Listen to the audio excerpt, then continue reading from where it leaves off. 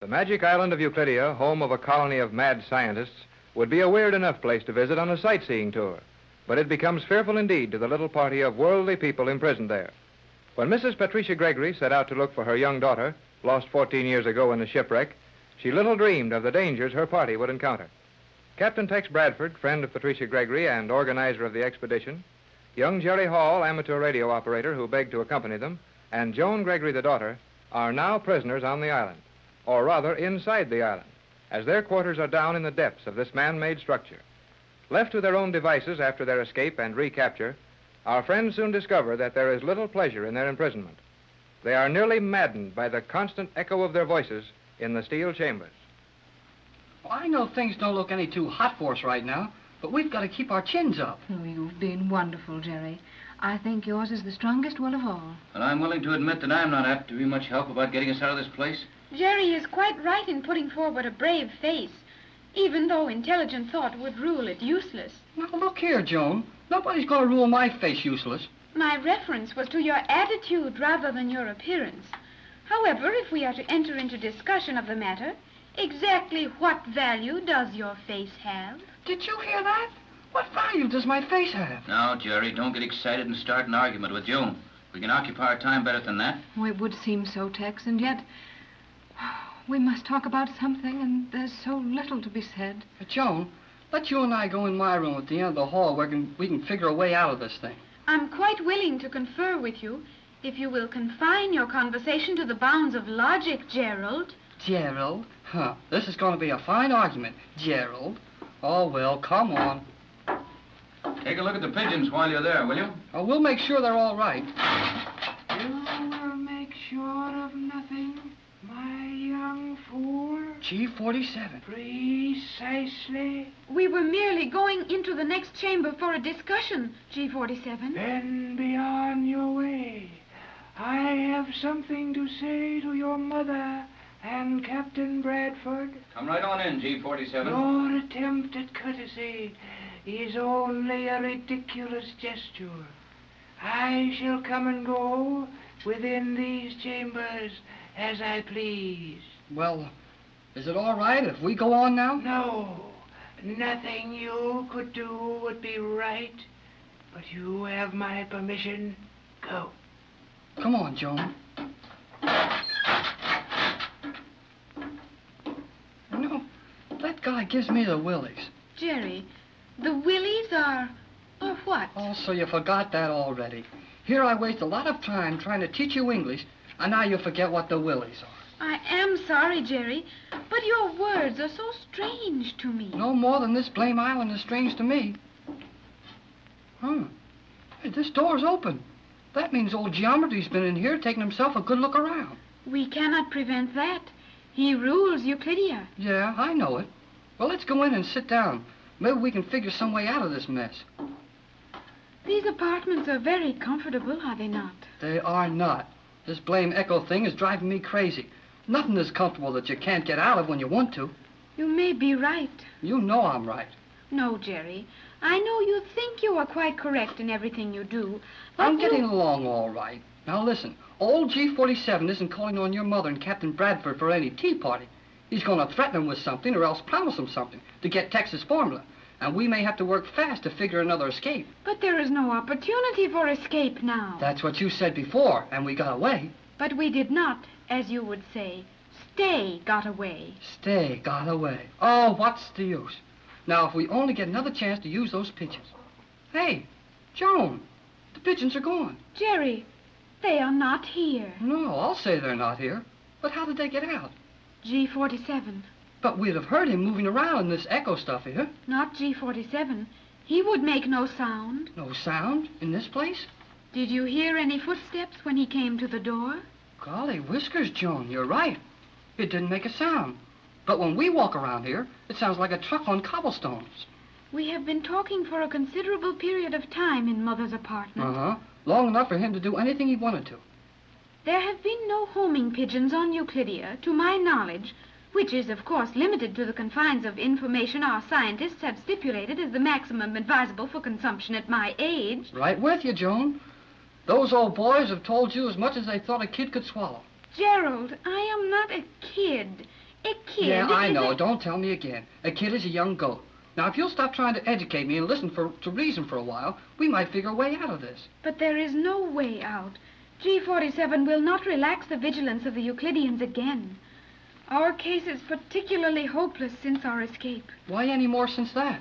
G47 will now realize our potentialities and be doubly anxious to secure the captain's formula. Well, he can figure all he wants to. But G47 or no G47, we'll get off this funny island someday, and I'll bet it won't take long either. It seems almost impossible that so stupid a person would be given such splendidly continuous vocal equipment. Jerry, he heard you. Oh, what of it? He didn't hear anything he doesn't know. It would need a man far more ignorant than any on Euclidia to learn anything new from one of your mental caliber, Hall. In a very short space of time, you may understand more fully what I mean. In a very short time, a very short... Gee, he's gone. Through that steel wall, without a sound. Jerry, you should know that G47 did not go through that steel wall. Well, it looked like he did. And even after your experiences with these Euclidean scientists, you are willing to accept the appearance for the fact? Oh, yeah, he didn't go through the wall at all. To be sure he did not. To be sure, nothing of this is Screwy Island. But I guess I know what happened. He stepped around a sharp corner in that hallway, and the polished steel made his reflection look like he was passing through. Now your mental processes are functioning again. Yeah, but no matter how old geometry got out of here, it's just another good sign that he knows a lot of tricks we'll have trouble catching up with. Jerry, listen.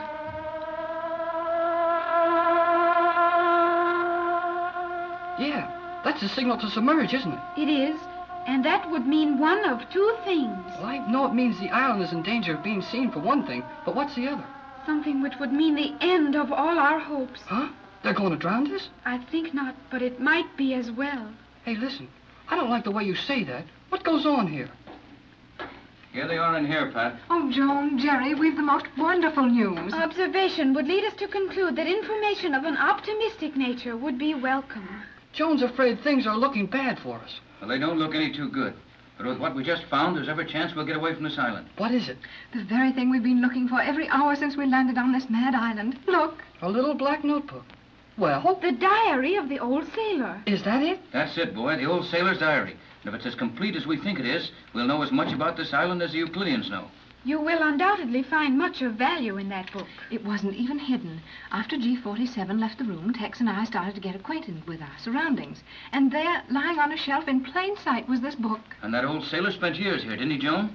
Years in which he studied this island and waited for his chance to escape, and made entries of all he learned in this diary. That is true. Then that diary should tell us all we need to know to plan an escape from this place. Without doubt, it will tell us all we need to know to plan the escape. But, Joan, dear, why do you sound so hopeless? Oh, Joan is so afraid of these people, she doesn't realize the chance this gives us. I don't know about that. When Joan puts on the graveyard look, she's usually got a pretty good reason for it. But there couldn't be anything lacking in what this book means to us. We all agreed, and you were heartily in agreement with us on it, Joan, that if we could find this diary, it would quite possibly mean our escape. Where did you say you found this book? In Pat's apartment. And the book was not concealed? No attempt had been made to hide it? Why, no, dear. It was lying right in front of us. Huh. You're right, Joan. Maybe I'm thick, but I still don't see it. A book we wanted is still a book we want, no matter where it was found. Even if it had been left where you could not help but find it? Huh? Where we... Oh, golly whiskers. Joan, dear, we didn't find the book. It was simply handed to us. Yes, Mother. Then that means just one thing. The book isn't going to do us any good. Looks like that's it. These Euclideans have figured out some way of being sure we'll stay here as long as they want us, no matter how many books we find. That is the situation to be faced. Oh, and I thought the little diary meant so much. Don't look so downhearted, Pat. That diary means plenty. We're going to get off this man-made torture city someday, and when we do, we can use that information to further scientific work in the right direction back home. That's all swell, but Joan's got the idea we're not going to get back home. Did you hear that? That signal gong of theirs. They're going to submerge this island or do some more of their tricks. I think it meant more than that. What is it? Don't act so mysterious, Joan. We must know all that you know about this island and know it as quickly as possible if we're to have a chance to escape. I will tell you, Mother, the instant I'm certain as to the meaning of that signal. If it was what I believe it to be, It will be repeated in 60 seconds. Well, if that's some special signal that we don't know anything about, let's keep quiet when it starts again so Joan can tell exactly what it is. In the meantime, let's... Oh, so they took the homing pigeons. Yes, Captain Tex. The little pigeons are gone. And with them went our strongest hopes for escape. Well, I didn't think they'd let us keep them anyway. Now, don't be too downhearted over the loss of those birds. These scientists won't hurt them any. They'll give them every care and attention because they want to study them. And the pigeons have done their work for us long ago. You all seem to forget that Johnson is on his way to the States with our position, and he knows where to get my formula. All we have to do is to hang on until he can have that formula compounded and organize a rescue party. We can expect rescue in less than 3 weeks. 1, 2, 1. Yes, that is the signal. And the position Johnson has for this island is quite useless. Useless? Why, Joan? That was the signal to move the island. You mean to submerge it? No, I mean to move it. Move it along the floor of the ocean for 1 mile or 25 miles or 1,000 miles. Move this island? But, gee, golly whiskers, if they can move this whole island, how will anybody find us? That is our hopeless position, Jerry. No one will ever find us.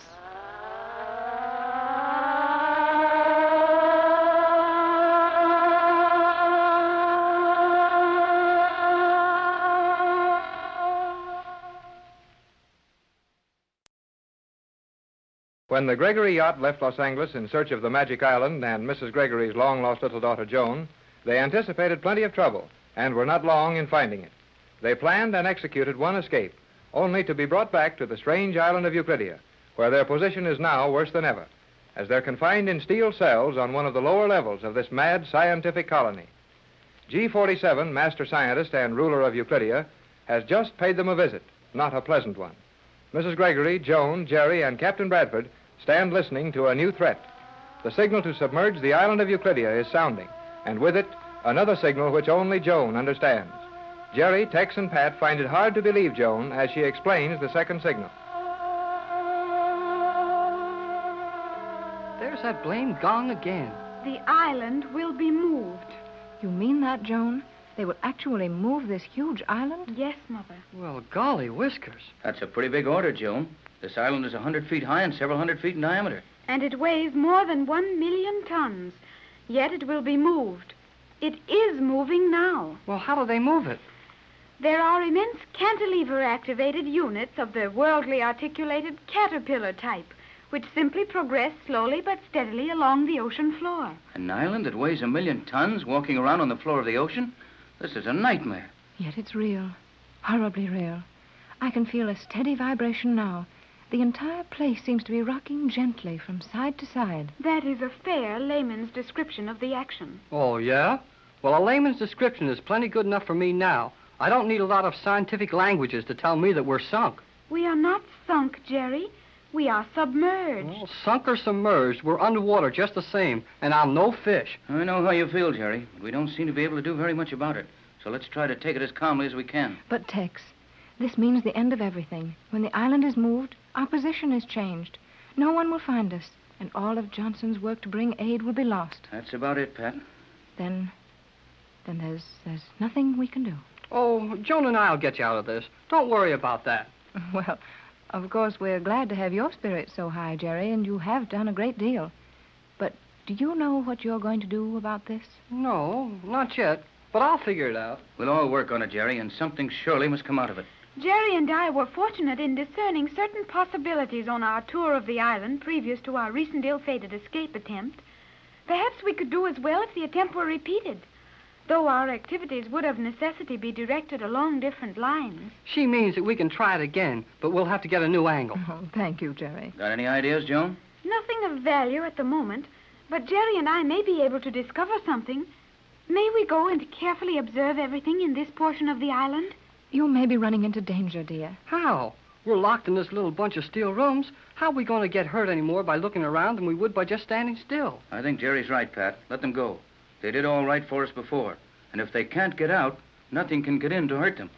Don't stay away too long, will you? Oh, it won't take us long to look this little place over. And we'll be back as soon as we find anything that looks like news. Do not worry, Mother. We will return soon. That's funny. What, Tex? That hollow echo of their steps on the steel floor, but the echoes are gone from the rest of the room. Why, yes, so they are. Our voices are perfectly normal. Yet the steps continue to echo.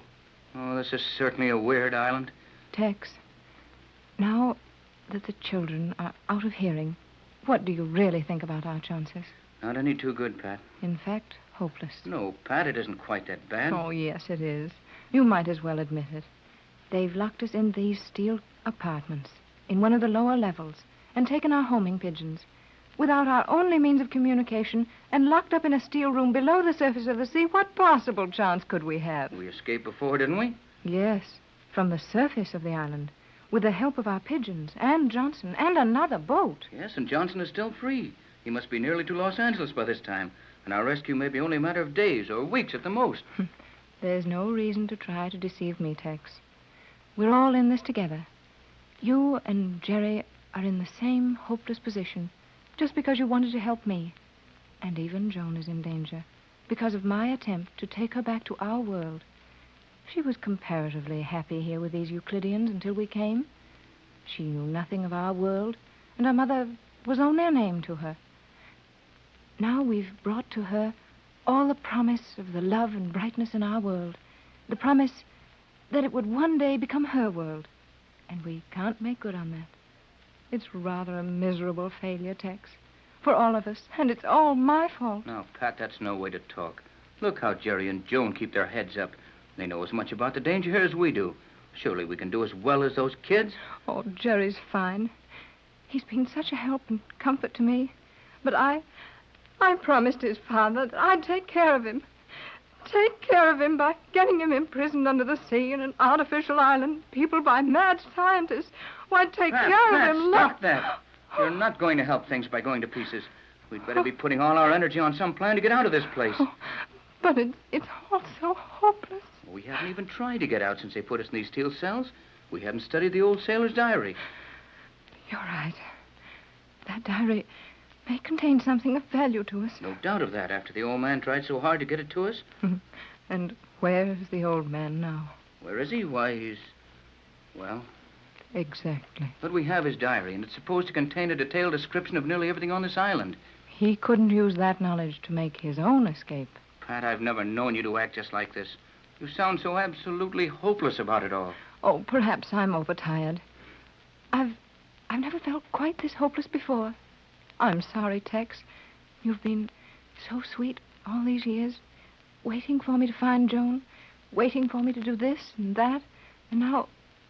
Oh, Tex, it looks as if we've waited too long. Oh, nonsense, Pat. Keep your chin up. We'll get out of this somehow. You've been a very wonderful person through it all. 14 years of waiting for Joan, and now you have her. It's not right that we shouldn't get back to our world to enjoy all this, and we will get back.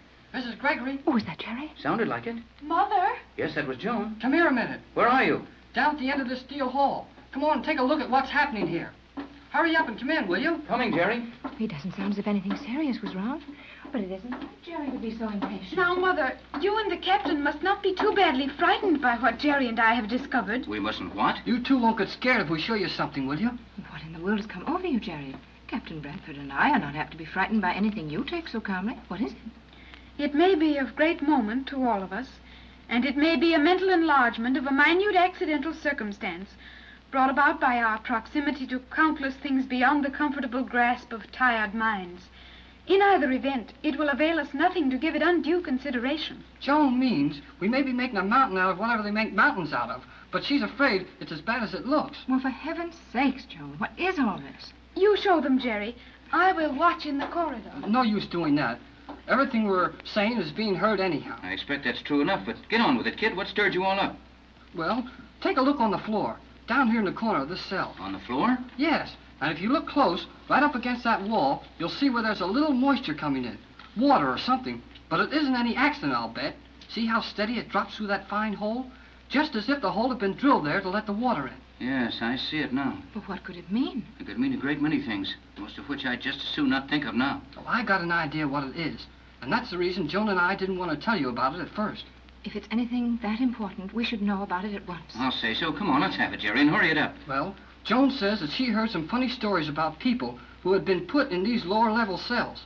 Stories about water running into the place in a stream like this one, no bigger than a pinhole. And maybe it takes weeks or months or maybe a year. But finally the water gets so deep in here that you have to stand up to keep your head above it. And when you can't stand it anymore, you tell those crazy Euclideans whatever it is they want to know. But, Jerry, you say Joan spoke of others who had been put down in here, and these rooms slowly flooded? Who were they? There is no longer any need to worry about our conversation. You will note that our voices no longer echo. That would mean that the directional rays are focused upon our chambers, and everything we say or do will be heard and seen in the central communication chamber. Well, as long as we can speak right out in meeting, I'd like to know a whole lot more about this water running in here on the floor. You've heard something of it, Joan? I have heard many discussions between G47 and his assistants relative to the prisoners in these cells. All of them were people of importance in the scientific world, or high officers in the armies and navies of countries of the orderly world. All of them had some secret that the Euclideans wanted to learn. And when this water would rise to the level of the prisoner's mouth, they would learn what they desired. They wouldn't have to wait that long for me. Joan, my dear, do you think we are being subjected to that punishment now in order to secure the captain's formula for the Euclideans? I am sure of it, Mother. We will never be allowed to leave these rooms until G47 knows all there is to be known of the universal solvent. About how long will it take to fill this room, Joe? That I do not know, Captain.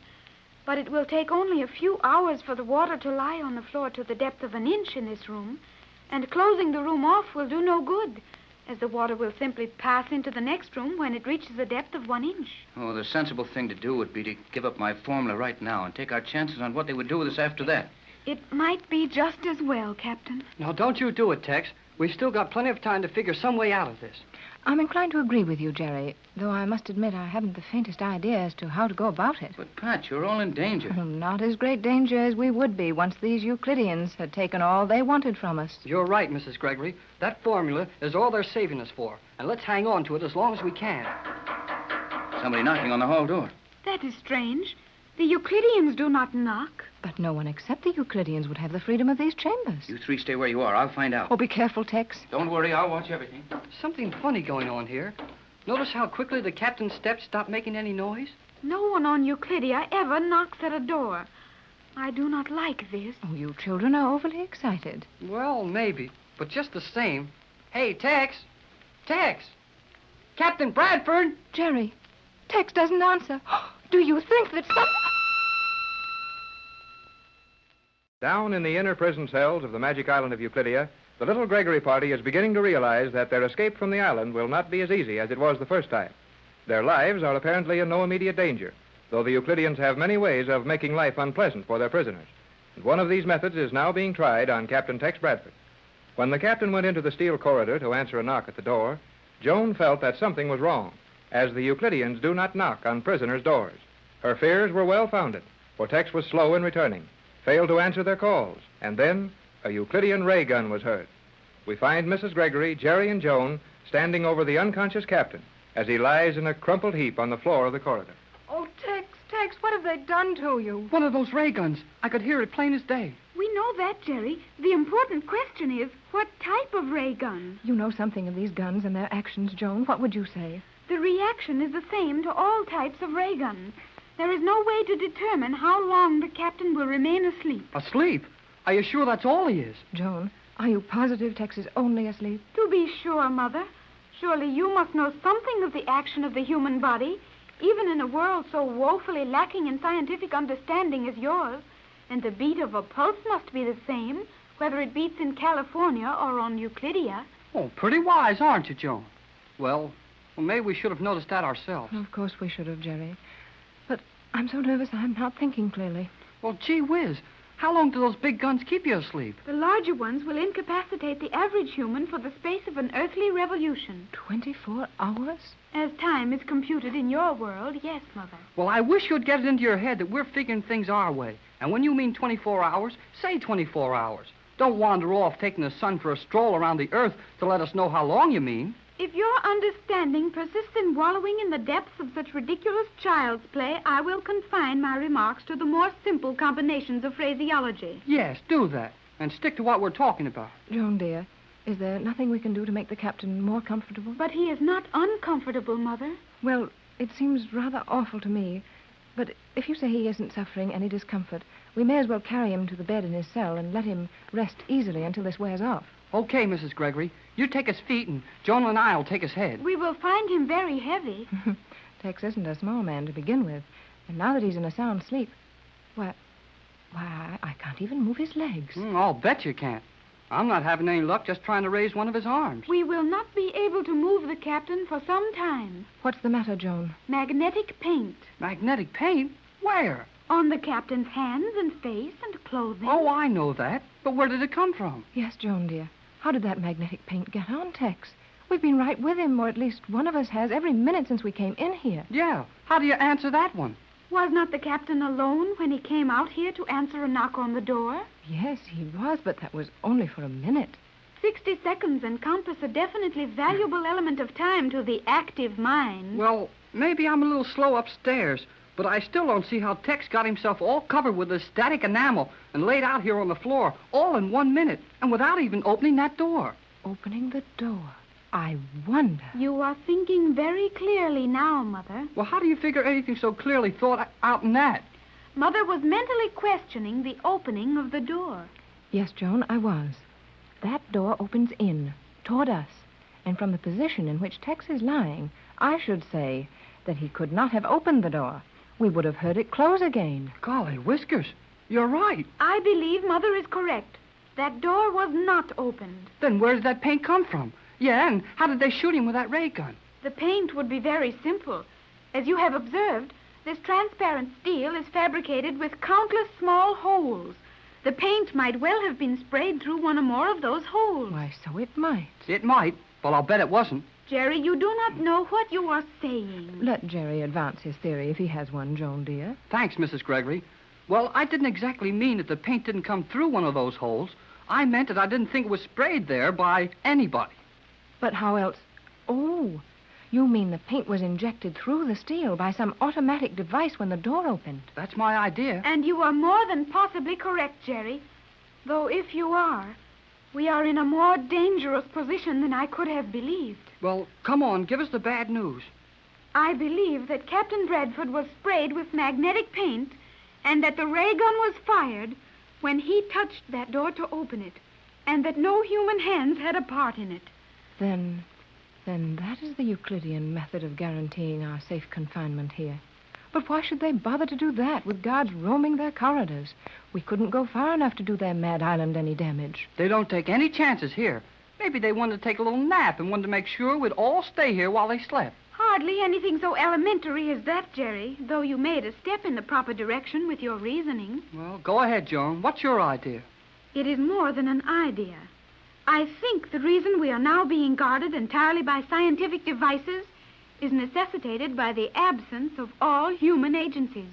Absence? From where? I believe we are now the only human beings on Euclidia. What? Joan, dear. I mean just that, Mother. I believe we are alone on the island. But these 250 Euclideans, or whatever they have in this crazy place, where did they all go at once?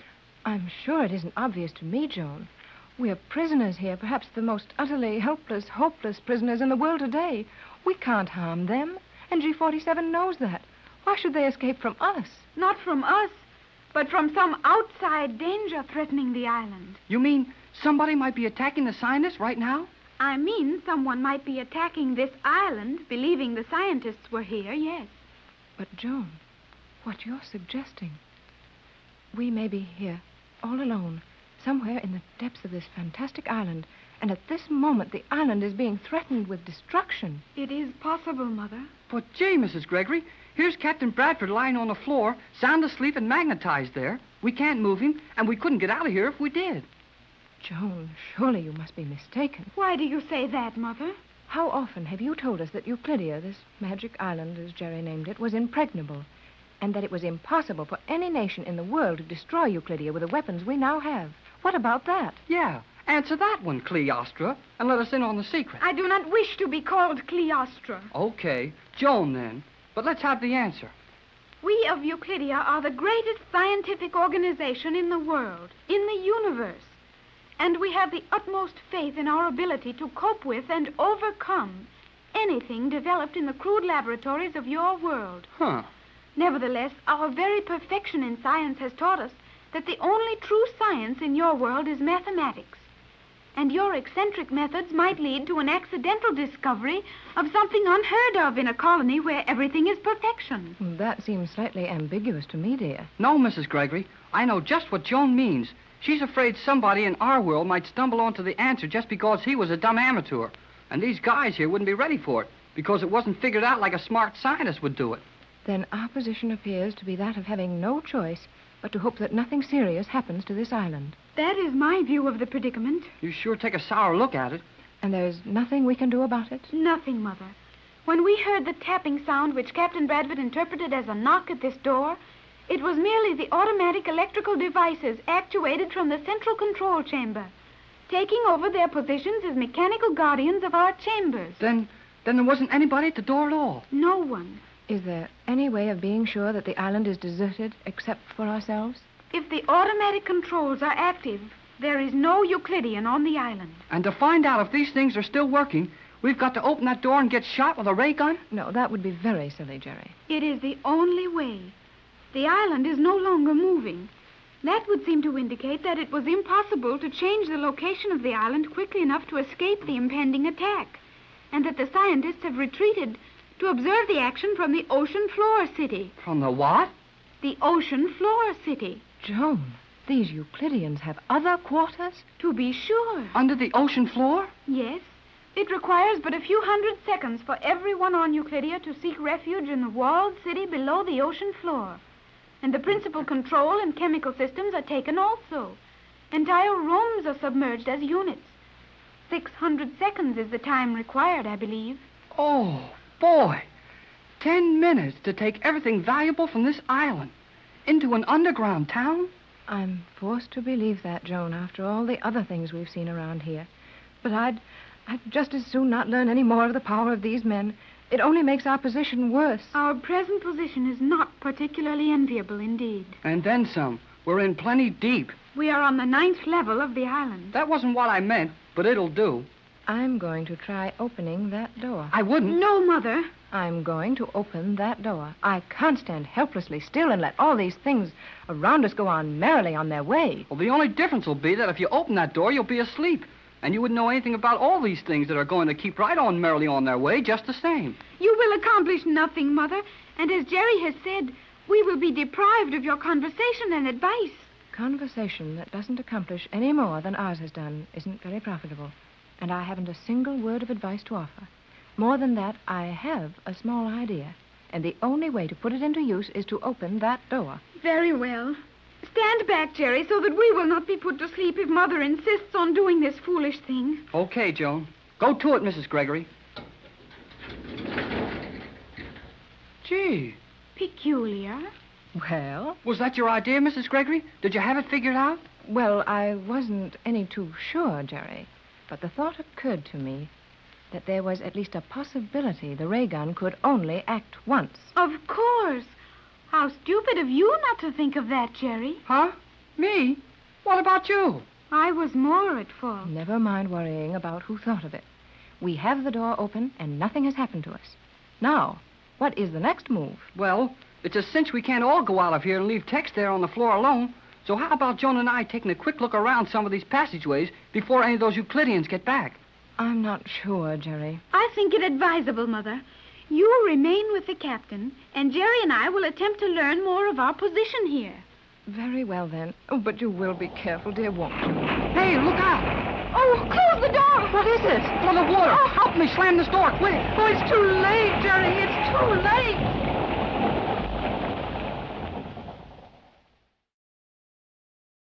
The magic island of Euclidia is an unusual, fascinating, and weird place. But what is more important to Mrs. Gregory and her party right now is the fact that the magic island is also a very dangerous place. Safely locked in their cells 90 feet below the surface of the island, the Gregory party is planning escape when a knock is heard at the steel door outside their chambers. Captain Bradford goes to open the door, and a ray gun puts him to sleep for a good long time.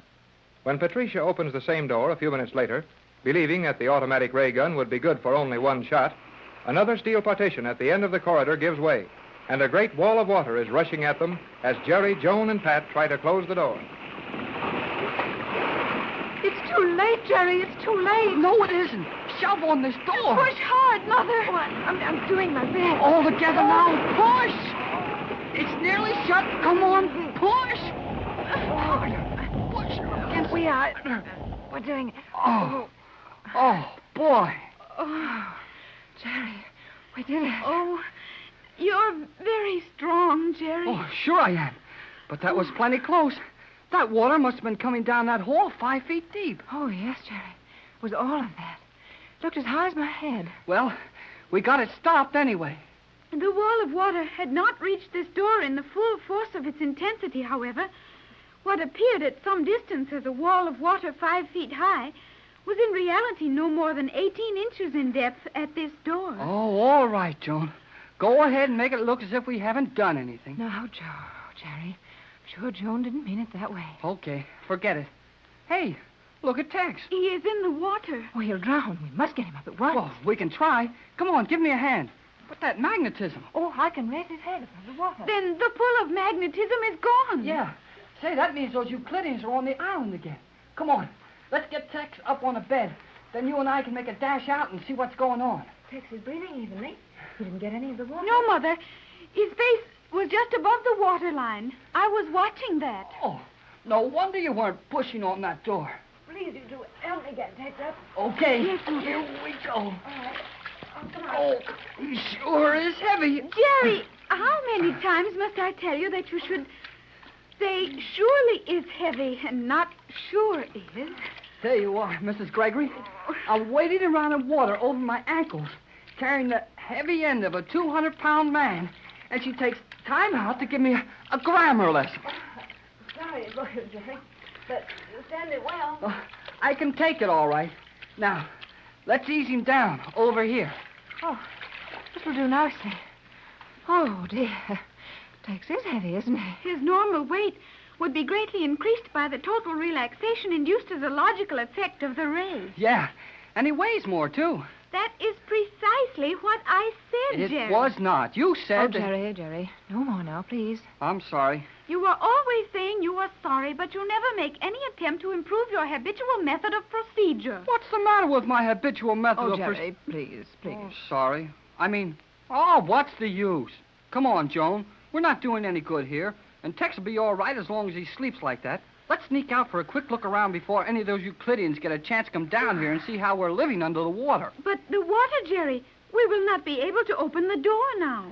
You will have to postpone your look around. I don't think so. That water was shut off just as quickly as it started to flood. Why would you think that? You didn't hear a sound of it after we got the door shut, did you? Well, no, that's true. But these chambers are soundproof. You would not hear the water even if it still rushed at maximum velocity. Maybe and maybe not. I'm going to have a look. If you must be silly, I will accompany you, Jerry. Oh, will you two please be very careful? Oh, Jerry, the water. Yeah, it ain't. Not ain't, Jerry. No water either. Look on this floor. Why, the water is gone. What a marvelous place this island is. Come on, Joan. Yes. How long will you be gone? Oh, not long, Mother. Now, you'll be very careful, won't you, Jerry? We'll keep our eyes open. And take no chances. We will proceed with caution and deliberation. Yeah, and we'll be careful, too. Jerry Hall, why must you pretend to misunderstand me every time I use a word of more than one syllable? Because you try to show off by sticking a lot of big words in where one syllables would get it said better and quicker. Now we'll open this door. One moment, Jerry. Before you open the door, listen to be sure the water is gone from the corridor. I thought you said these doors were soundproof. Oh, that was silly of me, was it not? It was, plenty. You're slipping, Joan. Continued association with you has done much Hey, to undermine... wait a minute. Association with me won't do you any harm. Now remember that you're used to being one of these smart Euclideans for a minute, and tell me what to do before I open this door. It is never safe to guess on Euclidia. Oh, nothing is safe here. But this door can't do any more than spill a lot of water in on us. Here goes. Nothing. No water. Nothing in the corridor. Well, don't look so sorry about that. Come on, Joan. Hey, well, listen to our steps and our voices. We're in one of those echo chambers again. Yes, Jerry. And with all the electrical devices functioning as usual, we may consider it an established fact that the scientists have returned to the island. Then this thing gets worse. We may have to worry about some outsider blowing up this island without knowing we're here. And all the time keep right on worrying about what sort of tricks G47 is going to pull. G47 will spare no effort to secure Captain Bradford's formula. But, Jerry, will Mother think it right for us to leave her with the captain? Your mother would have been about ready to kick us out of there if we hadn't gone when we did.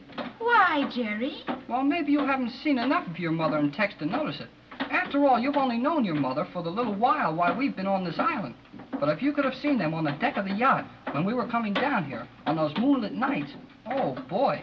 I am not at all sure I understand what you mean. No, you wouldn't. These Euclideans may know a whole lot more than I do about chemistry and electricity and all that. But they can use a little common sense. The possession of common sense would enrich you also, Jerry Hall. Golly whiskers, the girl submarine commander again. It is indeed S1. Is your position so enviable that you have time to stand with a gaping mouth and blinking eyes, Hall? No matter whether I've got time or not, I can't help feeling nervous every time one of you Euclideans jump through a steel wall at me without making any noise. The commander did not come through a wall, Jerry. She merely stepped around the corner of this hallway. You have not lost all sense of proportion, Cleostra, even though your wits are of necessity dulled by contact with young Hall. Never mind about sharpening up my wits.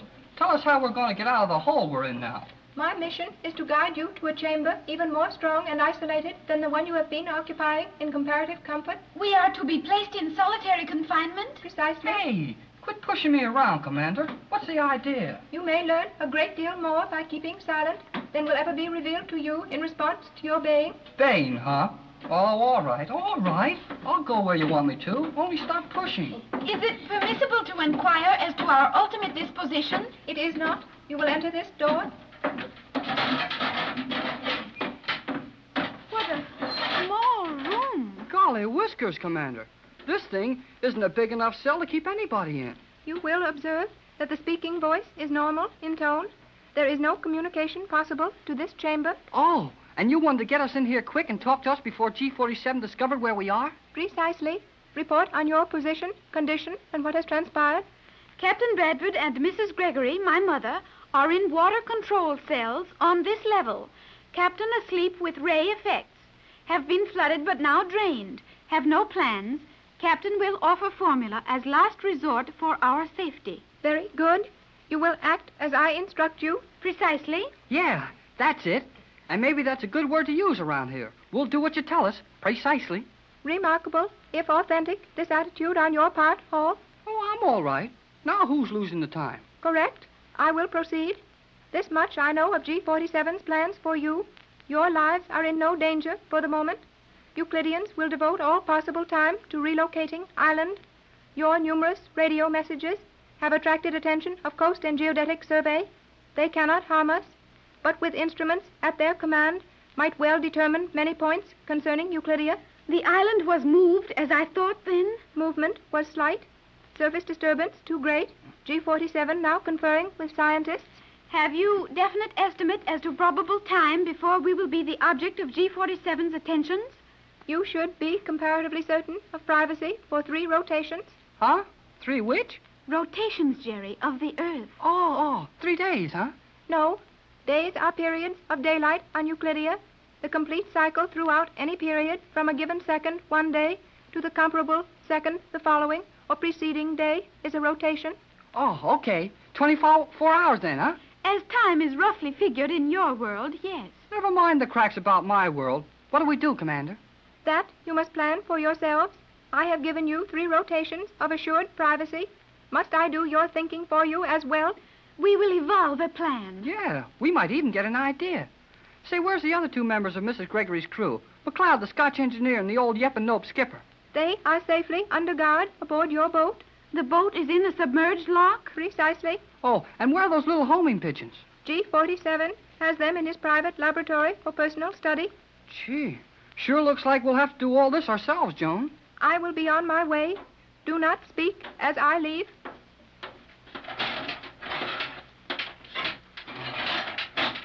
Golly whiskers. That girl sure comes and goes fast. The commander risked her life to bring that message to us. I know it. Boy, she's a swell girl. And is she good looking? If her beauty is so attractive to you, Jerry... Oh, forget that stuff, Joan. You don't have to worry about her. Gosh, she's 22 years old.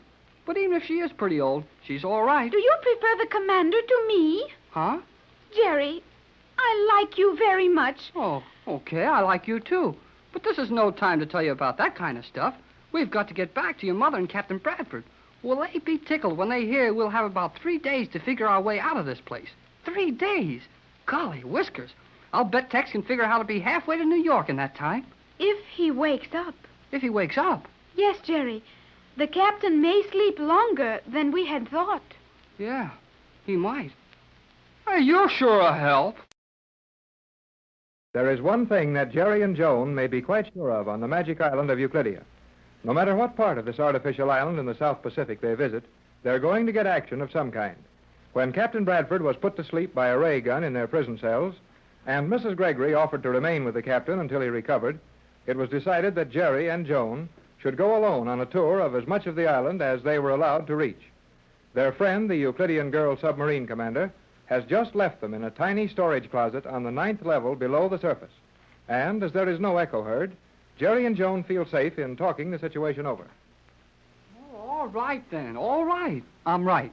Very well, Jerry. You are correct. I said that girl submarine commander was a friend of ours, didn't I? You did? And she just now helped us out a lot, didn't she? How? By telling us we had 3 days to plan what we were going to do about escaping from this place. Her assistance would have been more valuable had she offered a plan of escape. Oh, sure. And she could have been a real help if she'd dug up a magic carpet and had us all back in Hollywood in 10 minutes. Well, you ought to be blamed grateful for what she did tell us. Why, in 3 days we can do a whole lot. And we'd better start right now. Do you have a plan? Yeah. Keep moving. Standing still's no good. Then let us go at once. Have you got any idea what the directions are down here? No, Jerry. Sections of the island may be revolved, and as you know, the entire island has been moved. It is quite impossible to determine any direction. Okay, Joan. We'll just get out in the hall and start. We may speak freely without fear of detection as long as our voices remain normal in tone. But when they get that funny hollow sound, Euclideans are listening to us, huh? That is right. Then let's remember that, and when our voices start jumping back at us out of the walls, quit talking.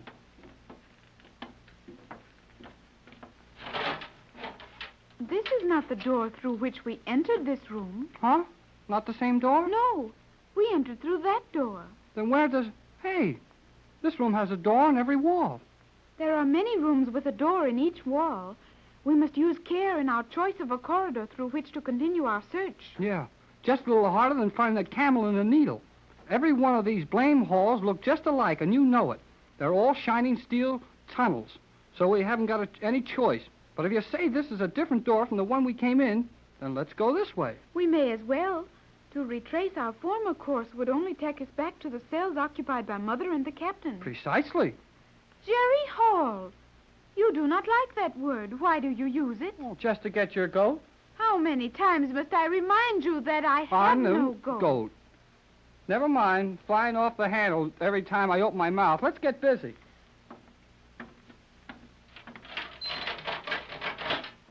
I have no idea where this will lead us. Well, just so we go someplace and learn something. There's so much I don't know about this island that it makes no difference where I start in learning.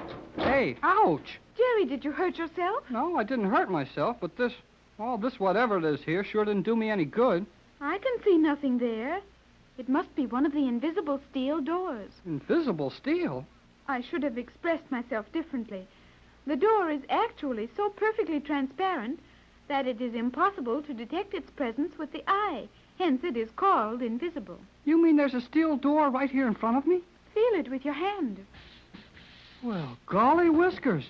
That stuff is clearer than glass. I can see the whole corridor through it, and it's still as strong as steel. Euclidia is a place of wonders to those who are not accustomed to it. You've been here 14 years, and you get plenty of surprises, I notice. I was not attempting to appear superior, Jerry. Okay, just so you don't. Remember what I told you. The higher they are, the harder they fall. Who will fall from what? Oh, skip it. And let's get around the other side of this invisible door and see what goes on there. Oh, all these blame hallways look just alike to me. We do not know where we are going. Nope, but we're on our way. Why are you walking with your arm out before you? Well, so if I meet another of those funny steel doors, I'll bump my hand instead of my nose. This is most unusual, Jerry. Huh? What is?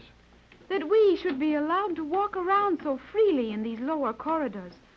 Some of the most carefully guarded secrets on the island are contained in these lower levels. Well, I sure haven't seen anything yet that I'd run home and tell about. Perhaps we haven't tried the proper doors. Well, we'll keep on trying them until somebody stops us. And here's where we try another one. Right now. You are very careless in your method of striking these doors. They won't bite, will they? Some of them are electrified. Hey, fine time to tell me that, after letting me open 2 of them with my bare hands. Well, what do you do with these things? I would suggest that you press against the door with your shoe. Yeah, maybe you're right. It does not open. I discovered that for myself. This door you must pull toward yourself. The small opening near the bottom will suffice. Use the toe of your shoe. You do see things at that, don't you? On Euclidia, our powers of I observation... know. But let's go on hunting places to learn things.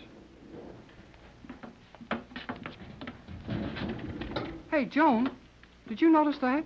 While the door was open, the communication channels were active. Yeah, and somebody heard what we said. But we said nothing while the door was open. Then somebody heard nothing, which is swell. But how about that echoing noise? Doesn't that mean the opening of that door was registered on some of their instruments? Presumably. But it may be some time before the graphs are calibrated and readings noted. The scientists are occupied otherwise.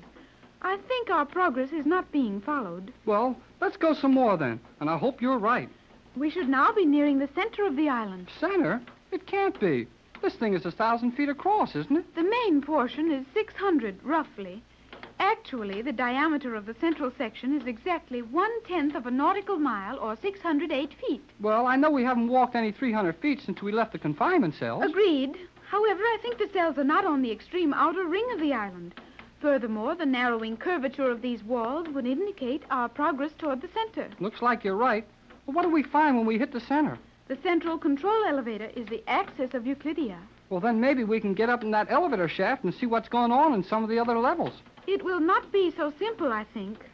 While I am not familiar with this level, it is only logical to suppose that we will find various chambers arranged around the elevator shaft. And maybe somebody in those chambers won't like the idea of our touring around. Precisely. Oh, undoubtedly. Well, if we're near the center, we'll soon find out, because here comes another door. Jerry, the door is not coming. Well, we're coming to the door. What's the difference? A great deal. If the door were moving toward us... All right. I'm sorry I started it, but here is the door.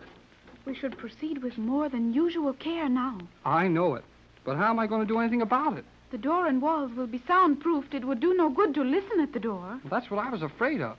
Yet I fear that something we will regret will follow the opening of that door. What, for instance? I do not know. Sure, you're a help. If you were clever enough to ridicule me, you would not need my help. Well, you win. Let's go on in. But we may be in danger. We are in that anyhow. And we've got to do everything we can to get your mother and Tex and ourselves out of this. Now, you stand over to one side, and if any ray guns or tricks are waiting to jump out at us, it won't hit both of us, and you can run back to the others. I would not run away and leave you, Jerry. You'd better, but maybe nothing will happen. Here I go. Hey, Joan, look at that. I have not seen him for years. I had forgotten he existed. I think we may safely stand and watch him for a moment. Well, keep your voice down. The old guy will hear you. But he is quite deaf. Deaf? Yes, deaf. You don't mean deaf, do you? I said deaf, and I mean deaf.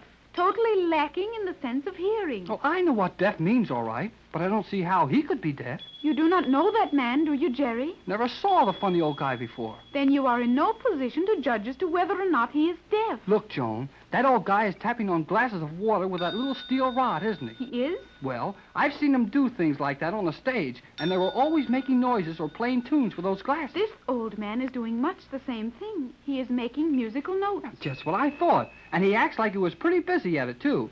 Now watch when he hits that glass and then listens till the last little note of sound is gone. If you can see and understand what he's doing, why must you question his ability to do it? Because if he's deaf, he can't hear what he's doing. And no matter what note he hits or what noises he makes, he wouldn't know anything about it. He is listening to the vibrations. Vibrations? Yes. He has trained his sense of touch to such perfection that he will instantly recognize several thousands of notes of the audible scale. Thousands of notes? What are you talking about? Well, there aren't even hundreds of notes, let alone thousands. On Euclidia, we have developed our sense of hearing far beyond your worldly knowledge, and we easily hear sounds entirely beyond the range of your ears. Sounds to which even your most delicate detection and recording apparatus will not respond. Golly, Whiskers, you mean we can only hear half of what's going on around us? You do not hear 1/100th of the sound waves beating at your ears.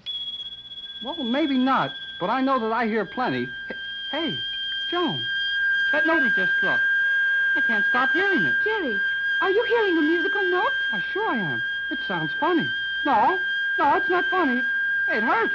It hurts my ear, makes my head ache. Step back and close the door at once. Hurry, Jerry. What for? Do as I tell you at once. Now, do you hear that note? Well, no. Well, I guess I don't. But my head sure feels funny. That was your keystone note. My what? Your keystone note. That note, steadily played or beaten within your hearing, would soon make you deaf or worse. Make me deaf? What about you? I did not hear it. You didn't hear the sound when he hit that glass? I heard the common vibrant note of the accepted musical scale, but the sustained note, the constant sound which continued to beat against your inner ear, that was not keyed to my hearing, hence it did not bother me. You mean that old guy's experimenting with those notes to find out which one bothers people and which ones they'd keep on hearing until it would drive them crazy? Exactly. Even in your poor scientific world, you have heard of a musical note shattering a glass or even shaking a small building, have you not? Well, sure. When that man's experiments are completed, he will be able to sound a note which will destroy a large building, a bridge or a tunnel. One note, and a battleship will crumple as easily as a piece of paper. Another note, and an aeroplane high in the air will disintegrate. The note will strike the keynote of the motor. The synchronization will be destroyed, and the machine will shake itself to pieces in a matter of seconds. Golly, Whiskers. Why, if they could really do that, these crazy scientists could capture the whole world without hurting anyone. And they wouldn't need one single gun or a weapon of any kind. Precisely, Jerry. You have seen only one of the many devices being made ready for G47's conquest of the world. Yet that one alone should convince you of the futility of ever escaping from this island and coming back to take it over. Well, it don't look so good. I'll say that. What would you do if you heard one single musical note that would destroy the largest building in the world? There wouldn't be much you could do against such a threat as that. And that's the strange Euclidean power which Jerry and Joan have just seen and heard. Down on the 9th level below the surface of the island, Jerry and Joan have been scouting around trying to find a possible avenue of escape, while Joan's mother has been taking care of the unconscious Captain Bradford. The young couple are just outside the door of a small laboratory where they have seen the actual experiments with the musical notes which are to control the world if the Euclidean plan works out. Jerry and Joan don't seem any too happy about it. Why, golly, Whiskers, Joan. That's the weirdest thing I ever heard of. It is not entirely pleasant, is it, Jerry? Pleasant? It's got my goat. But, Jerry, you... And don't tell me I haven't got a goat. I have, and it's been got. Though you need a lesson in English, I think we will not take time for it now. I know we won't. Let's get on back to Tex and your mother and tell them what we found. You know, if G47 and the rest of these scientists can chase us around with a noise that's going to make battleships fall to pieces, Tex ought to know it right away. What will Captain Bradford be able to do? Well, I don't know, but we can't ask him here. Come on. But we came that way, Jerry. No, we didn't. This is the way we came. I am sure you are wrong, Jerry. How are you so sure? Do you not remember that I called your attention to the angle of the corridor narrowing as we approached this end? Yeah, I remember that all right. But it gets narrower down this way, too. Oh, yes, so it does. Then you don't know which way we're going. I must admit that I do not. Well, neither do I. But I've got a hunch it's down this way. We may as well go this way as any other. Now, what do we do? Doors. Doors all around us. I know we never passed that many doors all in one bunch. Remember that sections of this island may be rotated. If the corridor we traversed before was north and south, it is quite possibly running east and west now. That's why this blame island makes me tired. Nothing stands still long enough for you to figure it out. Who ever heard of a tunnel running all over the place? Fine thing, that is. Wouldn't some of our railroad engineers back home get a surprise to find their tunnels turned around? Boy, that would be something, wouldn't it? Imagine starting through a tunnel in Canada, Rocky Mountains, and coming out in Mexico. That is ridiculous, beside the problem, none of our concern, and impossible. Oh, you don't like it much? I do not. Then I'll put the tunnel back where it belongs and we'll walk some more. We will soon have to make a choice of doors, Jerry. Well, I like that one over there. It's already open. It was not open a moment ago. Well, it is now. Then someone must be in there. Yeah, maybe you're right. Let's use one we have to open ourselves. It won't seem quite so much like a trap. That looks similar to the door we came through. Okay, if you say so. Let's go. Jerry, do not move. That door is opening also. Yeah, I see it is. This thing is beginning to get spooky. I think we may safely use any of these doors. But even if they keep opening up like this? Yes. I have seen doors like these open on the other levels. They are operated by the sound of our voices directed toward them. I am sure we will find every opening in this chamber guarded by a voice-controlled door. Well, how about telling one of them to go shut again? Gee whiz. Jerry, the door closed when you looked at it and used the word shut. Well, I thought that too. But that doesn't make sense. How could a door close on a certain word? This is the level on which all sound control devices are put into actual use. I thought that was on the 5th level, near the chemical laboratory. Don't you remember that we found all that soundproof paint up there before we escaped from the island before? Yes, Jerry. That is where the chemicals for sound control are compounded. Paints, oils, gases, and solutions. But on this level, mechanical sounds are developed, such as the musical notes we saw the old man making with the glasses containing water. Okay, if you say so. Let's work it again. Now, I'll look right straight at that door over there. That is the one you tried accidentally before. I would suggest you choose another for this experiment. Well, you know these self-starting doors better than I do. I'll take that one over there. Look right straight at it and tell it to open. Jerry, it is opening. Then you're all wrong. I hadn't told it to. Do not lose your head, Jerry. Remember what G47 told you. There is no magic here. Euclidia is a land of fact. You used the word open when you spoke. Golly. Hey, maybe you're right. Well, I'll try the same door on the word shut. You see? Yeah, I see. It's about all I can stand. Which door do you think we should go through? Oh, that one that stays shut over there. Let's see if we can open it by talking. Hey, there it goes. You used the word open. Well, let's get through it before it changes its mind. We are entering another chamber such as that We one. might as well be on a merry-go-round. What is a merry-go-round? Oh, I'm too busy to tell you now, but it goes around and around and you don't get any place. Now, let's see if we have to turn around and talk straight at that door or if it can keep our backs to it. I think the voice must be directed. Well, we'll see. Shut. Go on. Shut. No good. I will try looking directly at the door. Shut. Joan, if we ever get off this island, I'm going to write a book about it. I will help you. Yeah, but first, how about a little help finding those jail cells we were in? I am anxious to see Mother and the captain. Yeah, me too. I'd rather be locked up with them than running around here loose by ourselves. Are you afraid, Jerry? No, but I could be mighty easy. Hey, where did that come from? Another door closed. Well, let's open one. Open. Open. Open. You must direct your voice at the door. I did. Well, I'll try another one. This one right here. Open. Open. Hey, open. That is most unusual. Yeah, it's also not so good. Maybe I can open one by hand. Oh, Jerry, I do not like this. Oh, steady, Joan. It may be all right. I'll try another one.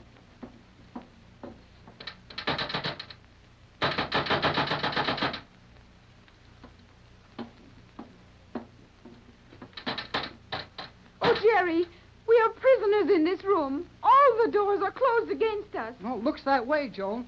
But we'll have to keep trying.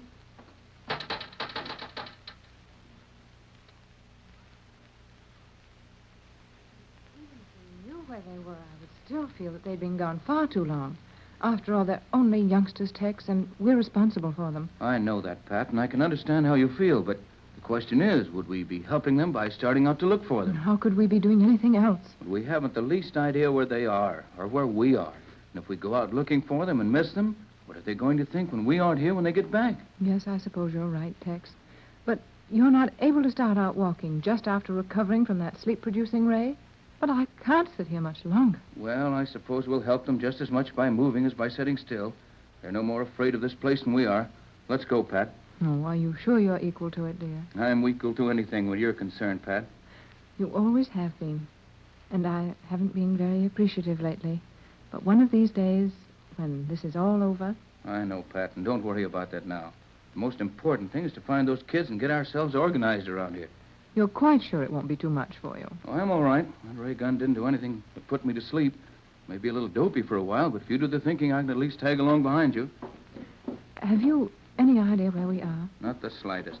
Joan said she thought we were on the 9th level. But as to what side of the island or where we go from here, I can't even make a good guess. Well, at least we know we can find the elevator if we return the same way we were brought in here. Yeah, if we can remember how we came. Now, if we can open this door without getting put to sleep again. Jerry and Joan went out without trouble. Joan's theory was that the ray gun had been set to fire only one shot when the door was opened, predicated on the belief that one shot would discourage any further attempts to leave. Well, let's hope she was right. How about that water? Well, the corridor was dry when they left. Okay, then here goes. Well, nothing happens. Here we go. It isn't going to be very easy to find our way. These walls and doors look exactly alike in every direction. Yes, and they're all made of that transparent steel, with us on the wrong side of them to see anything. And most likely every move we make is being watched and every word overheard. I don't think so. Joan said she was sure G-47 and all his men were busy trying to figure out how to move this island without disturbing the surface of the water so much. And I suppose her judgment is better than ours where this mad place is concerned. Yeah, it should be. Well, now where do we go? Probably doesn't make much difference. I imagine we'll have to continue looking everywhere until we find them. Well, this door looks as good as any other. Well, shouldn't you listen before you open it? Wouldn't do any good. They're soundproof. No matter where we are on this island, the story is always the same. No chance to protect ourselves. Just stumble along blindly, trusting to luck. Seems to be about all we can do, all right. We might as well get at it.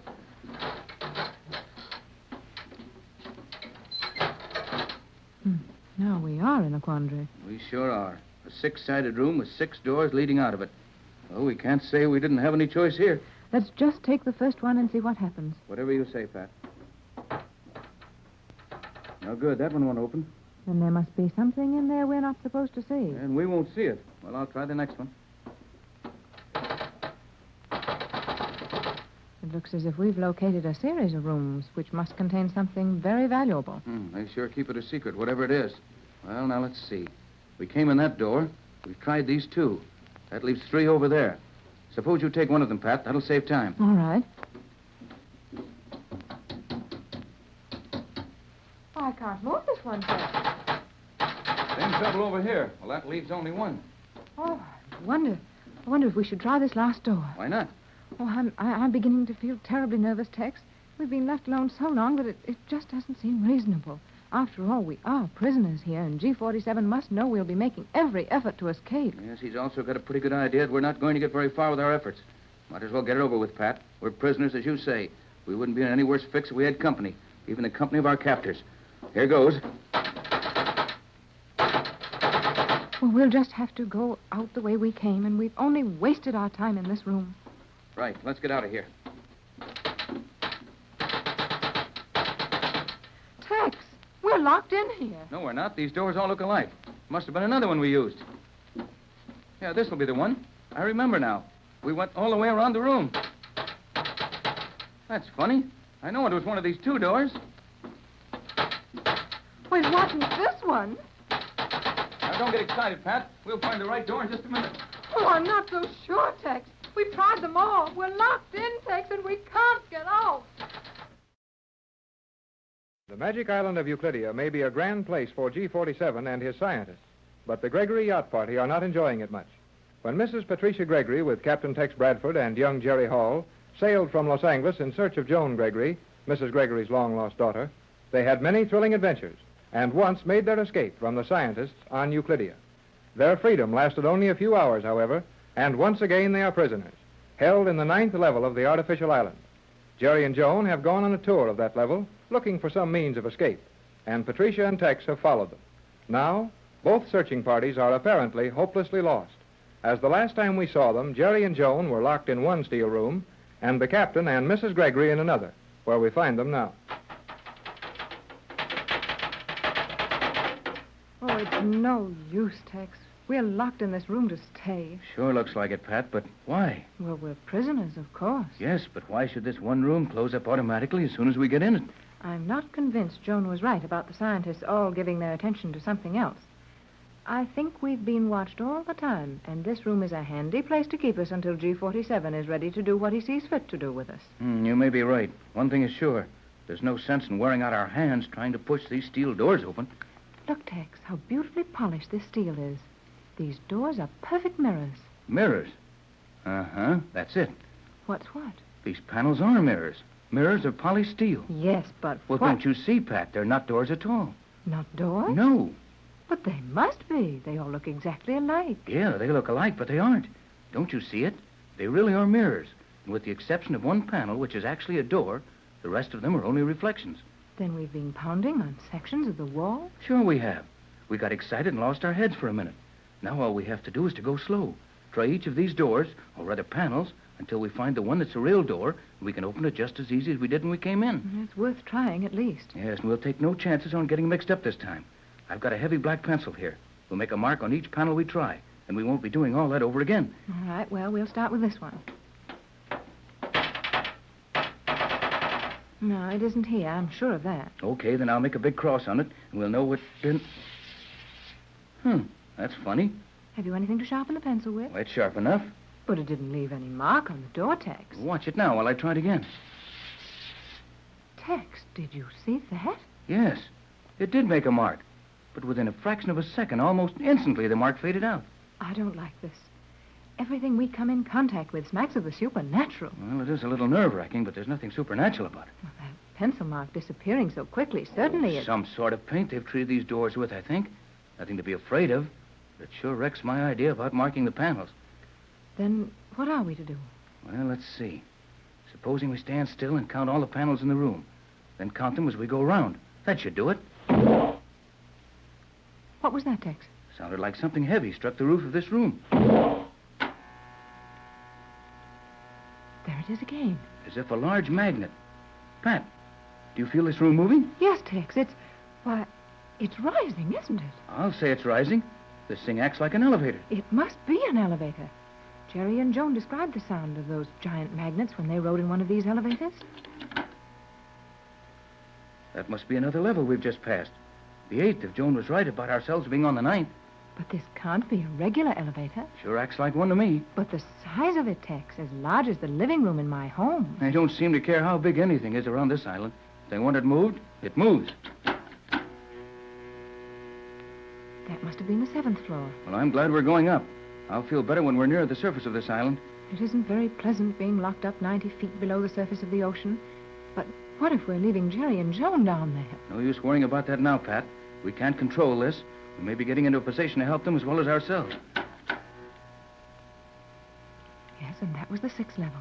And these levels are 10 feet in height. We're moving much slower than in an ordinary elevator. And this steel room must weigh as much as a half a dozen ordinary elevators. Of course.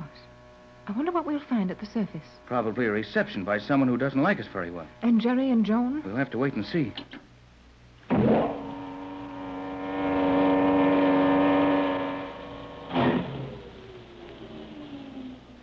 That was the 5th floor. You mean this is the 5th floor? We're still here. Why, so we are. We've stopped moving. This must be as far as we're going. Look, Pat, that door is opening. Then we did try the right one.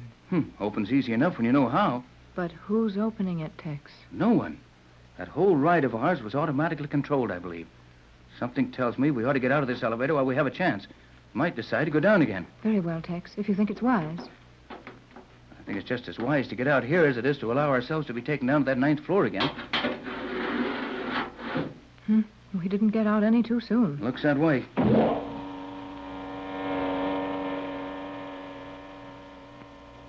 It sounded as if it went up. We might have stayed on it and reached the top of the island. I think we'll have a great deal more opportunity to look around here unmolested than we would have on the surface. No doubt of that. Let's start looking. Same thing here we had down below. Halls and halls full of shining steel doors. We don't know where any of them go. Joan said all elevator doors open toward the outer rim of the island. And if that's the case, we should be working toward the outside by going straight ahead. Right. We'll begin with this door in front of us.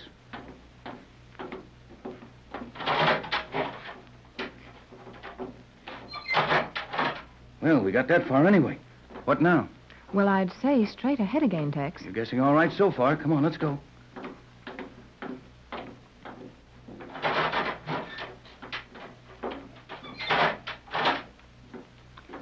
That's a queer-looking thing, Tex. Do you know what it is? I think it's the nose of one of the Euclidean submarines. Yep, that's what it is. We're in one of the submarine locks. That's the opening in the nose of the sub. Well, there doesn't seem to be anyone around. Would it be safe to look into the submarine? Why not? They might as well find us looking at that as at anything else on this island.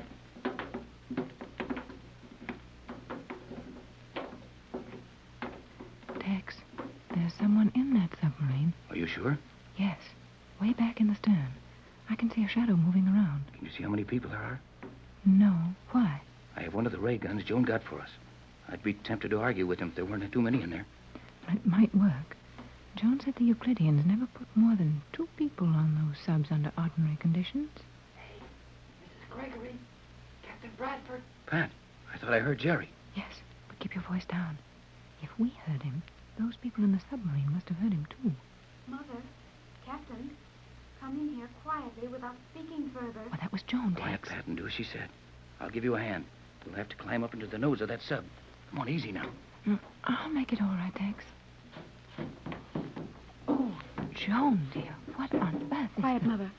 Get back into the central portion of the ship at once. What do I do, Joan? Same as Mother. Hurry and quietly. Come here, Jerry. Quietly now. Sure, I know. Help me close this port. Gently. Gently it is.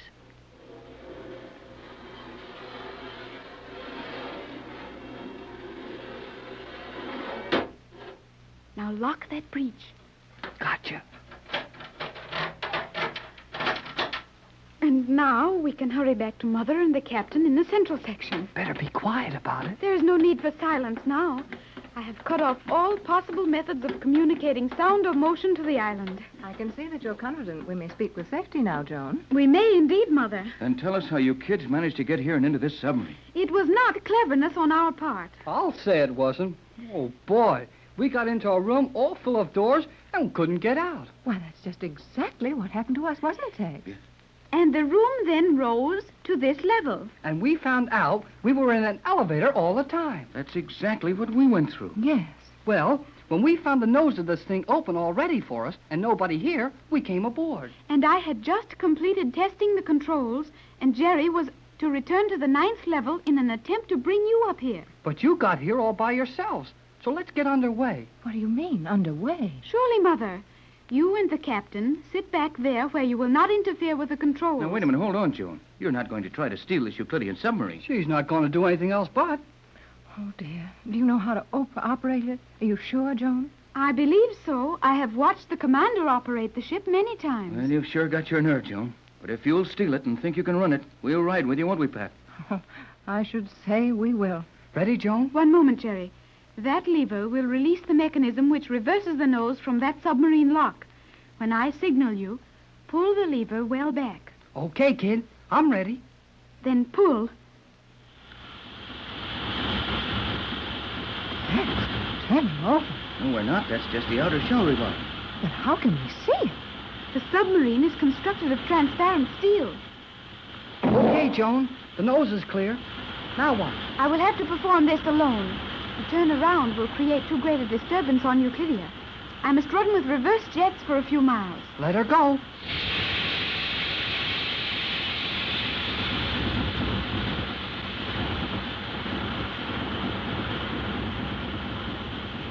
Joan, we're going very fast to be running backwards, aren't we? The speed is identical with the best forward speed.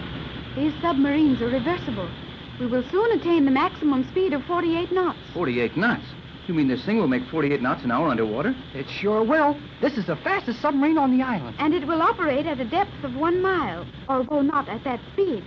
But if we are pursued, I shall dive for the floor of one of the ocean canyons, and we will never be caught. Never be caught. Joan, dear, you can't mean we're actually getting away from Euclidia. To be sure, Mother. But, Joan, isn't there some way G-47 and the scientists can overtake us or pull us back to the island? Not a chance, Tex. This is the fastest submarine they've got, and their magnetic stuff won't work on their own boat. Correct, Jerry. There is, to my knowledge, no possible way for us to be overtaken and returned to Euclidia. Oh, Joan, it's wonderful. Well, I can just hardly believe this. Must be true, though, Pat. We're sure leaving that place behind. And I'm not doing any crying over it. That magic island is all right for the guys who run it, but I've had enough. I, too, have had enough, Jerry. I will proceed at full speed.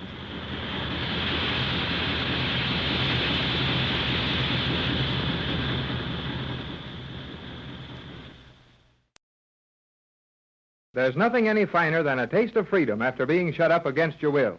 The Gregory party is now enjoying their second bit of freedom since landing at Euclidia, the magic island. When Jerry and Joan set out to do a little detective work in the lower levels of the island, they were only hoping, and rather faintly hoping at that they might possibly discover some weak link in the Euclideans' plans to keep them prisoners. They had more good luck than anyone expected and found one of the fast submarines with no one guarding it. Mrs. Gregory and the captain arrived at the same time, and with Joan at the controls, our four friends have helped themselves to the 100-foot submarine.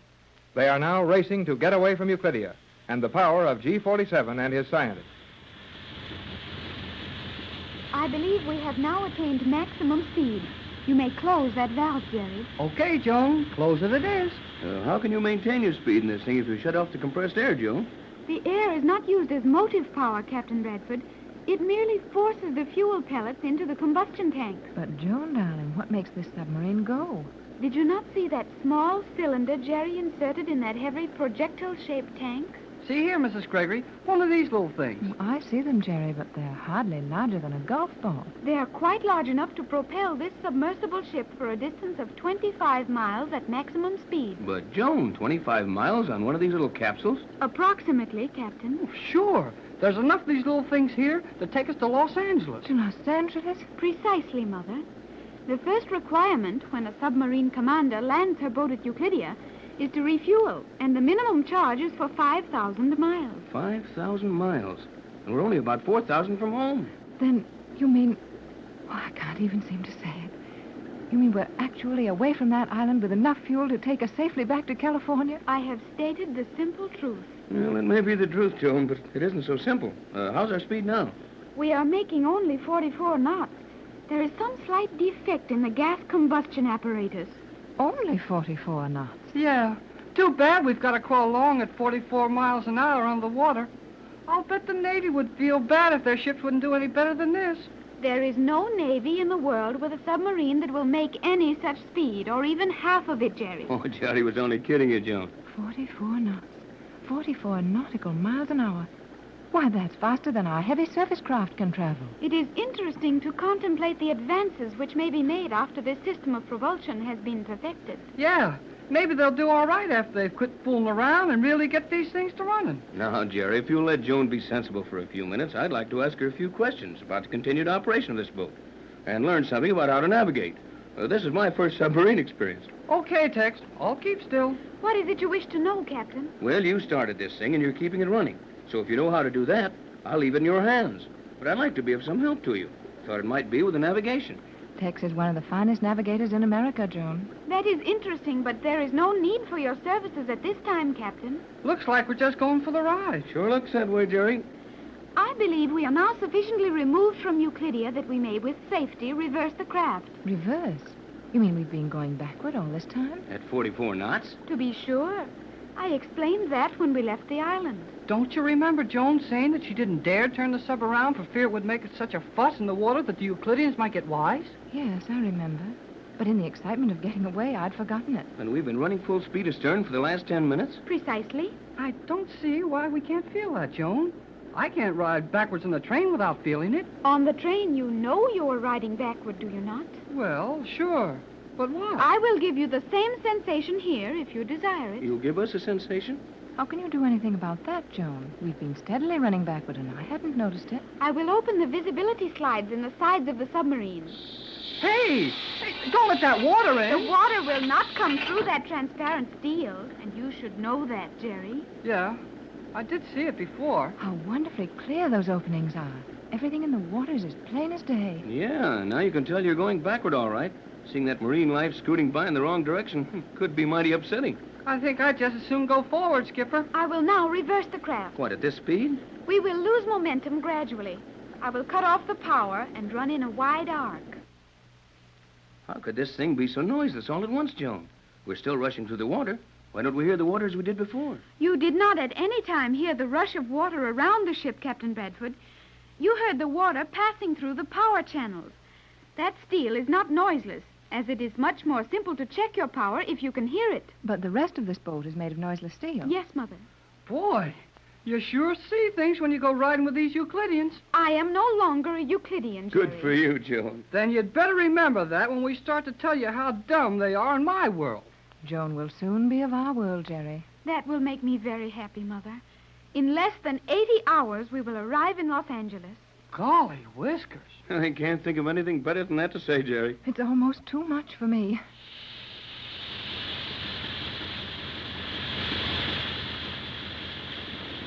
Hey, you sure take off fast. We are in a hurry, are we not? We're in a hurry to get away from Euclidia, yes. But, Joan, is this submarine safe at such speeds? Euclidean machinery is nearly perfect. Speed has no effect on this craft. Well, it sure has some effect on me. Are we doing full speed already? The maximum will be attained in a few more seconds, Captain. One thing nice about these things, they sure make up their minds plenty fast. Joan, I don't mean to worry you with a lot of childish questions, but I'm interested in navigation. Now, how do you know where we're going? Just what I'd like to know. These steel slides in the side of the ship are fine, but I can't see where they'd be any help in navigating. Show them the gadgets, Joan. Gadget? Sure, the dingus. Thingamajig you navigate with. There is nothing like that here, but I will show you how the instruments operate. Oh, that'll do just as well. Well, I don't see any instruments, at least not enough to run a submarine with. We seem to be running all right, though. Operation of this submarine is very simple. I will pull down the chart of our present course. Our present course? Do you mean you've had this run charted in advance? Of course not, Mother. That would be quite impossible, as we had no advanced knowledge of the cruise. Had you there, Pat. Never mind, Mrs. Gregory. I feel just like you do about it. There's a nice straight line with Los Angeles marked on the north end of it. But how did it get there? We haven't had any time to draw any pictures since we started. This is one of our 16 basic or permanent charts, showing a true course from Euclidia to the 16 principal ports of the world. And our course is a perfectly straight line? Insofar as navigation is concerned, yes. Although we will naturally deflect to avoid striking any undersea mountains. Hey, I hope we do. Yes, but what are you steering this thing with? It is not necessary to steer, as you term it. I have merely set this lever at the point marked Los Angeles, and in good time we will arrive at that destination. But it's impossible to sail a straight course for that distance. We must surely run dangerously near islands and sunken reefs. We will pass around them safely. The impulse deflectors will attend to that. We'll go around these things like that, automatically? To be sure. Joan, you're sailing a submarine at over 40 miles an hour without being able to see where you're going? I am constantly watching the seaway on our course, and all is clear for several miles in advance of this ship. Where are you seeing all that? In this reflector suspended before me. You may look over my shoulder if you wish. Go ahead, Pat. Take a look. Oh, I'd like to. Tex, you can see through the water almost as clearly as you could see on the surface. Golly whiskers. You sure can. Say, that's remarkable, Joan. How do they do it? We utilize an electric ray of atomic principle. This ray is projected directly in advance of the submarine. Mineral salts are dissolved along the course of the beam from the ray, and the dissolving salts form a path of remarkable clarity through the water. Well, that's nothing short of amazing. And you'd never be bothered by fog. Euclideans are not, as you say, bothered by fog under any conditions. This is only one of the many rays used under various conditions to control visibility. Huh. And everybody thought I was crazy when I said we were going to visit a magic island. There is no magic on Euclidia, Jerry. Yeah, I know. Old G47 is always raving about everything on that island being nothing but scientific fact, which is all okay with me. But just the same, it's the kind of stuff that they call magic in my country. I can understand how Jerry feels. When you see our world, Joan, and when you see how far we are behind Euclidia and all of our machines and inventions, you'll be able to understand why this seems like magic to us. I will try to understand. Do you realize that when this submarine plows into Los Angeles Harbor, that we'll be the most famous people in the world? After this small cruise, Euclidean submarines have circled the globe without rising to the surface. Oh, yeah? How do they carry enough fuel? We have a great deal of space here that is not being utilized.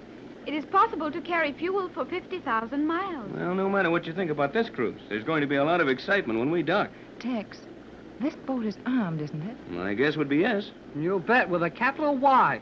They've got enough trick weapons on board this thing to capture more than Los Angeles. Well, isn't that going to present something of a problem when we sail into the harbor? Entering a port with an armed vessel is something that takes a little preparation. Well, I think we can square that, Pat. After all, the government must have an idea as to what we're up against. But what can we do if they won't let us into the harbor? It's not a question of getting into the harbor. We'd be in there before anybody could stop us. What I don't like is the idea that someone will spread the story all over the waterfront. We'll have our hair full of newspaper reporters and newsreel cameras before we can protect our secret. You will not wish it known that a Euclidean submarine has brought you back to the United States? Why, Tex? The Euclidean must have agents in every country. They probably have instruments on the island strong enough to locate this submarine on the surface. They'd pick the news out of a dozen news broadcasts in an hour. I'd like to keep this quiet until I can get to the government agents. Take the proper steps to protect ourselves against the Euclideans, as well as to lay our plans about going back to take over that island. But we'll have to come up somewhere, Tex. And if we don't come up in some harbor, well, we'll never reach land, and I don't see how it can be helped. Can you offer anything, Joan? That is a simple problem. Maybe it is to you, but it looks plenty hard to me to pop up out in the ocean someplace, hide a submarine, and walk into the harbor. Jerry may be sketching it rather broadly, Joan, but that's what we have to think about. I will take care of that. When we reach a position within 5 miles of the harbor, we will submerge to the ocean floor. The submarine will remain there indefinitely, safely anchored, and we will proceed to the harbor with our life rings. Sounds easy, but 5 miles is a long ways to swim. If we could get out of a submarine on the ocean floor and reach the surface alive. Yeah, it's no sense to try to get from a sub to the surface. With the equipment I will show you, it will be easy. Please have no fear of that. If we are allowed to reach the harbor, I promise you we will land without the submarine and without trouble.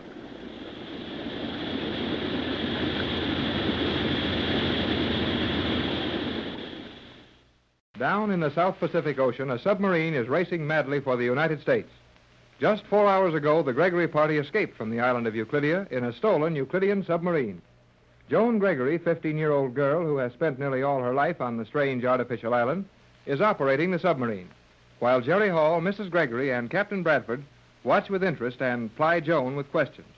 The speedy undersea craft is making over 40 knots and is 8 fathoms below the surface of the water. Are you sure we've come that far, Joan? It is obvious that my instruments could not be wrong. We have progressed slightly more than 160 miles during the last 4 hours. Think of that, Pat. 4 hours, 160 miles, and under 8 fathoms of water. I am thinking of it, Tex, but there's so much to think of that I'm not able to grasp it all. Golly, I'm not doing any better, Mrs. Gregory. But it's mighty swell to know we've left that crazy island behind us, and that nothing can stop us now. Oh, how I hope that's true. Well, of course it is, Patricia. You've been worried so long and seen your plans so badly treated that you're afraid to believe in good luck when it does come along. Indications point toward a fair possibility of achievement of our goal.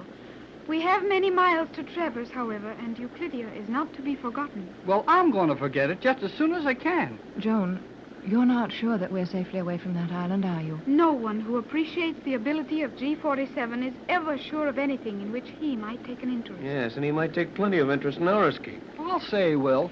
It will avail us nothing to anticipate trouble. We must now eat something. Huh? Eat? By Jove, Joan, we forgot to provision the boat. We had no time, even if we had remembered it. The submarine is fully provisioned. Oh, with what? Food. You sure keep it hid. Yes, I can't see any space in here large enough to contain any amount of food. And we've a long way to go to California. The Euclideans are as exacting regarding food as they are in their provision for sufficient fuel. We are amply provisioned for a cruise of this length and more. Well, come on, break out the grub. What? Jerry means, let's eat. It would seem indicated as the passage of time since our last meal is slightly more than the customary period allowed to elapse. Maybe that's how you find out when it's time to eat, but I know when I'm hungry. Yes, and I'm a little inclined to figure the way Jerry does. My stomach is better than the clock. The thought of food had not occurred to you until I noted the fact that it was time to eat. Oh, that's what you think. I was plenty hungry long ago, but I didn't see any sense in asking for something we didn't have. That was my feeling, Jerry. I had thought of food some time ago, but I knew it wouldn't do any good to suggest it, as we'd only feel worse about not having any. It is amazing to learn how foolish people can be in your world. Foolish because we get hungry? Certainly not. Foolish because you refuse to accept the perfection of Euclidean preparations. It would be a serious offense if a Euclidean were to start on a trip without all necessary equipment and provisions. Well, that's okay, too. But we stole this boat, and you don't always find a boat ready to steal all full of food. Well, supposing we'd met that Joan showed us up and asked for some of the food, huh? Yes, I can marvel at having the food just as comfortably while I'm eating it. Very well. Jerry, Aye, Skipper? I am not a skipper, Jerry. Okay. What do you want? Will you open the metal slide in the steel section near your left arm? Oh, this little thing here? Yes, that is Sure. it. You will observe a number of quartz vials, each labeled and numbered. Yeah, there's a lot of little bottles here. They're all marked D1 and Z4 and all such things. We will not require more than the one you have in your hand. That is marked Z4, is it not? Yeah, but what's in it? Our noonday meal. Huh? Joan, dear, are you looking at what Jerry has in his hand? I glanced at it. The label will be correct. But we're looking for something to eat. That vial contains sufficient for our needs at this time. Now, look, Joan. This bottle isn't any bigger than your thumb. Well, how can we eat out of that? If you will remove the cap, please. Okay, off comes the cap. Now, Mother, if you and the captain will extend your hands, Jerry will drop one of the tablets in each hand. Why, yes, but, well, good heavens, that little capsule isn't much larger than the end of a lead pencil. You will find it sufficient for a satisfying meal. A meal? This little pill is a meal? You are very skeptical, Captain Bradford. But let me advise you to eat the pellet at once. Much of the food value will be lost in the air if you continue to hold it in the palm of your hand. Oh, golly whiskers. Do you chew this up or just swallow it? If you wish to savor the exquisite taste, it is permissible to masticate and slowly swallow the food contents. Slowly swallow? How can you swallow a thing like that slowly? Jerry, taste your tablet. It is delicious, and give Joan hers. Oh, sure. Sorry, Joan. Here's your porterhouse steak. Why, George, Pat, you're right. That tastes mighty good. Seems to taste like a good, healthy mouthful, too. Well, if it's all right with you two, I guess I can take a chance on it, too. But I can't see how... Oh, golly whiskers. Now I've done it. I swallowed my dinner without even getting a chance to taste it. You will receive the food value as quickly as if you had tasted it. Many of the Euclideans prefer to swallow the pellets quickly, saving considerable time. Yeah, I guess it's too long for lunch if you take time to chew up a pill. What a bunch of people old G47 and his playmates are. Well, I must admit that is one of the most satisfying meals I've ever eaten. Oh, I feel so comfortably drowsy, just as if I'd eaten a little too much. It is not too much. Those tablets are scientifically correct in their food content. Well, I feel all right. No, maybe that was all the lunch I ought to have. But it's a funny way to get it. I'll tell you a funny one's in that. I'll bet no one else has noticed it. What's that, Tex? Well, I'm not thirsty. None of you have asked for a drink of water. Why, you're right. It's been hours since we had any water, and I never felt the need of it. The need for water is partly provided for in the tablets. But in such concentrated form, it is impossible to secrete sufficient normal moisture to serve for a longer time. I had given it no thought and have no water prepared. But in a few moments you will be supplied. Prepared? Water? How? Now, Joan, don't tell me you've got some concentrated water in a fountain pen. Naturally not. You should know, Captain Bradford, that when water is condensed sufficiently to compress it for such use as this, it is no longer water. Even the Euclideans have failed to compress water appreciably and then return it to its natural state. Well, it's almost a relief to hear that you admit that those scientists have failed at something. Their continued perfection with everything they attempt is bewildering and terrifying. Where do you turn on the hydrant? Turn on the hydrant. Sure, open the faucet, start the pump, make the fountain bubble. Oh, when do we get a drink? If you will allow me a few seconds to refuel, I will show you. Go right ahead, Joan. And all this is real? A submarine that takes but a few seconds to refuel? You know, maybe we can do something about that. Seems like a waste of time to me. You think I do it too slowly? Now, don't let Jerry kid you, Joan. Go to it. And if you don't mind, I'd like to watch you closely. Have you explain the refueling process as you go along. It's always happened too fast for me. It is very difficult to demonstrate for that reason. However, there is enough fuel in the first chamber to allow me a few seconds for explanation in advance of the actual operation. May we all watch, dear? Certainly, Mother, although there is little to see. As you will note, that heavy cylinder of transparent steel contains several hundred small cubes of a grayish mineral substance. That substance is a highly condensed, compressed, and dehydrated gas. When the gas cubes are mixed with ordinary salt water, spontaneous combustion expands the whole at a terrific rate, and this force is allowed to escape through two jets in the stern. So far, so good. But how do you get those cubes of dry gas down into that lower combustion chamber? Watch closely now. I move this lever. So. and that action closes a valve in the upper end of the chamber. Now I move this lever and release one of the cubes, allowing it to drop through the valve and then quickly close the valve, restricting the chemical action to the lower chamber. Follow this closely now.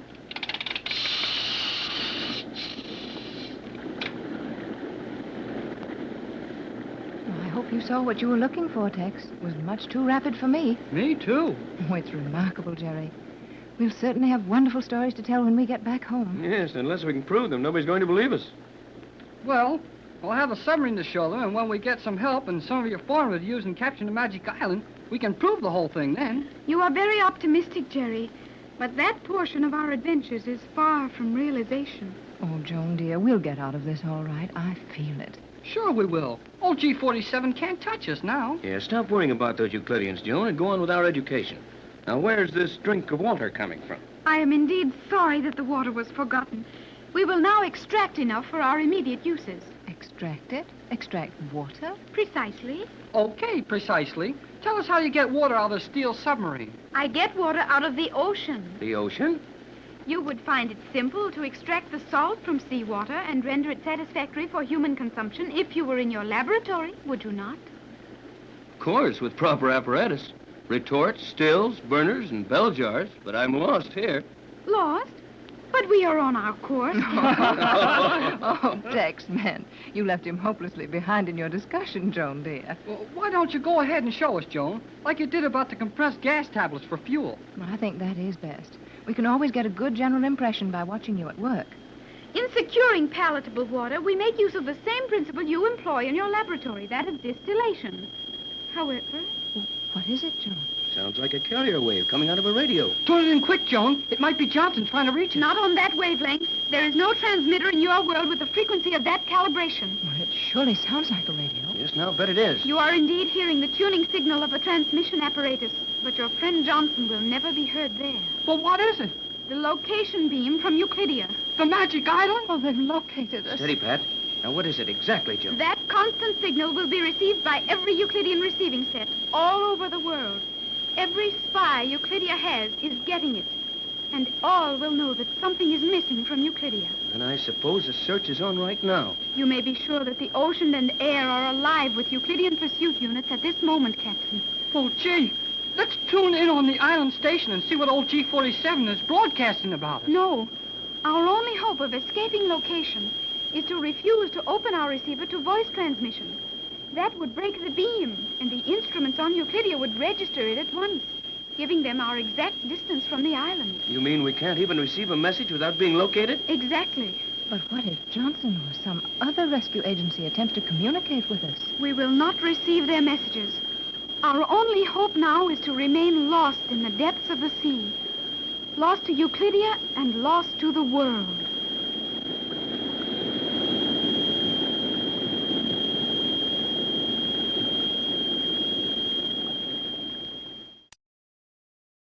For the second time, the Gregory party has escaped from the Magic Island.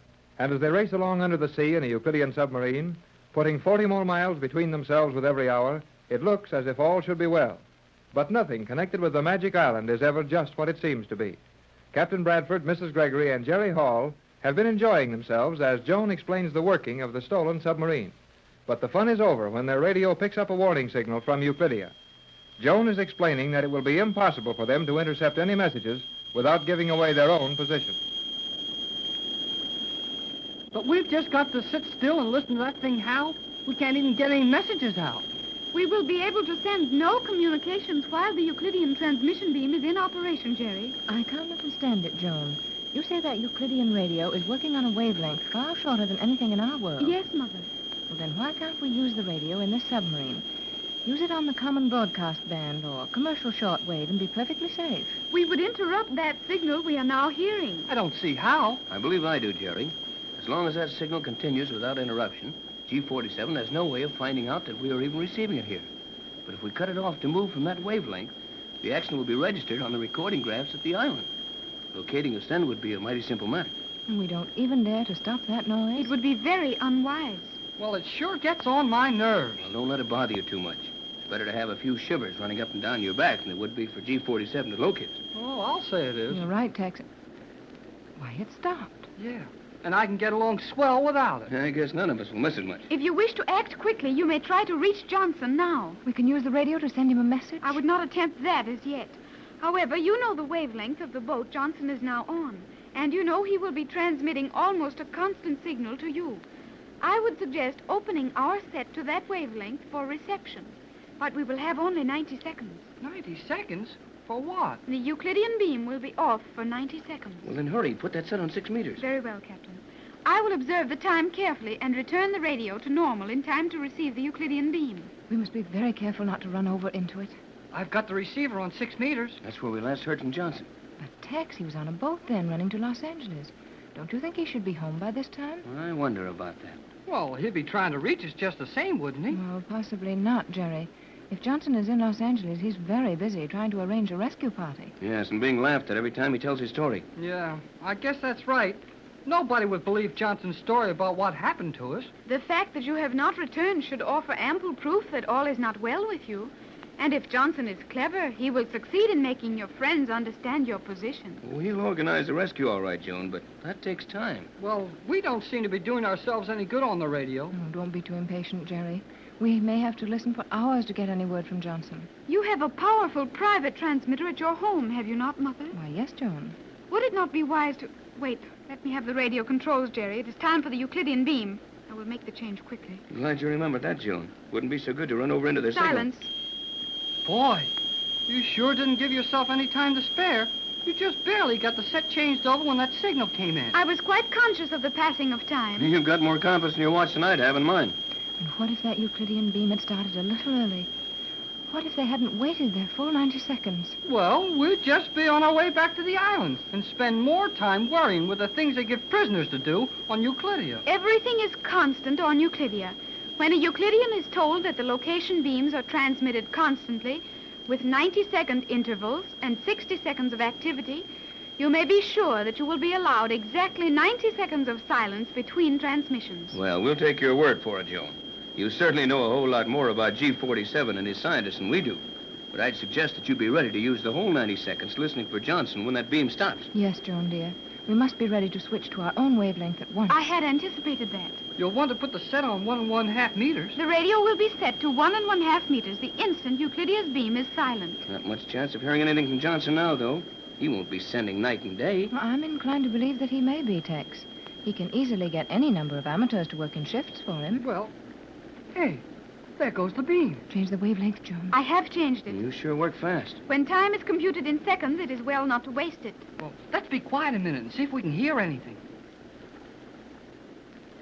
Not a sound. It is possible that your transmitter in Los Angeles is very weak and might not reach us clearly underwater.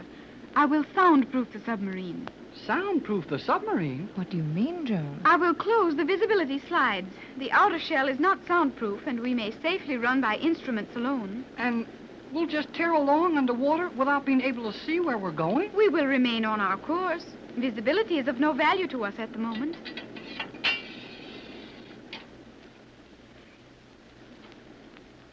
Why, that's wonderful, Joan. This is practically soundproof. The silence would be perfect, except for the fact that I have one vent open for securing fresh water. Oh, yeah, how about that water you promised us? Now, don't worry about that now, Jerry. Let's hope we may hear something from J12C. Yes, J12C is the call of our home station, Joan. And Johnson also used it when he brought the rescue boat to the Magic Island. I understand that. We heard all of your messages. Yeah, I know. Old G47 said he listened to us all the way from Wilmington to Euclidia. Our arrival wasn't much of a surprise to you, was it, Joan? No, Mother.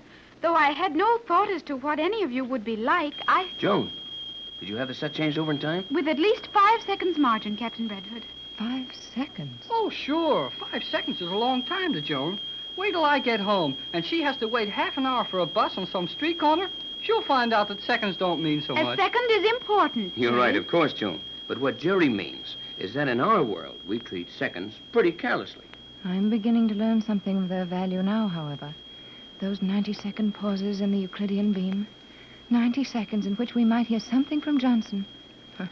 They seem awfully short. Well, I'll say they do. And I'm getting blamed tired of that carrier wave squealing at us all the time. Now, take it easy, Jerry. As long as we hear that thing every minute and a half, we know the Euclideans have any idea where we are. You are wise, Captain Tex.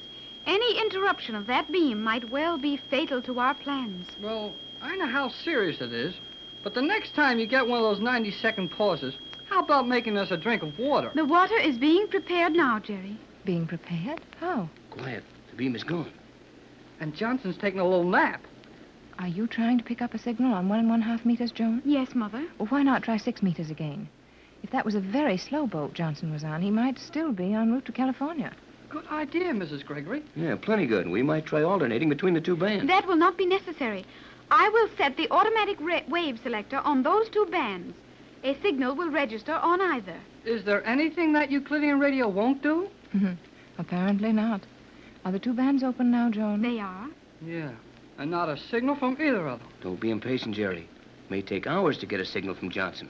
He might be just landing from that boat. It would take him some time to get to the house and start the other set. Oh, I think not, Tex. Johnson would surely have radioed my home and given orders for them to try to reach us. Well, he might not, Mrs. Gregory. You know, maybe he doesn't want to advertise his business too much. I think maybe Jerry's right, Pat. Johnson can't say very much over the air without getting the press and commercial radio stirred up. Then he'll have them in his way. Well, we may have to appeal to the government in this before we get through. Johnson knows we want to play a lone hand as long as we can. I think you will find that your Mr. Johnson is safely in Los Angeles. You must have patience. I know you think we're very excitable and foolish, Joan, but you're far more accustomed to these happenings than we are. Hey, there it is again. Another 90 seconds wasted. How about a drink, Joan? Those food tablets we had sure made me thirsty. That is purely your imagination, Jerry. Those tablets contain enough moisture to sustain you for some hours. However, we will now have some fresh water.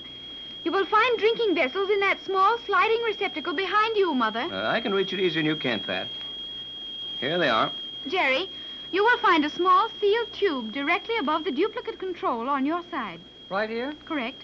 Will you turn the cap on that tube and fill the cups? Oh, sure. Hey, this thing acts like a soda fountain. What is a soda fountain? Well, you'll find out when we get back home. Here, Mrs. Gregory. Oh, thank you, Jerry. And here's one for you, Joan. Thank you, Jerry. Joan, the radio. Yes, Mother. I have opened the receiving channels. Here's a drink for you, Tex. Thanks, Jerry. No, well, I'll get one for myself. J12C to J24Y. J12C to J24Y. J12C to Captain Bradford. It's Johnson. J12C Quiet, to Jerry, Gregory now. boat. J12C calling Gregory boat. Wilmington to Gregory boat. Wilmington? No signal from you for hours. Will continue trying to reach you. Making preparations expected of me. Will take 72 hours to complete plans. J12C to J24Y. J12C calling J24Y. Will repeat every 10 minutes. That is all. Johnson. He's home. Oh, Tex, Johnson is home. He's home. And he's working on our plan. Only 72 hours to finish it, he said. What did he mean by that? Tex's formula. Wasn't that it, Tex? Yes, Johnson knows our only hope to capture Euclidia is to compound my formula and use that as a weapon. Are you quite sure that Johnson can compound your universal solvent? Positive. He has the true formula. Joan. Oh, it's lucky you thought to change that back. I was so excited I forgot. It is not wise to put excitement before duty. Good idea, Joan, if we could always remember it. Well, let's have a drink of the water that was made from salt water on a Euclidean submarine. You were going to explain how you made it, Joan. I will do so now, Mother. There is a small channel in the outer shell of the submarine through which a fine stream of salt water rushes at such speed as to reach the boiling point. It is a simple matter to utilize this almost automatic distillation process and draw off a stream of pure, fresh water. Think of that, Pat. We're racing through the ocean fast enough to make water boil. Well, it may be my imagination, as Joan said it was with Jerry, or my throat may be dry from excitement, but I certainly need this drink. So do I. Here goes. Thanks to Joan and the Euclideans, we can drink fresh water under 8 fathoms of salt water. Well, here's to our safe arrival in Los Angeles. Hey, my cup's empty. You emptied it in the excitement of hearing Johnson call. Well, golly whiskers. All that trouble to get a drink, and I have to spill it.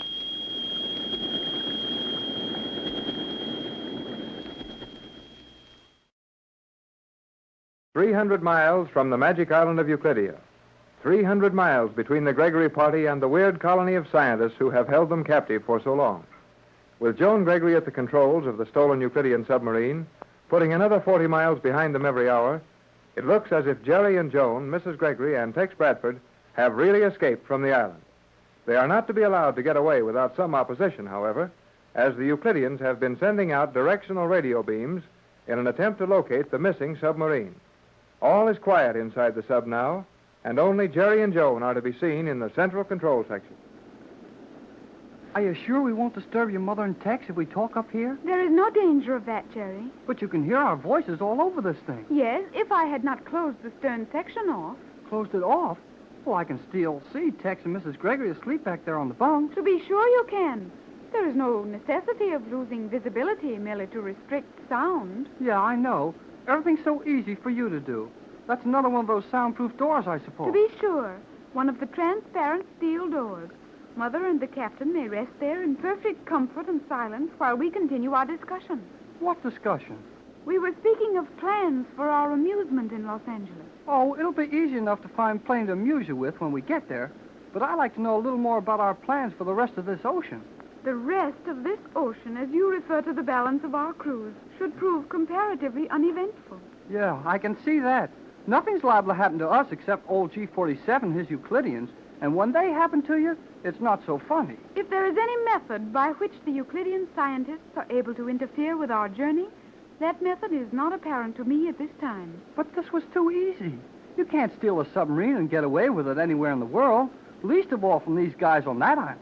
The success of our plan depends on the element of surprise. I guess they were surprised, all right. Indubitably. Huh? Indubitably. Oh, okay. But I'll bet they were surprised, too. You may continue to misunderstand me, but we are obviously safe from Euclidean pursuit. I'm not so sure. How far are we from the Magic Island? 306 miles. And you think we're safe from those scientists? That is my belief. What about their 500-mile-an-hour airplanes and their 1,000-mile-an-hour rocket ships? We are in 8 fathoms of water, Jerry. Can't they locate us easy enough with their directional radio stuff? Not from Euclidia. Not so long as we do not attempt to use the radio set. Well, we won't do that. We got one message from Johnson, and we know he's waiting for us in Los Angeles. That's enough for us. It will be quite simple for a Euclidean plane to locate us in the water at this depth. What did I just get through telling you? But they have no weapon which will prove effective. Couldn't a Euclidean plane attack one of our subs in this much water? To be sure. But these underwater craft are insulated against all Euclidean weapons, to my knowledge. Yeah, that's right. They would be, or your boats would be shooting up each other, practicing. Exactly. Well, I'll bet they could cause us plenty of trouble, though. That they could easily do.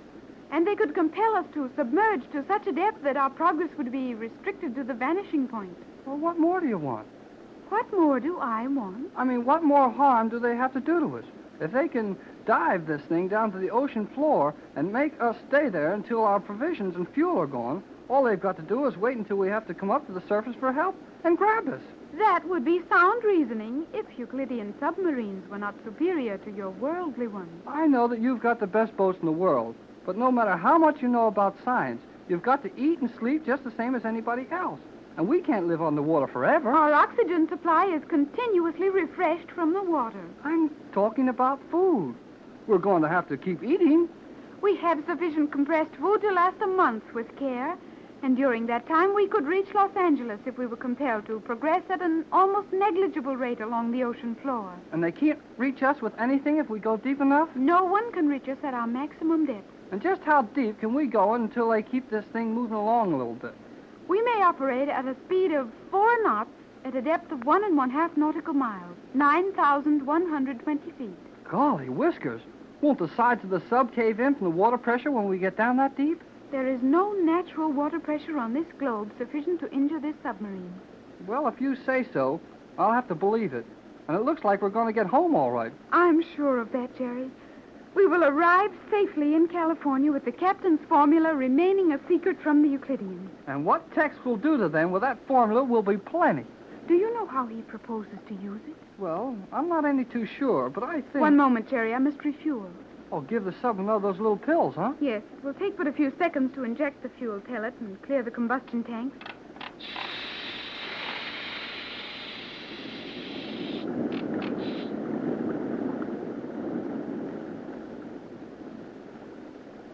may continue your remarks, Jerry. Huh? Jerry, you may continue. Continue? What? The discussion of the captain's formula and its use. Oh, yeah. Oh, I was watching that refueling thing, and I guess I forgot what we were talking about. You were going to attempt to explain how the formula for the universal solvent may be used in capturing the island of Euclidia. No, I wasn't. But you said I said I wasn't any too sure how Tex intended to use it, and I'm not. Maybe he can explain it to you. I will ask him. Well, don't wake him up to do that. That will not be necessary. The captain is awake. Huh? Oh, yeah. It looks like your mother's awake, too. Those thin metal sleeping compartments are perhaps not too comfortable for them. I'll take a chance on going to sleep on one of them. You will be given the opportunity the moment Mother and the captain come forward to relieve us. You mean you're going to let Tex and Mrs. Gregory run this thing while you and I sleep? Certainly. But, do they know how? I can give them all the necessary instructions in 10 seconds. Well, I guess I can spare that much time. But I can sure use a little sleep before long. Mother and the captain are now approaching. I'll bet Tex bumps his head in that transparent steel door. I know it. I will remove the transparent section panel. Okay, Tex. You can come up here now. What was that I bumped my head on? A transparent steel panel. You will find no further obstructions to your passage. It's a strange sensation to watch a man stopped by a steel wall that you can't even see. Yeah, stranger than that when you're the fellow who gets stopped. Joan put that section across the stern sleeping quarters so our talking wouldn't wake you up.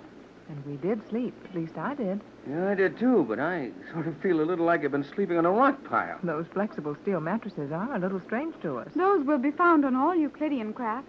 So there won't be anything to burn if a fire tries to start, huh? Precisely.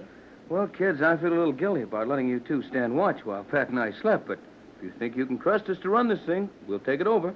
Will that be all right, Joan? Captain Bradford can do everything I could possibly do. Joan can set all the automatic controls for you, and this sub navigates itself.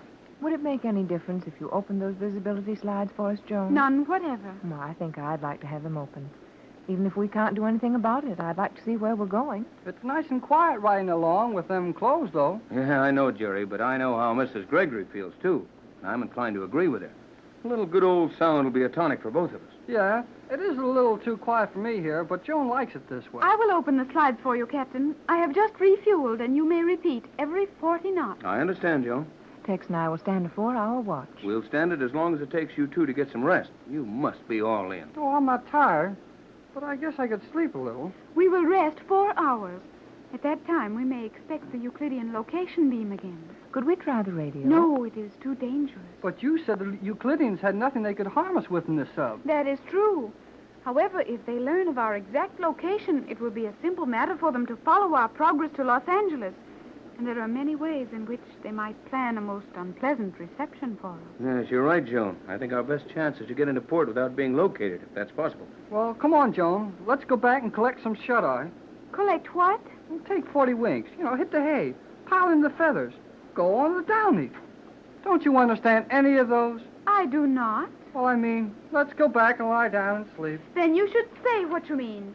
You are now the one who is using large words where small ones would serve much better. Well, never mind about that. I'll argue with you after I get some sleep. Well, how do you shut this door? I will close the door.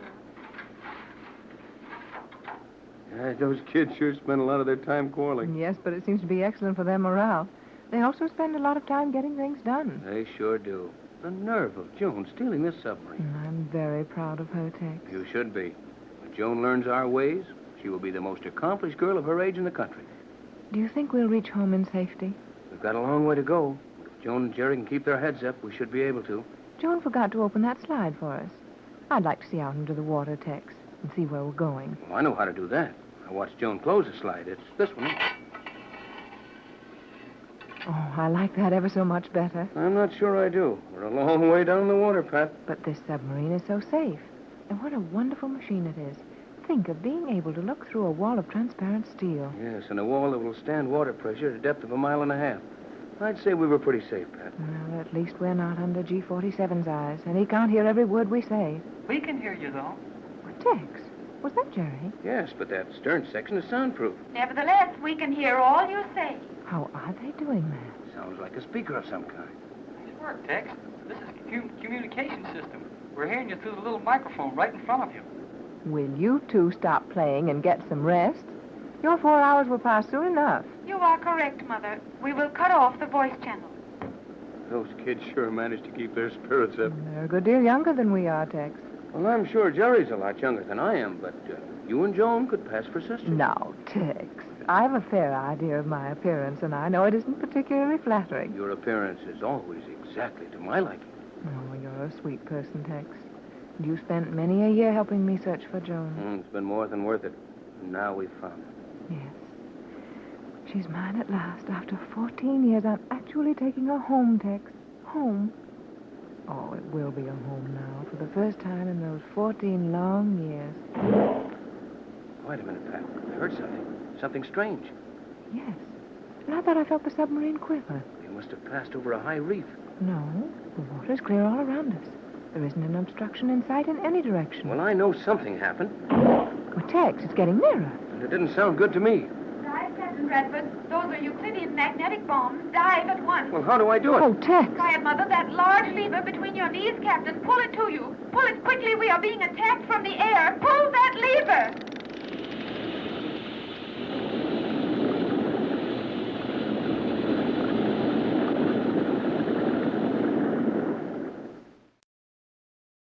The magic island of Euclidia is a weird place to discover, a difficult place to escape from, and now it seems that it's going to prove an even harder job to stay away from it. Jerry and Joan, Mrs. Gregory, and Captain Bradford stole one of the Euclidean submarines, and with Joan at the control, they raced away from the island in safety. Now they are nearly 400 miles from Euclidia, and that should be a safe enough distance from anywhere. But things move fast with G-47 and his scientists. We find Captain Bradford at the controls in the central section of the submarine with Mrs. Gregory at his side. A strange sound had just reached their ears. The submarine hesitates, then is tossed about as if a heavy shell had exploded near it. And from the stern section, Joan screams at the captain to dive. The submarine is being attacked.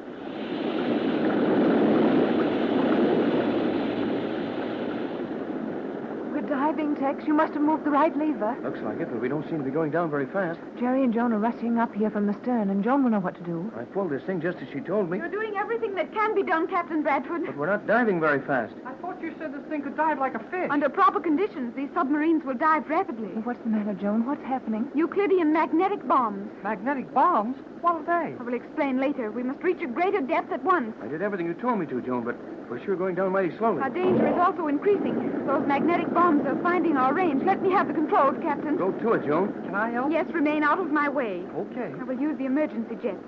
All of you must hold firmly to the arms of your steel chairs. The vibration may be sufficient to break the ship in half, but we must try it. Hold your stations.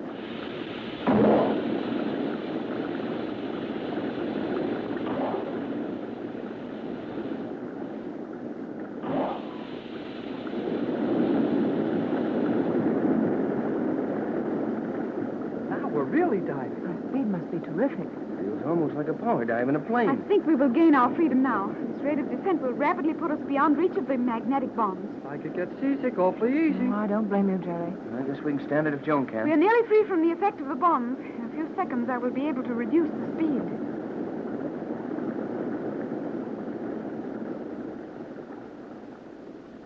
Are we all right now? I think there is no further danger from those magnetic depth charges. However, I will continue our descent more gradually until we reach a depth of 3,000 feet. We've got to go down over half a mile to be sure of losing those attackers? Yes, Captain. They were not in a submarine, were they? No, Mother. A Euclidean plane flying over it. And they dropped those bombs from a plane? Precisely. But the explosions didn't do us any damage, except to rock the boat around a little. Why go so deep? Those are magnetic bombs, and their action is purely magnetic. Had we remained longer at that depth, the pull of those released charges would have paralyzed this submarine completely. And naturally, that would have placed us at the absolute mercy of anyone who wanted to reach us.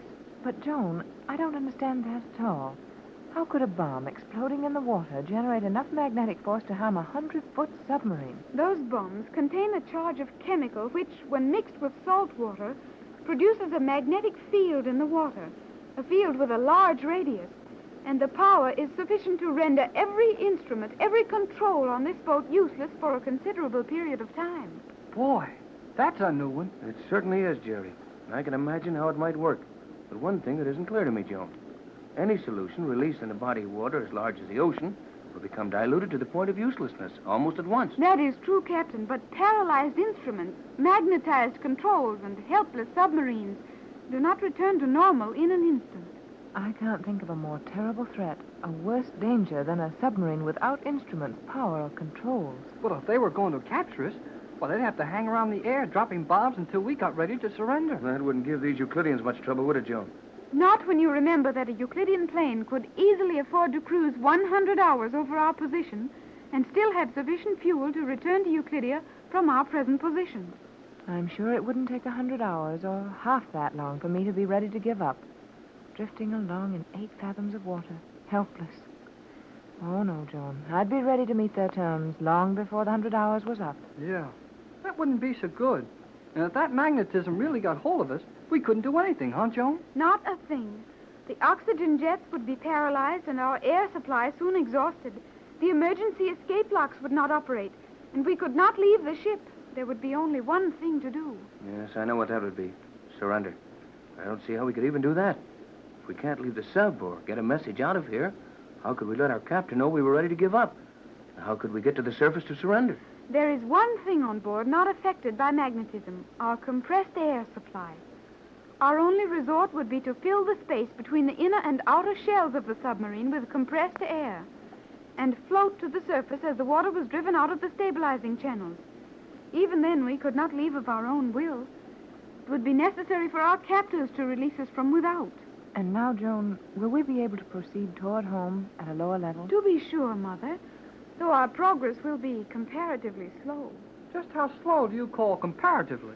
At a depth of 3,000 feet, the highest speed we may maintain consistently will be 11 knots. 11 knots? At a depth of over half a mile? I do not hope to exceed that. I shouldn't think you would. Golly whiskers. 11 knots under half a mile of water?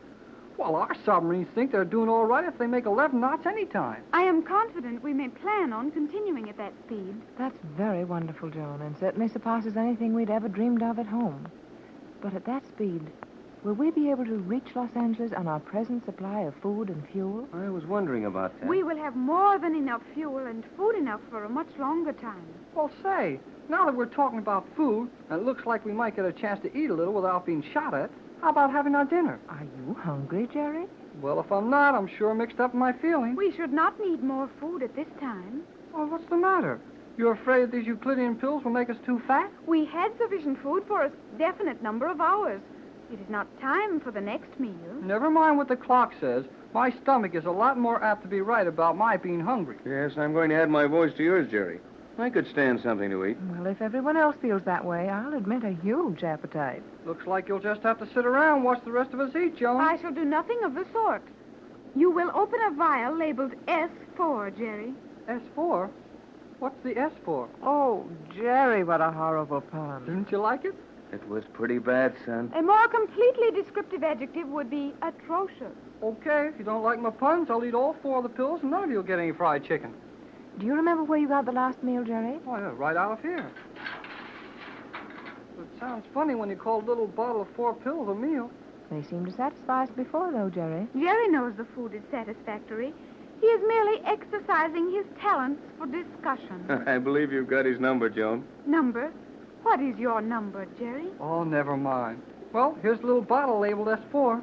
I'd like to ask what that label means, but I don't want to run into any plans, as Jerry did. The letter S designates sunset, or time for the evening meal. And the figure 4 in Arabic numerals states the quantity. 4 people may be served from that vial. S for sunset. What was the Z for on the bottle we had at lunch? Z for zenith, as Euclideans take their noon repast when the sun is at meridian height. Roughly 12 noon. And what will our breakfast be labeled? The morning meal is designated as D for daylight, and the number of people following. Our breakfast will therefore be D4. Huh.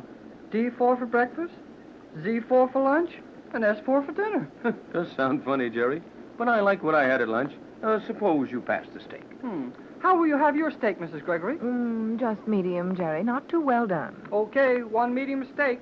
You get pill number 1. What was yours, Joan? Steak, chop, macaroni? I will have one of the pellets, Mr. Hall. Mr. Hall. You appear to be a gentleman of note, Jerry. I don't think she meant it that way. But here's your bacon and eggs, Captain. I think I'll have some pancakes and honey for mine. I shall now restrict the angle of our dive to 5 degrees. That will enable us to reach 3,000 feet in a short time and will also allow me adequate protection from the automatic pilot. I will soundproof the ship, fix the controls, and return to the stern section. You must be very tired, Joan, and Jerry also. I am tired, Mother. Well, I have felt a lot more chipper than I do now. But if there's anything to do, well, I can stick around and help do it. Another thing in the world, Jerry. You run along with Joan, get some sleep. If you can sleep on those thin steel sheets they call beds. If the fatigue is sufficient, those couches will seem soft. I managed to get some rest on one. The control is now entirely automatic, Captain. Call me if you observe anything you do not understand. I guess I can handle it all, Joan. Wait a minute. How about the radio? Can we use it? I would not attempt to send messages until we have reached a point much nearer Los Angeles. As we descend, it will be more and more difficult for the Euclideans to determine our exact position, though they will easily locate us when we rise to the surface at the end of our journey. I think we can well afford to wait a few hours before sending any messages. Right you are, Joan. Sorry I brought it up. Come on, let's go back and iron out that steel in those bunks. Don't forget to call us after the 4-hour watch. If there should be any extreme vibration of the submarine, you will call me at once, Captain? Right, Joan. Now go on to sleep and let Pat and me worry. Well, I may be foolish, Tex, but I'm not worrying a great deal. You know, neither am I. Joan knows what she's talking about. If she says we can reach Los Angeles in this thing and be safe as long as we stay near the bottom, well, I know we can do just that. But how we must have changed, Tex. All in the few short months since we left home on this cruise to find Joan. Yes, we've seen a lot. Become accustomed to some mighty strange things during that time. Not that submarines are anything new, but this is certainly a far better boat than anything we've got at home. Yes, better than we have at home. That's what I'm afraid of, Tex. Not pursuit and capture by those scientists. Not G-47 and his threats. I'm afraid because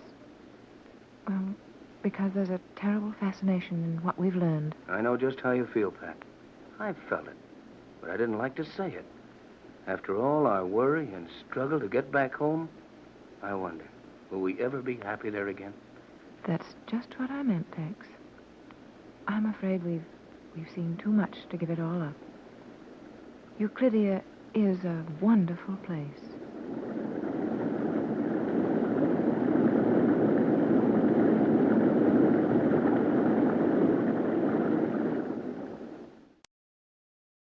One and a half miles below the surface of the South Pacific Ocean. 1½ miles under the water, away from the daylight and the air that's so precious to all of us. That is the position of the stolen Euclidean submarine, in which Mrs. Gregory, Captain Tex Bradford, Jerry Hall, and Joan Gregory are trying to escape from the Magic Island. It would seem that they've done a fair job of escaping, as they're now 500 miles from the strange island. But things are not going along any too well, and Captain Bradford, left in control of the submarine, while Jerry and Joan are resting in the stern section, is admitting to Mrs. Gregory that he doesn't feel very happy about the situation. I know you have complete confidence in Joan's knowledge of these Euclidean machines, but is it safe to stand still right here? I think it's a lot safer to stand still than to run a machine I don't know much about, into something I know nothing about. Well, are we securely anchored? We are, but it wouldn't matter if we weren't. Have you any idea, Pat, what the pressure is under 9,000 feet of water? Why, I know it must be enormous, but You bet it's enormous. And we won't do any drifting, except as some current might move us a little. And Joan reminded us that currents are scarce along here, so we're safe. 9,000 feet below the surface of the sea, and safe? Joan says so, and she knows. I wonder. Wonder? Yes, wonder if we're not putting too much confidence in all of these Euclidean inventions. Well, so far they've done everything that was claimed for them. They're perfect as far as I can see. Is anything made by man ever really perfect? No, of course not. We've seen enough of these things to know that we're better off with them than we would be without them. When we're in such a position as this, yes. And what worries me most is that we're always in such a position. That's what makes Euclidia so terrifying and fascinating. It would be almost worth going over to their way of thinking to assure your safety. Now, Pat, you're incurably romantic. And you're looking at all this as something very wonderful. I warned you when we started on this cruise that there wasn't any such thing as magic. But every time Jerry called that weird colony a magic island, you took it for granted. These scientists aren't magicians, Pat. And they aren't friendly or warm or reasonable. They're hard and bitter and clever and cruel. How do we know that they are? What? How do we know that they're all those things? They've kept us pretty tightly imprisoned for some time, haven't they? Have they ever harmed us, though? Those ray guns? Oh, those ray guns have done nothing more to any of us than just to put us to sleep. Even so, I'd just as soon pick out my own times to take a nap. Oh, of course, Tex. It's a little surprising to drop off to sleep suddenly when someone else wants you to. But what I'm getting at is something larger than that. The real reason behind all the activities of G47 and his scientists. That's easy enough. They're building up the greatest collection of mechanical and electrical devices the world has ever known. And when they complete their work, they'll simply take the world over. But might the world not be better off? Better off? Yes.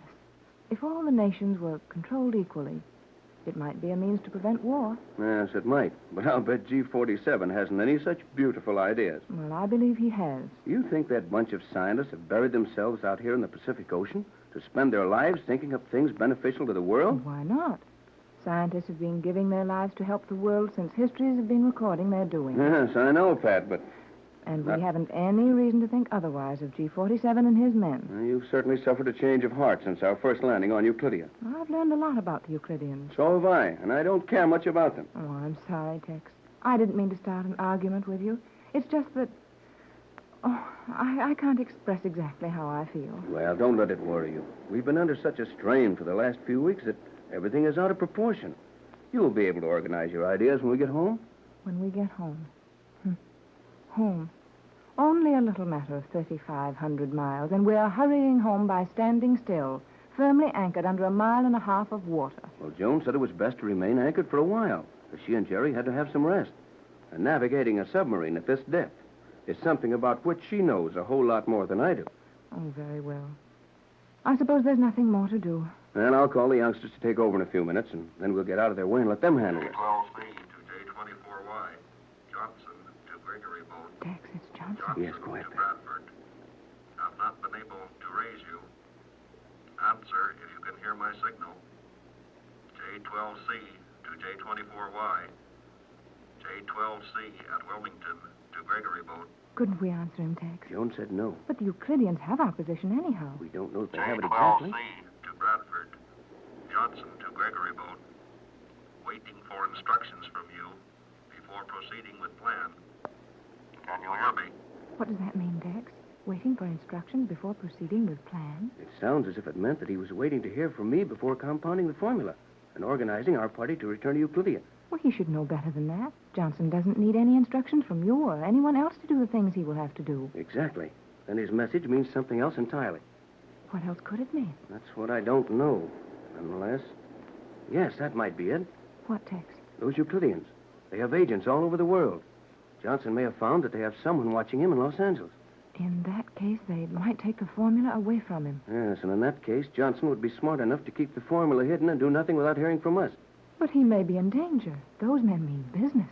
I thought you were ready to believe they had only good intentions. Why, I think they mean to use their inventions for good, but I'm even more sure that they wouldn't stop at anything to gain your formula.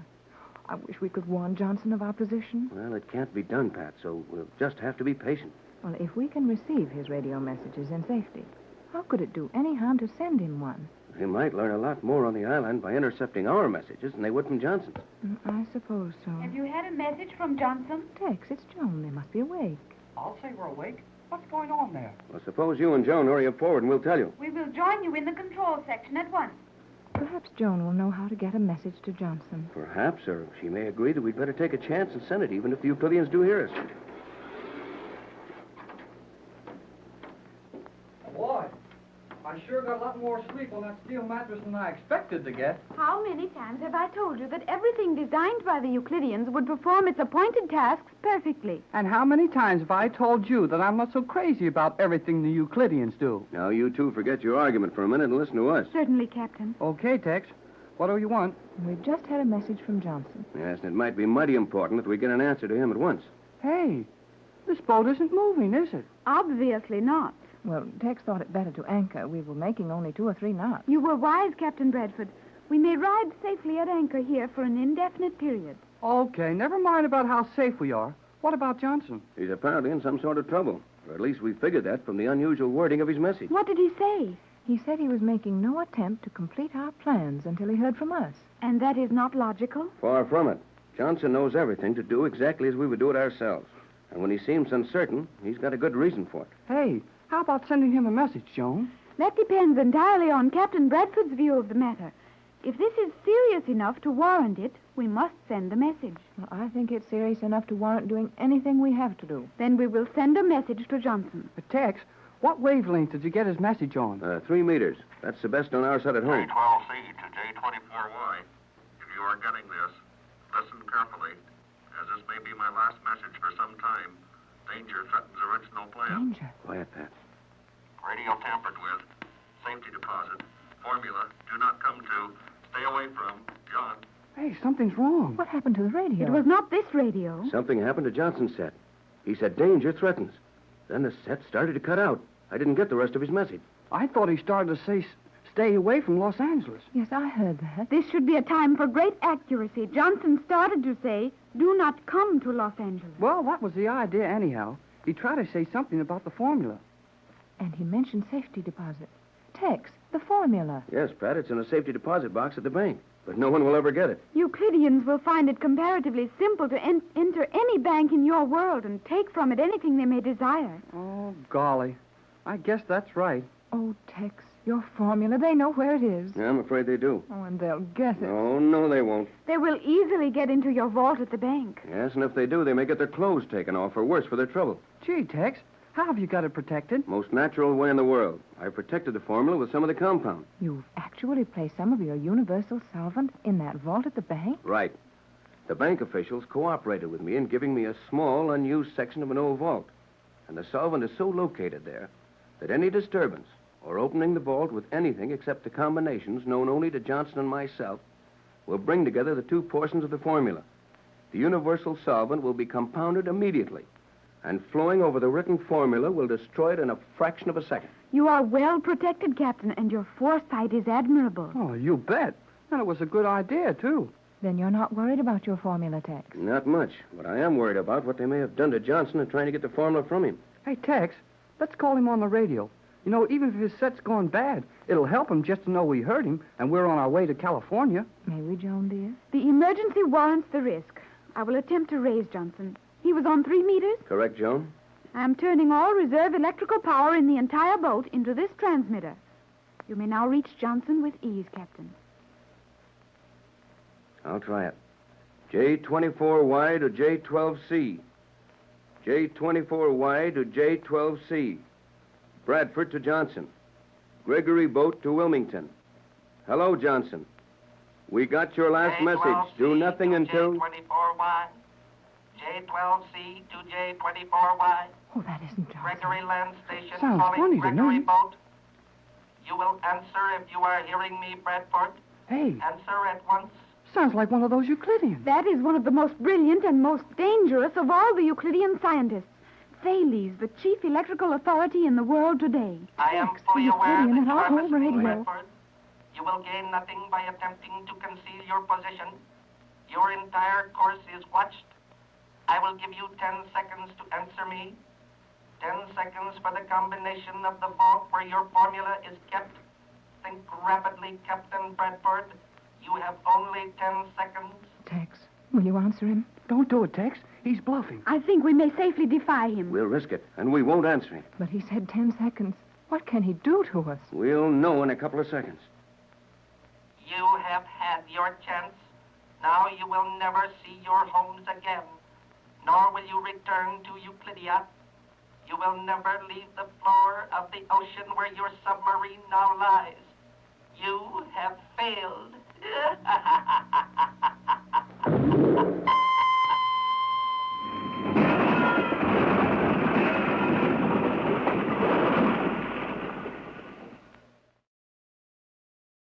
We last saw Jerry Hall, Joan Gregory, Captain Bradford, and Mrs. Gregory anchored in 1.5 miles of water where their stolen Euclidean submarine was apparently quite safe from immediate harm or Euclidean pursuit.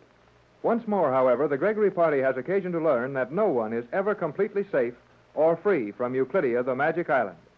After several vain attempts, they received a message from Johnson, who is in Los Angeles. But Johnson's message was anything but cheerful.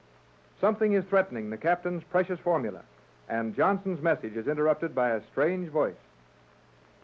I am fully aware that you are listening, Captain Bradford. You will gain nothing by attempting to conceal your position. Your entire course is watched. I will give you 10 seconds to answer me.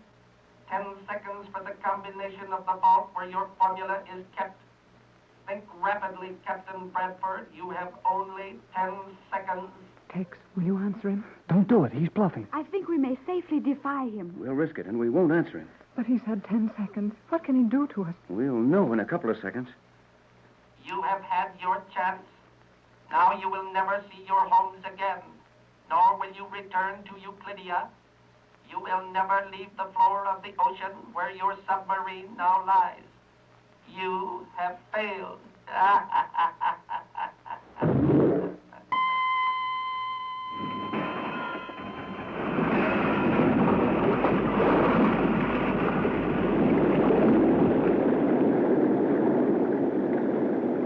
Hey, the sub's going to fill up with water. John will be drowned. All of you remain in your stations. We will suffer no damage. Isn't there something we could be doing, Joan? Merely remain in your places. I will do everything necessary. Well, whatever you're going to do it quick. That water looks mighty wet to me.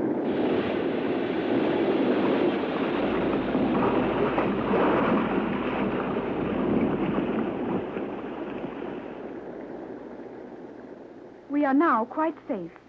You may rest assured that nothing further will happen to us. But, Joan, you said that before, and something has certainly just happened to us. I'll say something's happened, but what was it? The submarine was shaken by violent shocks, just as it was when those magnetic bombs were released from that Euclidean plane. Well, no magnetic bomb ever got down to this depth. You are correct, Captain Bradford. Though the action on this submarine was much the same, we were located by the radio power beam from the island. The power beam?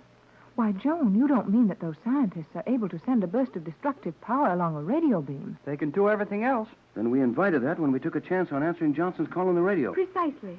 But if we were not harmed, what is the effect of that beam? The effect on us is probably negligible, as I was fortunate enough to be able to surround this boat with protection in time to prevent the beam hurting our outer shell to any extent. Though we will find a number of indentations in the metal. You mean that radio beam thing hit us hard enough to put dents in the side of this submarine? Precisely. But, Joan, that would mean that the force of that radio beam was greater than the pressure of this water at a depth of 9,000 feet. It was considerably greater. Well, golly whiskers! What kind of protection could you surround the submarine with that would keep that kind of pressure from smashing us? The protection is made up of the same elements as the destructive power beam. I merely released several of our magnetic bombs on the course to Euclidia, and the explosion you heard was the meeting of the magnetic bombs and the power beam from Euclidia. But, Joan, that Euclidean we heard threatening us was in Los Angeles. You say you interrupted that destructive beam coming from Euclidia? I don't understand that either. It should be quite obvious. Well, maybe it should be, but it isn't as far as I'm concerned. Does it not occur to you that an agent of Euclidia would hardly have the opportunity of setting up apparatus for the transmission of such a beam in the same room in which Johnson was working? The same room? Yes, Tex. Joan must be right. We heard Johnson's voice. Then he sounded as if he were in trouble. And then this other voice came over our set. It must have been our set. Undoubtedly. But where did that radio beam thing come from? From Euclidia. Oh, I'm beginning to see it, Joan. Euclidia was listening in on our two-way radio talk and getting our position logged accurately. Then when that Euclidean in Los Angeles finished his little speech, they turned on the beam from the island. That would be it, Captain Bradford. And now every scientist on that magic island knows exactly where we are. And I suppose they will start moving in on us from all directions. They will attempt to do that, of course. But we will reach Los Angeles in safety. But we're losing so much time. And Johnson may be in danger. No doubt about that, but we couldn't get there in time to help him anyway. That is true. Mr. Johnson will have to care for his own safety until we arrive. In the meantime, we may make ourselves comfortable. Comfortable? Swell place for it. Now, Joan, as you think our best move is to do nothing for a while, perhaps you take this time to give us a little explanation about that Euclidean fellow who managed to get so close to Johnson in Los Angeles. Yeah. Who is he? I am sure the voice we heard over Johnson's radio was that of Thales, chief electrical scientist on Euclidia. Another of those weird names derived from some ancient scientist, I suppose. To be sure. Thales bears his name in honor of the original Thales, philosopher of ancient Greece. Thales lived 2,600 years ago and was the founder of modern electrical research. I thought Benjamin Franklin and his kite discovered all that. No, I'm afraid Thales lived slightly before Franklin. Yes, quite a while. So the Euclidean chief electrician is in our country. It would seem so, Captain Bradford. Thales is powerful. Perhaps the most clever man on Euclidia.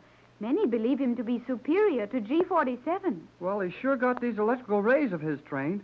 If they'll run along the ocean floor for 600 miles and bump our submarine around. You appear to have made something of a study of this man, Thales. The original, I mean. Have the Euclideans any proof as to how far he progressed with his studies 2,600 years ago? Euclideans have made more extensive research than any other mortal men. Thales was credited with discovering the electron, the Greek word given to common frictional or static electricity, though there is no evidence to show that he even dreamed of the electron as we know it today. I never even met an electron. You've met a lot of them, Jerry, but maybe you didn't recognize them. And I'm as much in the dark as Jerry. Joan knows so many things of which we are ignorant.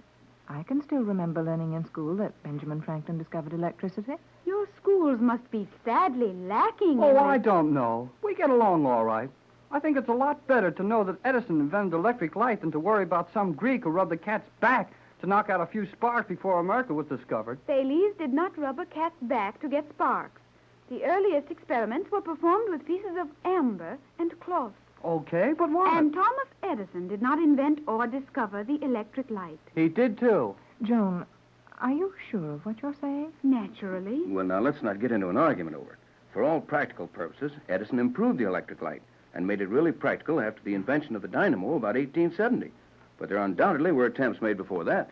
I never heard of them. In the year 1800, the principle of the electric light was discovered by Sir Humphrey Davy, who made a successful arc light with batteries and charcoal.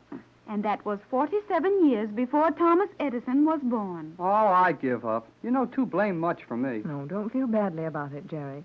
Joan apparently knows more than any of us. But we can do nicely in our world without quite so much knowledge. You mean we will do nicely in our world when we get back to it. But in the meantime, we're very much in Joan's world. Let's give her a free hand in working this thing out. Is that sensible? What would you suggest, Joan? For the moment, nothing. Huh. I could have thought of that. Nothing is easily thought of, but many people do not know how to do it well. You're certainly right there, Joan. And one of the worst faults we have is impatience. A great deal of patience will be needed before we are safely in California. Now, if you will all remain perfectly still, I will open the beam testing devices in the radio receiver one by one, and we may check Euclidean waves without danger. You mean you will be able to tell if they're still sending out radio impulses from the island? Precisely. And as it makes it very difficult to observe this with our transmission channel closed, you must all maintain absolute silence while I test the various beams. I'll keep quiet. We'll not make a sound until you give us permission, Joan. Go to it. Very well. Silence.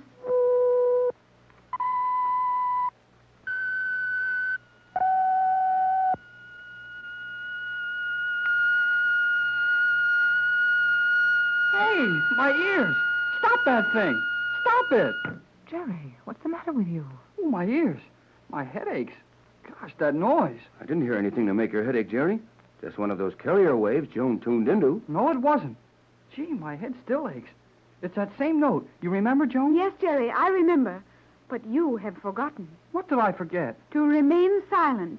Now our position is definitely established on the island. Oh, Jerry, they heard you over the radio. Oh, yeah. I guess they did. How quickly did you shut off the microphone? Almost instantly. But Jerry's voice undoubtedly was registered at Euclidia, and probably with Thales on the mainland. Now they will know we have not moved since our last message. Oh, gee. I'm sure sorry. But I couldn't stand that one sound hammering in my ears. I don't understand about that, Jerry. I will explain it in a moment. First, I will refuel and get the submarine in motion. Our progress will be slow, but at least we may change our position a fraction of a minute in latitude.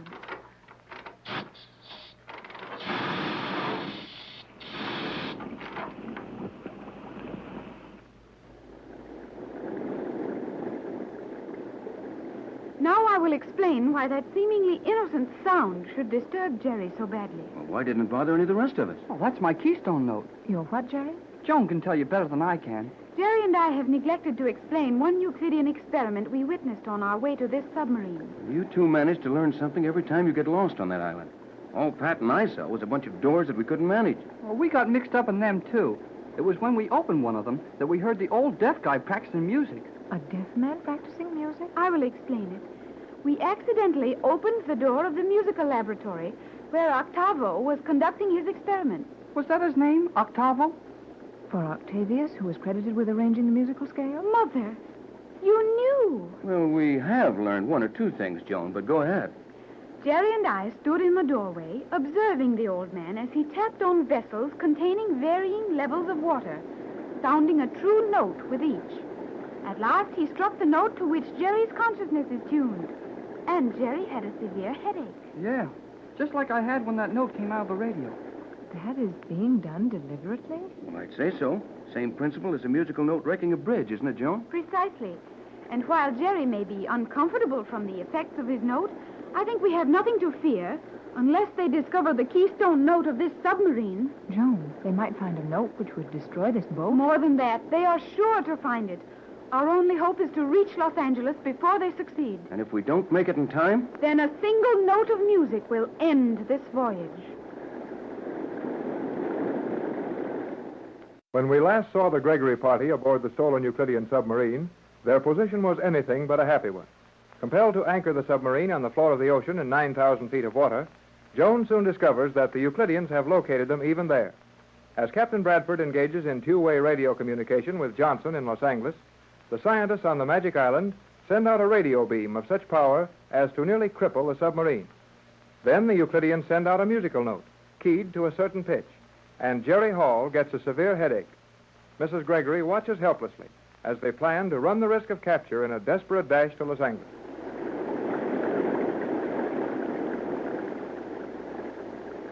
Well, of all the crazy things I ever heard of, this is the worst.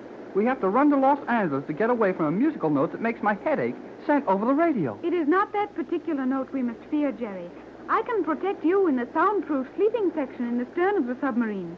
What we must guard against is the note which will cause this submarine to break up. But how can we guard against such a thing? If we are quick enough, we may quite possibly save the boat, though its operation may be far from perfect thereafter. Well, never mind the boat. How about our operation? We will not be harmed if I act quickly enough. Oh, Joan, dear, what must you think of us? You must do this, and you must do that, while we sit helplessly by and watch you save us time and time again. Because, Mother, I am the only one who understands all these devices the Euclideans use.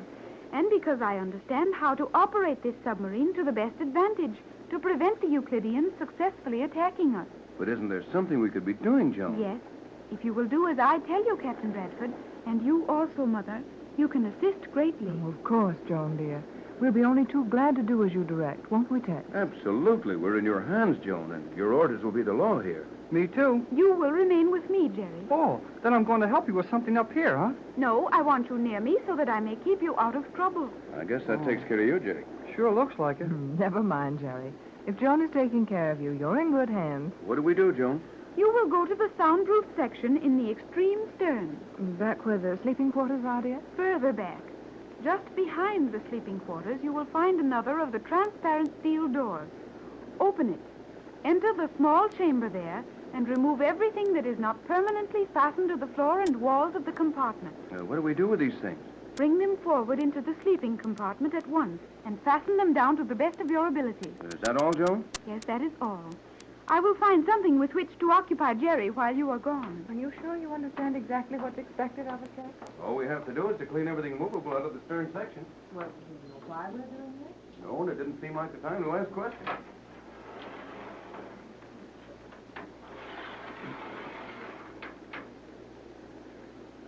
Well? Yes? Huh? What? What do I do? Listen. Listen? Yes, listen attentively. Okay. I don't hear anything. I did not mean for you to listen to sounds in general. I'm not. I'm listening to the absence of sound in general. My meaning was quite clear, Jerry. You are to listen to what I have to say. Well, guess I can't help myself. Go ahead. We are going to undertake a very dangerous experiment. That won't be anything new for this trip. This will be the first time we have deliberately created a dangerous situation for ourselves. Oh, yeah? I suppose when we stole this submarine, we created a picnic for ourselves. Jerry, if you persist in misunderstanding me, it will be useless to attempt to explain my plan to you. Well, sorry, Joan. Go to it. I am confident that our only immediate danger lies in the possibility of Octavo discovering the musical note which will set up vibrations within the structure of this boat. Vibrations sufficiently strong to shatter it. Yeah, I guess he can do that all right. But I don't see how we're going to know when he's found it until it's too late. We will have to move quite rapidly. You must know that to respond to a note in the musical scale, either the common scale or the wider ranges of sound, the entire construction of an object must be focused at one central point. Oh, I know that. Like the keystone in the arch of a bridge. Exactly. And this submarine will also be found to have a keystone, not placed as one nor appearing as one. But somewhere in everything built by the hand of man, there is one important point, one vital point which will respond to a certain musical note. Now, I understand that. And I understand when old Octavo finds a note that fits this sub, G47 will broadcast that note in our beam, and this boat will fall to pieces. That is the possibility. Uh-huh. Swell idea. And when the sub cracks up, we're left to swim under 1.5 miles of ocean water. You cannot swim under 1.5 miles of water. I know it. That's what's worrying me. If my plan is successful, we will remain within the boat. Well, that won't be much fun after the boat smashes around us. The boat will not, as you say, smash around us. Well, if you can figure how to keep us dry after our boat leaves us on the bottom of the ocean, hurry up and tell me. I asked Mother and Captain Bradford to remove everything from that stern ballast section for a definite reason. Oh, I thought maybe you just wanted to give them something to do. It will also serve that purpose.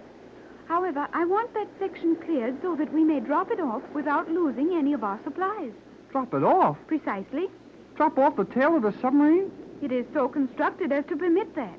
But can we still run it and steer it just as well?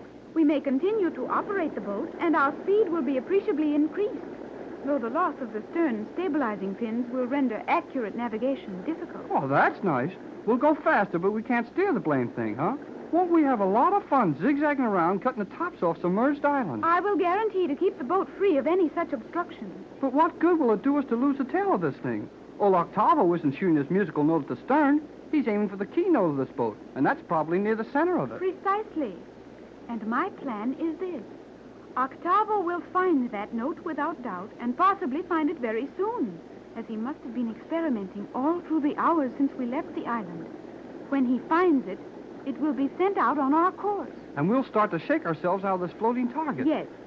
We will feel the vibrations before they cause any appreciable damage. And the instant we are conscious of the action of the musical beam, I will pull this lever. That will drop the stern section off, and we will be safe. Well, maybe you can see it. You should see it also. It is very simple. Okay, I'm simple then, but I still don't see it. By dropping that section, we change the entire construction of this boat. We change the Newtonian base. The what? The Newtonian base. Have you never heard of that? Oh, afraid not. Jerry, is it possible that in your world a young man may reach the age of 16 without learning of Sir Isaac Newton? Oh, sure, I know all about Newton. He used to sleep under apple trees. One day an apple fell on his head and he figured out the law of gravity. The story of the apple is probably fallacious. However, it is Newton's law to which I refer. The Newtonian base is the center of gravity. Oh, all right. We'll argue about that some other time. I know what you mean, anyhow. When you drop off the tail section, you change the center of gravity of this boat, and that changes the musical note which will wreck the boat. That is a crude explanation, but if you understand it, that will suffice. Well, go on. When you change the center of gravity, you mix old Octavo all up.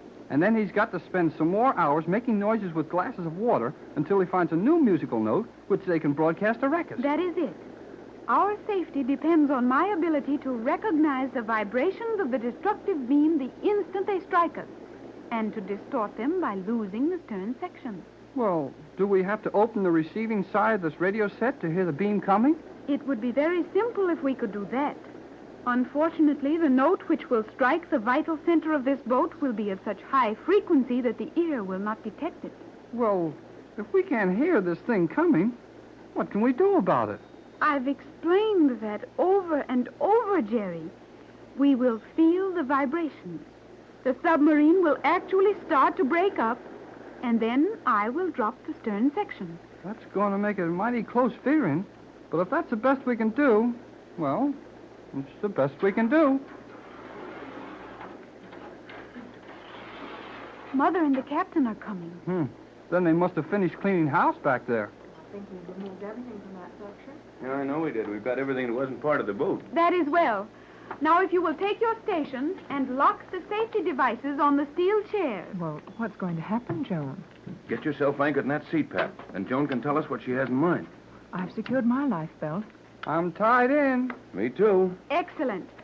Now, as I have explained to Jerry, we may expect an attempt to destroy this submarine any moment, any second. And when this attempt is made, the first indication of it will be a series of sharp and violent vibrations. We must be prepared to remain in our places and make no false moves. I will quickly cut off that stern section, thus changing the center of attraction in this boat and saving us from destruction. Oh, we hope. But, Joan, if you are afraid the Euclideans are going to send a destructive radio beam and our safety can be assured by dropping that stern section, why wait until they start sending out this beam? This will be a constant musical note, Mother. And I am basing my plan of escape on the belief that Octavo is working to find the note which will destroy this boat as it now stands. If we were to change our structure before he strikes, he would know it instantly and would set about making ready to attack us as a smaller unit. Well, that's sensible enough, Joan. Once he has sent out his constant note tuned to this sub, and you have thrown him out of range by dropping that section, he will be forced to start his experiments all over again, giving us at least a few hours in which to run for home. Precisely, Captain. You sure understand it easy enough, Tex. Well, I have studied the destructive power of a musical note. You and I seem to be the only ones completely in the dark on this, Jerry. Sure looks like it, Mrs. Gregory. But if Joan and the captain know everything, we don't have to worry about knowing anything. Silence.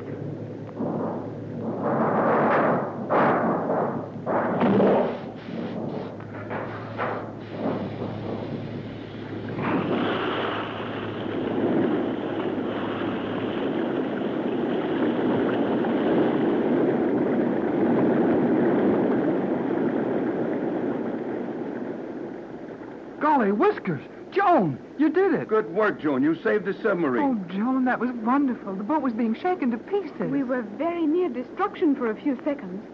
Now we are free. And as it should take Octavo several hours to find a new note for this smaller shell, we will utilize those hours by shooting to the surface and racing for Los Angeles. Well, can you handle the boat now? It will be difficult. Remain strapped in your seats. I will refuel with a double charge. We will travel vertically. You mean you'll shoot this sub straight up through 1.5 miles of water? Precisely.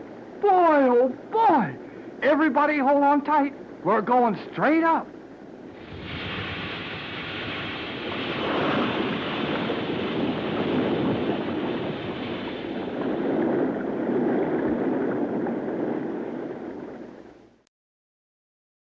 Now the race for freedom is on in earnest. With Joan Gregory at the controls, the stolen Euclidean submarine is driving at full speed for the surface of the ocean.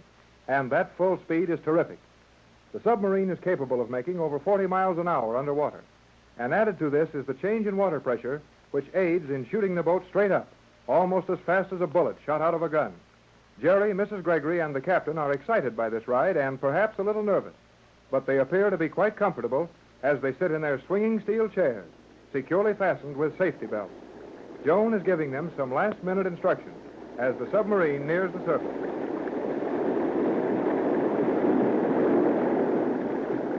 As we prepare to level off near the surface, you will all be subjected to a sudden change of direction and of position. Do not allow yourselves to relax in those chairs. Brace your feet and hands firmly and remain rigidly a part of the structure of this submarine until I order otherwise. Okay, Joan. I'll hang on to everything. Aren't we in danger of bursting out of the water with such a force as to strain this boat to the breaking point? Well, I think so. After all, you can't rush straight up through 9,000 feet of water and shoot out into the air without some action. We will not leave the water entirely. I shall level off at 10 fathoms, and the remaining water will act as a cushion, breaking our rise gradually until we reach 6 fathoms. We will then proceed at that level. Well, the air pressure inside this thing won't change, and if we can keep from getting thrown out of these steel chairs, I guess we'll still be here when we come out on top. We are not coming out on top, and you know it. Jerry meant when we level off, Joan. We have no time for further discussion now. We are nearly to 10 fathoms. Hold your station. Brace yourselves well, and do not move until I give you permission. Aye, aye, Skipper.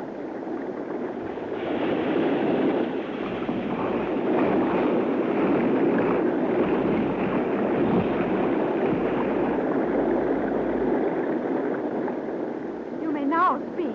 I don't think I can speak. You just did, Jerry. Oh, then I can. Well, Jerry, I too am surprised to learn that I can. That was about the wildest bit of sailing I've ever gone through. Are we safely leveled off at 6 fathoms now? We are, and proceeding along our course to Los Angeles. Hey, we're not riding any too well. That's to be expected, isn't it, Joan, with that stern section off? Yes, Captain Bradford. Our sailing will be very rough at all times now.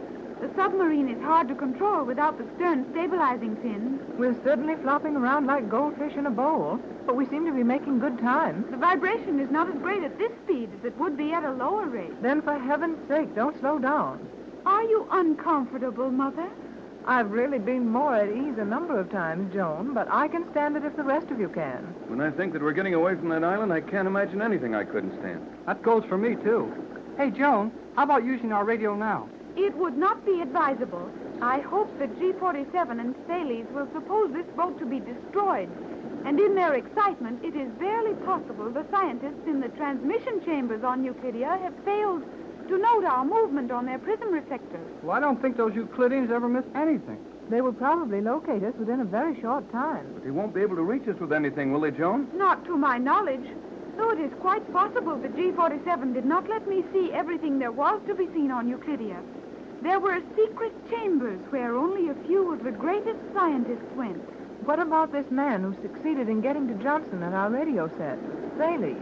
What would he be doing in America? Acting as a Euclidean spy and learning what new developments in science were being used. Would he be in constant communication with the island? To be sure he would. But how could he send messages to them?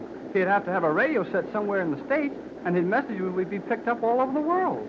He would be operating on a frequency which no worldly station could pick up, as you call it, Jerry. Is that going on all the time, all over the world? Euclidia has many agents, that I know, and their reports come in a constant stream to the island.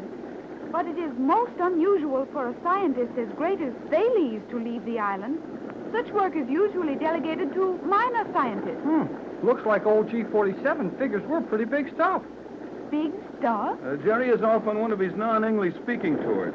But he meant that we must be important enemies if Thales would personally set about to make trouble for us. What do you suppose he could have done to Johnson? Probably nothing at all. Certainly he will not have harmed him. What makes you so sure of that? Thales would know of some way to keep Mr. Johnson quiet for some time without hurting him. It is a strict policy with G-47 to have his agents refrain from creating disturbances. Well, I'll bet he didn't take that radio set away from Johnson without creating something. I saw Johnson once myself, and he's a pretty husky-looking fellow. I think you'll find you're mistaken this time, Joan. In what way, Mother? Johnson would protect us with his life if necessary, and he would have to put up a struggle before turning that radio set over to an agent of Euclidia. That's right, Joan.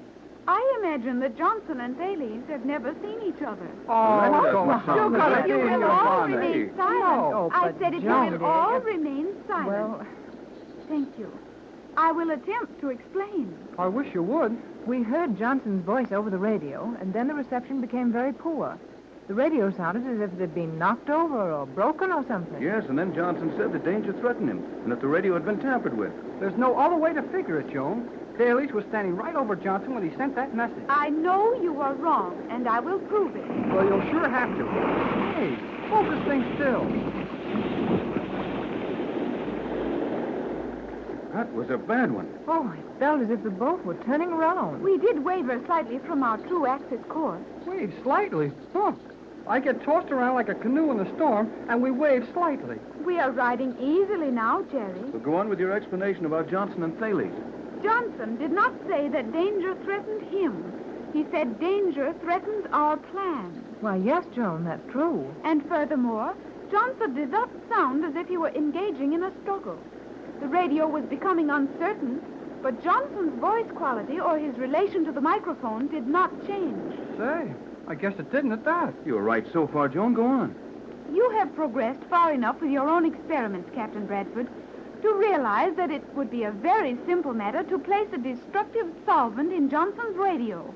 A solvent which would be released and flow through the set, quickly ruining it. Yes, that wouldn't be hard. And a clever man could find a chance to get into the radio room and do that. But if Thales wasn't there with Johnson, how could he release this solvent just at the right moment to interrupt Johnson's message to us? Yeah, that's what I'd like to know. Why, he might have planted that stuff in the radio hours before it was used. And Johnson could have sent plenty of other messages. Agreed. But I believe that Thales was listening constantly to Johnson's station at his own powerful equipment not far off. And when Johnson was talking to us, Thales allowed him to talk just long enough to trace the beam to our exact location and report that to Euclidia, which would take very few seconds. Then he would cut in on Johnson's wavelength, reverse his powerful beam, and release the destructive material he had placed in your set at Los Angeles. Why, Joan, that's fantastic. Reversing a radio beam to destroy a set? Euclideans have done it often successfully. Boy, that's the best one yet. Yes, but it's also one of the easiest ones to perform. Don't forget that explosives are set off by radio in daily experiments all over the world. I'm not questioning the Euclideans' ability to do this, but we've had so many of these experiences that it seems almost more than a person can stand. Oh, cheer up, Mrs. Gregory. We'll catch this fellow Thales when we get back home. What is the population of Los Angeles? Well, with Hollywood and the suburban communities, it's roughly 2 million. Then your chances of laying hands on Thales are 1 in 2 million, if he is in Los Angeles. You know, there must be plenty of easy jobs in this world. Why do we always pick all the hard ones? I like hard jobs, Jerry. They're the most interesting. And after you make good on something difficult, you may honestly feel that you've really accomplished something. Yes, and we've sure done that. Only a few short weeks ago, we left Los Angeles in search of Joan. And now Joan is skippering us back at the controls of a Stoughton Euclidean submarine. This will be considered an important adventure in your world, then? It better be. I want to see my picture on page 1 of every newspaper in the country. I'm sure you'll get your wish, Jerry. But when your picture has been on page 1 as many times as mine, you'll get a little tired of it. They'll be taking your picture also, Joan. I should like that. I have never seen my picture. Of course you have, dear. Don't you remember the picture I showed you the day I found you? But I was only a year old when that picture was taken. I am now 15 years.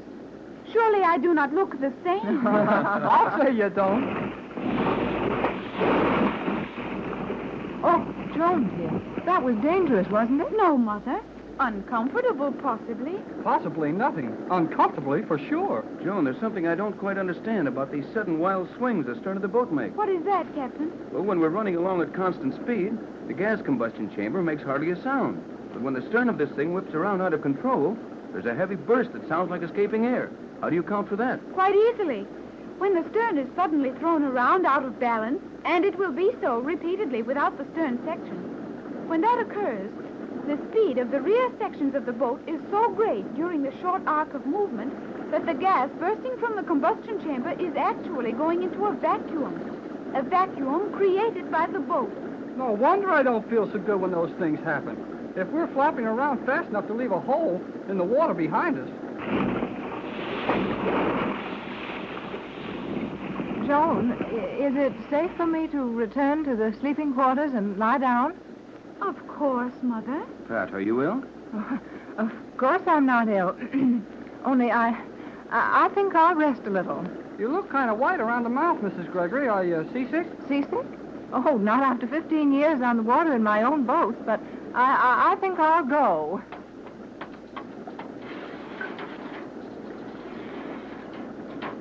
What is the matter with Mother? She is seasick, Joan, though she wouldn't admit it for the world. What is seasick? Well, it's something that happens to a lot of people on the water, but, well, it never happened to me. Oh! What's the matter, Jerry? Well, I think I'll take a little rest, if you don't need me right here now. Poor Jerry. This is the first time I've ever seen him act like that. Well, Joan, it looks as if you and I are the only 2 real sailors on this submarine. But it is so foolish to act as Mother and Jerry are acting. Captain, is there a mist or a fog in this boat? Why, no, Joan. The air's clear as a bell in here. That is strange. My vision is impaired. I have never felt just like this before. What could be the matter with me? Well, I could tell you, Joan, but I'll let you guess. That leaves one good sailor. Joan, you better go back with the others and lie down. If I should happen to find that I'm no stronger than the rest of you, I don't want anyone here to laugh at me.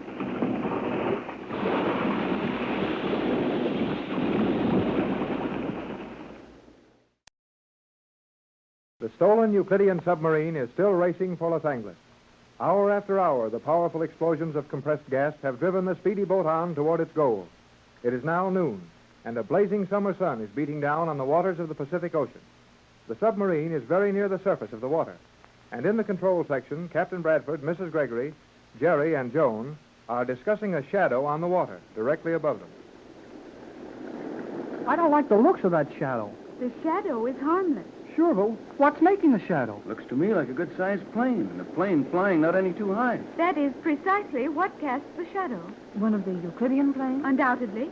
That is one of the planes from the island, and the pilot is very carefully keeping his shadow directly over us at all times. Oh, then maybe that shadow can hurt us. Now, Jerry, you've been around that magic island so long, you're imagining things. Well, what's that shadow doing there, then, if it's not for our benefit? The shadow is probably kept over us for a definite reason. The pilot of the Euclidean plane knows that while we are conscious of his proximity, we are less likely to attempt communication with the shore. But we'll have to communicate with the shore in a few hours now, won't we? It is quite possible we will attempt to land without any communication to the shore. But, Joan, we've told you that it's out of the question. You simply can't land a strange submarine, particularly one carrying as many unique weapons as this one, without getting yourself thoroughly put in jail. And they'll do it, too. I think we ought to let them know we're coming. Well, I don't. We'd never get anything accomplished if the waterfront found out what was going on. We are now passing Point Loma. Point Loma? Just off San Diego? So soon, Joan? We are making good speed, Captain Bradford. We will reach Los Angeles Harbor in slightly more than 2 hours. Gee whiz. Point Loma. I wish the Coast Guard over there in San Diego knew what was going on. Boy, what they wouldn't do to that plane over us. The thought makes it seem almost worthwhile to try letting them know we're out here. Too risky, Pat. Though it would seem mighty good to know those Coast Guard boys were rolling that big plane of theirs down the ramp. I think it would be foolish. We must proceed to Los Angeles at once. Couldn't we go up on the surface just long enough to open the observation hatch and take a look at the shoreline? Homesick, Jerry? Well, maybe I am. A little. What is homesick? Don't you feel homesick for the Magic Island, Joe? I do not know what homesick is, so I cannot tell whether I feel it or not. But I do not feel at all ill, so I presume I do not feel homesick. Gee, that's funny. She don't even know what homesick is. I'm not sure that it's very funny, Jerry. Think of not having any place you cared enough for to be homesick. Gosh, that wouldn't be so good. What is homesick? Homesickness, my dear, is the lost, lonesome feeling a person gets when he's been too long away from his home and his loved ones. Then why should I be homesick? I like very much to be here with all of you, and you have told me that my home is with you, Mother. How can I be homesick when I am going toward my home? Well, that's a good way to figure it, Joe. But I'm afraid most of us would have a little more trouble than that trying to talk ourselves out of a spell of homesickness. Well, it won't be long now. We'll soon be outside harbor at Los Angeles. And that will mean we'll soon be in great danger. I agree with you, Pat. I think it's time we made our plans. We are in danger now, constant danger, and planning is useless until we are familiar with conditions at Los Angeles. Hey, what is it, Jerry? I just thought of something. Something important to this landing of ours? I think it is. Then let us hear it. That Euclidean plane flying around up there. He's not going to do anything to us. Maybe not, but there's something mighty mysterious about that plane. Well, in what way, Jerry? Well, how does he get by with flying along at that altitude? He can't be more than 1,000 feet above the water. You know, plenty of people can see him from land, and they can tell that it isn't no ordinary plane. Not only that, but we've passed under 2 big squadrons of Navy planes, and they couldn't help but see him. Why, you're right, Jerry. And surely anyone flying near that plane and seeing how it was made would be curious about it. I think the plane has not been seen. Why, it must have been seen, Joe. Jerry's given you good reasons why it couldn't miss being seen. The plane is probably invisible. Invisible? Now, Joan, your voice was as loud as any other in telling us that there isn't any magic on Euclidia. And an invisible plane sounds like magic to me. Me, too. You found the magic island invisible, didn't you? Huh? Well, yes, we did. That is, it was invisible to our eyes, simply because it was surrounded with that bank of artificial fog. Exactly. And if we were on the surface, we could look up and see a large gray cloud flying steadily along over us. That Euclidean plane is hidden in a cloud? An artificial cloud generated by the plane and thrown out around it? Precisely. Every time I learn one more of the things those Euclideans can do, I wonder a little more just how we're going to come out when we really mix with them. Well, it won't be easy, Jerry. I'll say it won't. But even though the plane is invisible for all practical purposes, it does cast a shadow. Surely someone must have seen shadow on the water. If it was seen from another plane, the pilot might think it was the shadow from his own. And a boat would not notice it unless the shadow passed directly over the boat.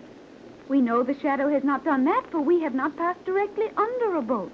Then, barring some unusual and unlikely accident, that plane will have no trouble following us right into the harbor. It looks that way, Pat. Boy, there'd sure be something doing inside that plane if another pilot took a notion to fly through there. That would be unfortunate. At least that, my dear. I think we'd better stop speculating as to what might happen to somebody else if they flew into a cloud and start figuring what's liable to happen to us when we get into port. Well, we can't figure anything until we get there, can we? That is correct, Jerry. Planning would be useless without knowledge of local conditions at our destination. But how are we going to land, Joan? I have told you, Mother.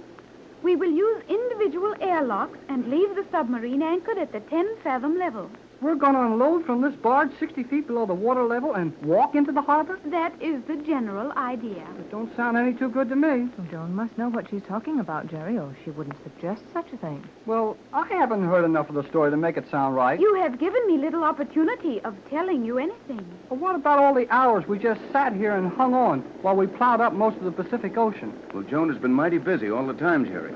Don't forget that she's the only one who really understands this submarine.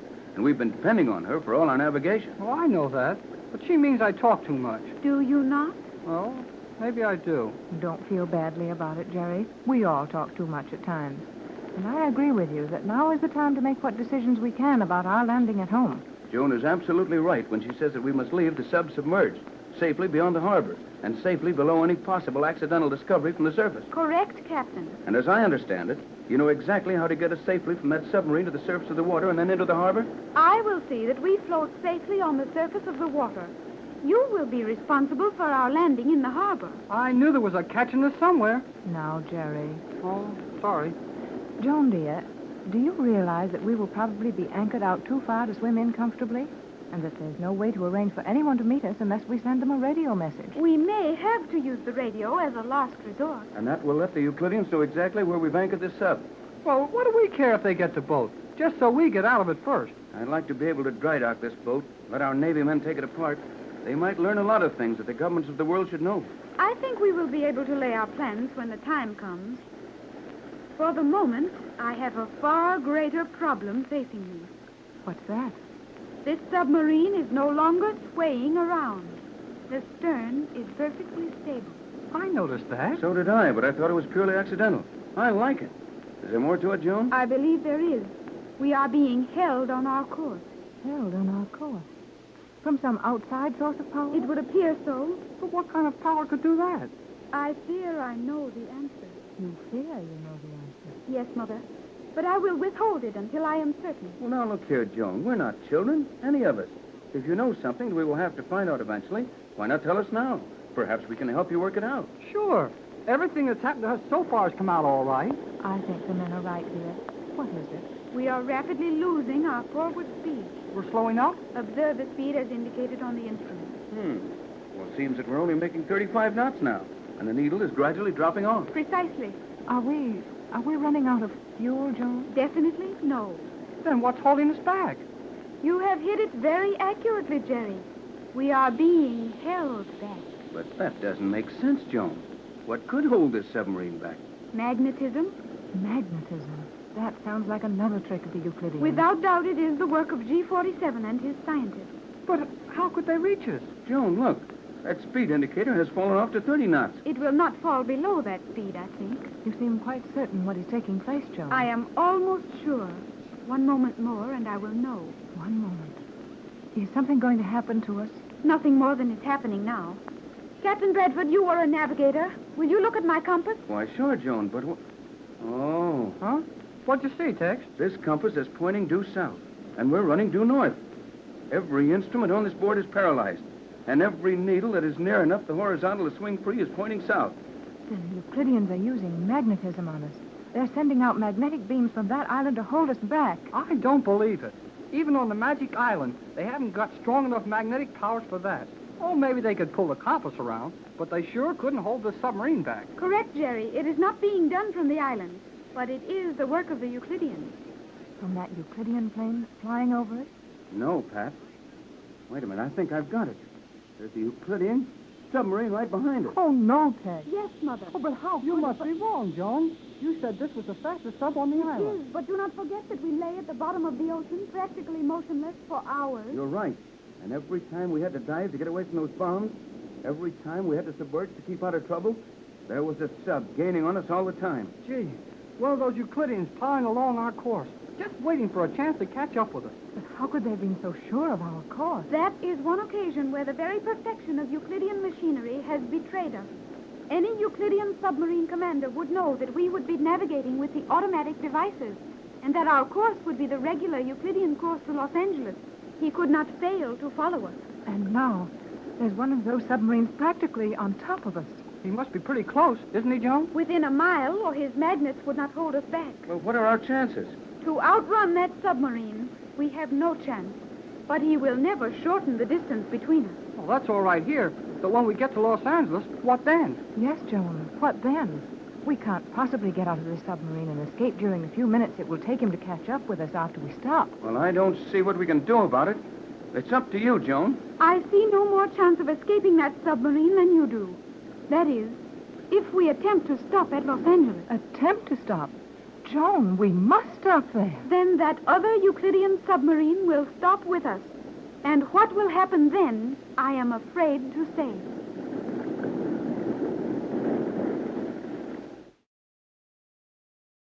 The Euclidean submarine carrying Mrs. Gregory, Tex Bradford, Jerry, and Joan is within 100 miles of Los Angeles. Less than 100 miles from home, and a new danger threatens them. They are losing speed. Joan has figured out that another submarine directly behind them is holding them back with magnets. This makes the end of their journey more hopeless than the beginning, as it would certainly be too bad if the Euclideans captured Mrs. Gregory and her party so near home. Jerry and Joan, the captain, and Mrs. Gregory are in the central control section of the submarine, watching the speed indicator. Well, I guess you're right, Joan. We can't make over 30 knots anymore. I know I am right. But are you sure it's another submarine that's holding us back, Joan? Well, we're certainly being held back. I don't know what else it could be. It is another Euclidean submarine. And as all other boats are much slower than this one, it must be well commanded. Hey, Joan, our girlfriend. Girlfriend? Yeah, you know. That Euclidean girl submarine commander? I think not. But it might be, dear. You said she was the finest submarine commander on the Magic Island. Yes, and they'd send their best out on a job like this, wouldn't they? Yes, except for the fact that the commander who befriended us may be under suspicion. You mean suspicion of having helped us? Exactly. Gee, I'm sorry for her if old G47 got any idea she'd try to help us a little. Is there any way of finding out who is in command of that submarine? Only radio communication, Mother, and it would do us no good. No, nothing to be gained there. Unless we could find out how many of their scientists are on board. You mean so we could have a better idea of what we're going to be up against when we get to Los Angeles? Well, something like that, Jerry.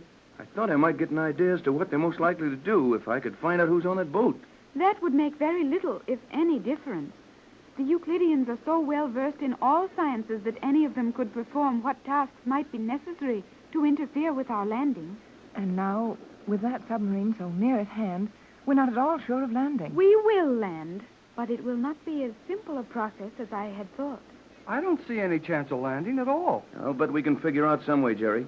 We haven't come over 4,000 miles in this submarine to give up that easy when we get to the end of our trip. I don't see any hope of doing anything. We will think of some plan before we approach the harbor. But those men, or whoever is back there in that other submarine, aren't just sitting around idly. They're planning, too. Naturally. But we have an advantage over them. I can't see it. We may plan to do as we please, and may execute our plans on the spur of the moment. Our pursuers will find it necessary to forestall our plans, and that is most difficult. You're right there, Joan. It's always a lot easier to think when your whole job is getting away from something than when you have to figure what the other fellow's going to do and stop you. But if that submarine behind us can follow us right into the harbor by simply hanging onto us with magnets, we haven't even room for a plan. You must not be too sure of that, Mother. Isn't there some way we can lose that guy back there? Not as long as his current holds out. I have one possible way to halt the progress of that boat.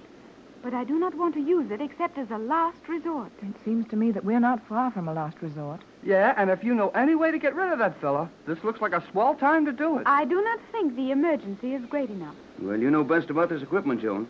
But I'd say we didn't have any great amount of time to waste. We're nearly to Los Angeles, Joan.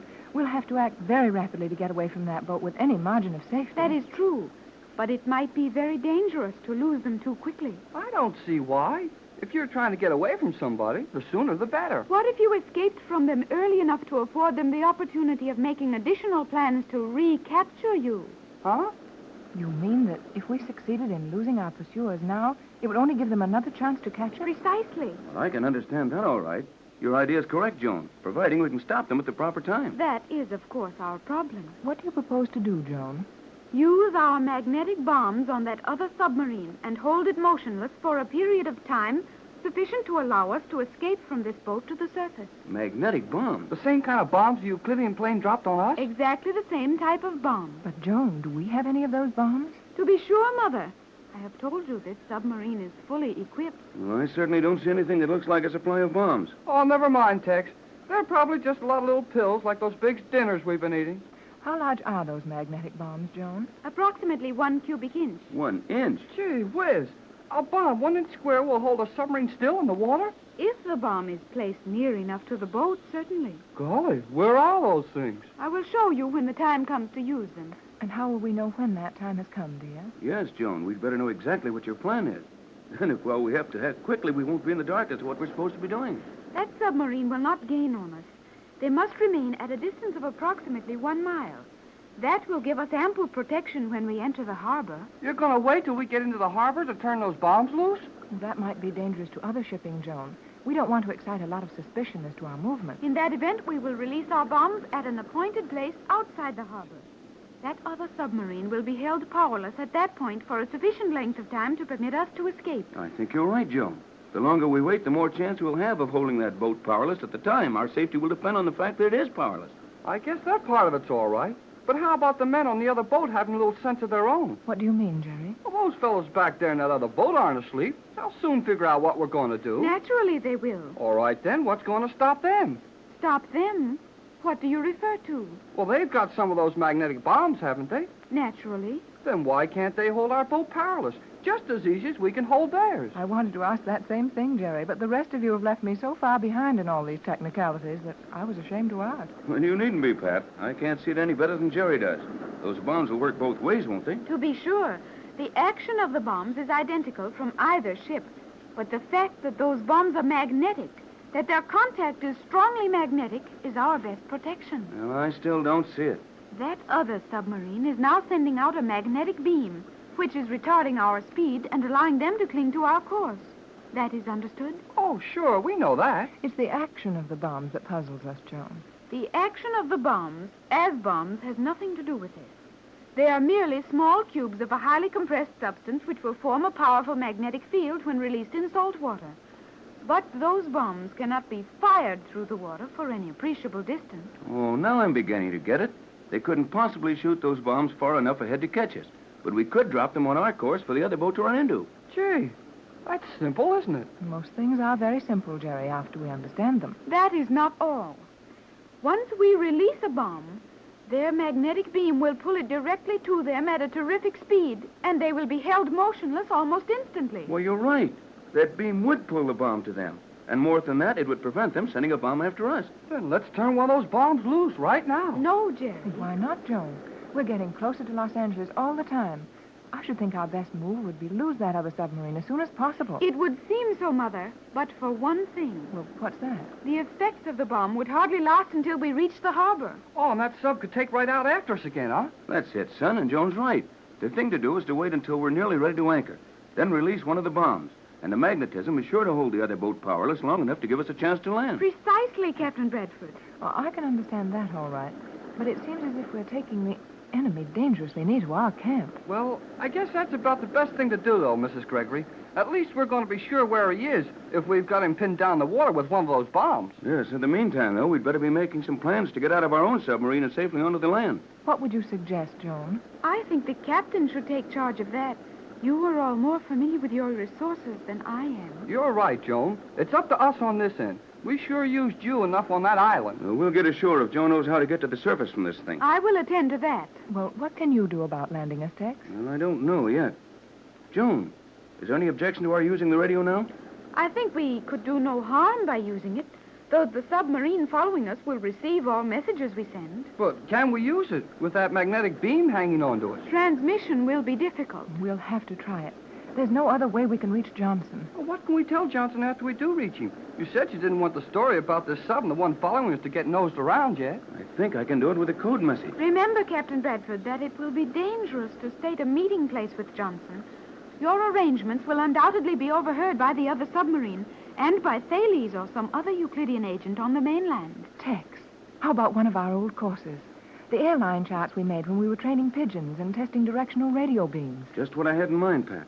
You mean Johnson knows those courses so well, you wouldn't have to give out any information to tell him where to meet us? Right, Jerry. That would be the solution to our problem. How far out do you think we should anchor, John? At least 5 miles. Boy, that's a long swim. You're not going to swim, and you know it, Jerry. Oh, I hope not. But maybe there's something I thought of the rest of you forgot all about. What's that, son? Well, we're going to have to toss magnetic bombs around outside the harbor to hold this other boat still, aren't we? I know of no other way to ensure our safety. Then it looks to me like we're going to get caught by that same magnetism when a rescue boat comes out to meet us. Tex, Jerry's right. That had occurred to me. It occurred to me, too, and I think I know the answer. What, Tex? We'll tell Johnson to bring out a sailboat and to leave everything metallic off of it. Is it possible to get that information to Mr. Johnson without informing the scientists in the other submarine of your plan? We'll have to try it, Joan. We haven't many choices left. Hey, Joan, is it all right to use the radio now? I will make the necessary adjustments and use a narrow directional beam. If your code is difficult enough, Captain, we may have a period of comparative safety while the Euclideans decipher it, though they are masters of that art also. Those guys didn't miss a thing, did they? Well, this code is really so simple that it isn't a code at all, just a prearranged set of signals. I doubt if anyone could ever figure them out. That is well. Is the radio ready now, Joan? The transmission beam is set on 3 meters. You may proceed. J24Y to J12C. J24Y to J12C. J24Y to J12C. I hope we can raise Johnson quickly. Oh, he might be taking time out for something to eat. I would not be too impatient about your arrangements. Why not? It is daylight now. We may find it advisable to cruise outside the harbor until after dark. By George, Joan, you're right. It would be a lot more simple for Johnson to pick us up safely after dark. But if we cruise around waiting for darkness, what is to prevent that other submarine sending radio messages to Thales and interfering with our plans? Yeah. Say, that wouldn't be so good. They will not be able to use their radio from the other boat and hold us with their magnetic beam at the same time. It is possible for them to receive, but not to transmit messages. Good. We'll get out of this yet. J24Y to J12C. J24Y to J12C. Say, Joan, were we discussing our plans with this microphone open? No, Captain. I have kept it closed except for your actual signals to Johnson. You sure think of everything, Joan. Now, everybody keep quiet, and I'll settle down to a long session of trying to raise Johnson. J24Y to J12C. J24Y to J12C. J24Y. The Euclidean submarine with Captain Bradford, Mrs. Gregory, and Jerry and Joan on board is nearly into the channel off Los Angeles Harbor. The time is late afternoon. Captain Bradford is working frantically to get a radio message to Johnson at their home radio station. The other Euclidean submarine hangs on close behind them, holding back the faster boat and maintaining their own position by means of a magnetic beam. Joan stands ready to handle any emergency that may arise, and the captain continues to call the Gregory home station. J12C. J24Y. J12C. Hello, J12C. Hello, Johnson. J24Y to J12C. Hello, J12C. Come in, J12C. Hello. Well, that seems to be that. Oh, it doesn't look very good, does it, Tex? Not yet. We'll have to raise Johnson soon, or we'll be in the harbor and that other boat right with us. But we don't dare go in the harbor with our other boat after us. No, Jerry. We can't go into the harbor with this submarine, much less with another following. I think we may safely avoid that. How? Simply by cruising around near the harbor until you locate Johnson. It's about all we can do. Have we plenty of fuel for that, Joan? We have more than enough fuel to cruise all night at this speed. Well, it'd be better for us after dark and better for Johnson to try to rescue us. Yes, if we can raise him at all. I think you are too impatient, Captain Bradford. Joan, dear, Tex has been trying for nearly an hour and not a sound from Johnson. That is easily explained, is it not? When we last heard from Johnson, he warned us that his plans were in danger. And almost simultaneously, we heard the voice of Thales, chief electrician of Euclidia. Then, no more of Johnson. That's what I'm worrying about. What did that fellow Thales do to Johnson?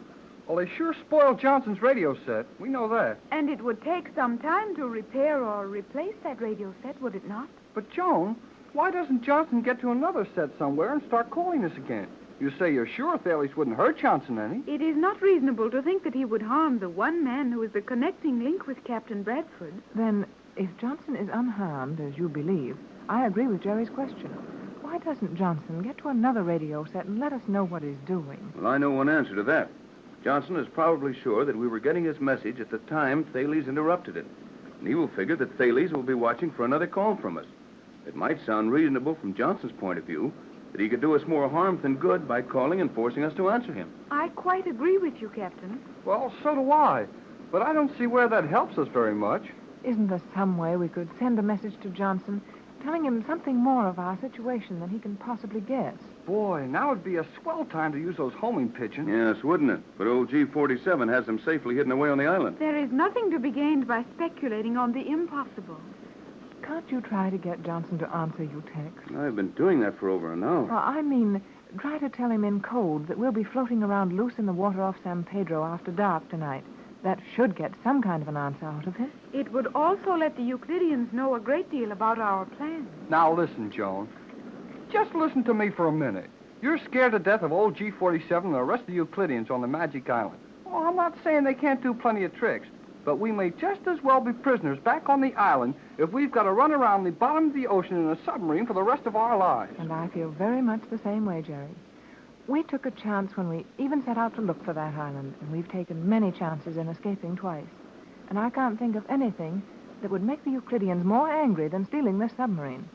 Well, after we've gone that far, and now that we're within an hour's run of Los Angeles, I think it's time to take one more big chance and tell Johnson to answer us. Well, you were the boss, Pat. This was your party when we started out. You believed you'd find Joan, and you were right in that. You think this is the time to press our luck? Here we go. I am heartily in accord with your wishes. I will operate the microphone and the directional beam for you, Captain. All right, I'll try Wilmington. Will you set your beam, Joan? I'm doing so now. I wish just once we could ask you to do something and you'd not find you already having it half done. On Euclidia, we are taught to think very rapidly. Well, don't forget it. It might come in mighty handy before this night's over. Captain Bradford. Yes, Joan? Before you make another attempt to contact Johnson, I should like to make a suggestion. Go to it. We will use our magnetic bombs to hold the other submarine powerless while we escape from this one. Yes, we understand that, Joan. Then it is absolutely necessary that Johnson come out to rescue us in a boat made entirely of non-metallic materials. That's right. And if he doesn't, well, he'll get magnetized along with the rest of us, and he'll be in it just as bad as we are. But, Joan, you said that the magnetic beam from the other submarine would draw the bombs to them, and that we wouldn't be affected by them. That is true. We will not be affected by magnets from the other submarine. Then where can the magnetism come from that would harm Johnson's boat? You have forgotten the plane flying over us. Golly whiskers. Oh, Tex, that plane. I sure forgot it for the minute. But we don't see the shadow on the water now. Oh, are you sure it's still following us? Positive. I don't see the shadow. The sun is now much lower. The plane is undoubtedly directly over us, but its shadow is a great distance, probably several hundred feet ahead of us. You think the plane is still right over us? You may believe that I know that, Captain. The Euclidean plane is directly over us. But he can't see us in the water, can he? Easily. His prism reflectors will pierce a far greater depth of water than we now maintain. That's not so good. He can always drop some of those magnetic bombs and anchor any boat Johnson brings out, even a wooden one with a small motor. Precisely. But after dark, what good will his reflectors do then? Then he will depend on his magnetic compass. The beam from the submarine holding fast astern of this boat naturally ends at this boat. Even an ordinary compass in an ordinary airplane would show whether the pilot was over the end of that beam. Then that plane will be flying over us, even when Johnson comes out to rescue us tonight. Afraid so, Pat. But what will he do to us? We will come to no harm if we escape the magnetism. I have explained that violence has no place with the Euclideans. Oh, I hope you're right. Me too. Well, right or wrong, we're going to have to take a chance on it. Now, everybody keep quiet. I'll see what I can do with this radio. Ready, Joan? 3 meters. 3 meters. Ready, Captain. J24Y to J12C.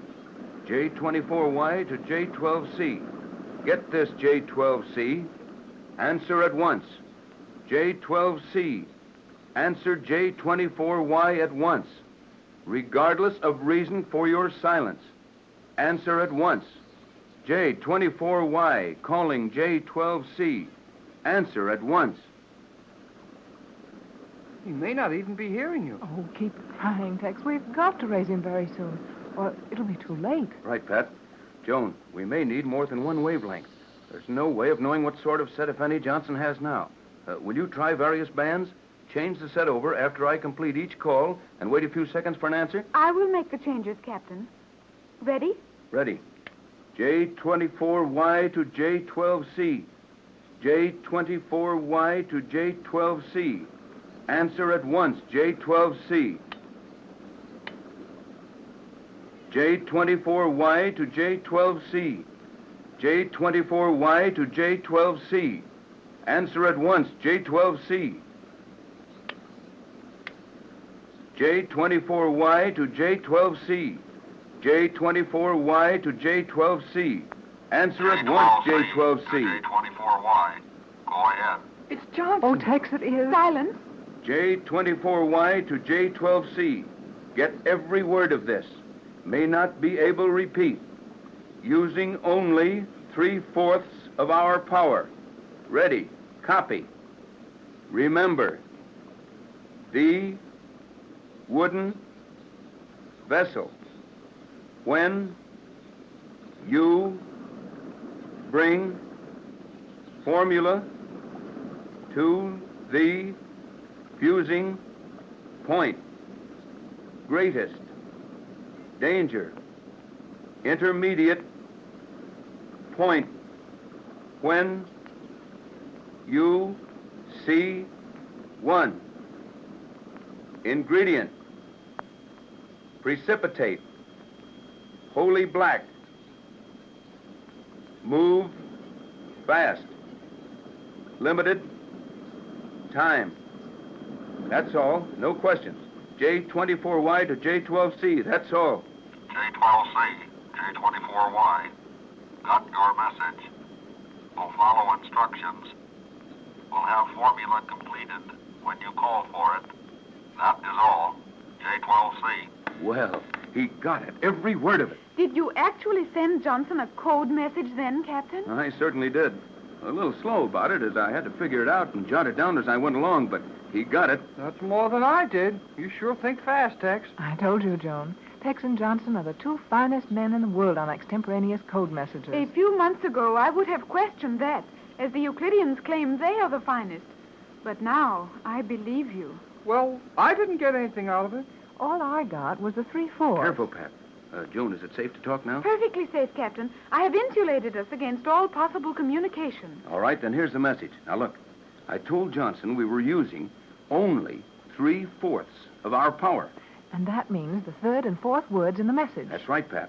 You're not so slow yourself. And here's the message. Now, I'll read it all. Then just the 3rd and 4th words.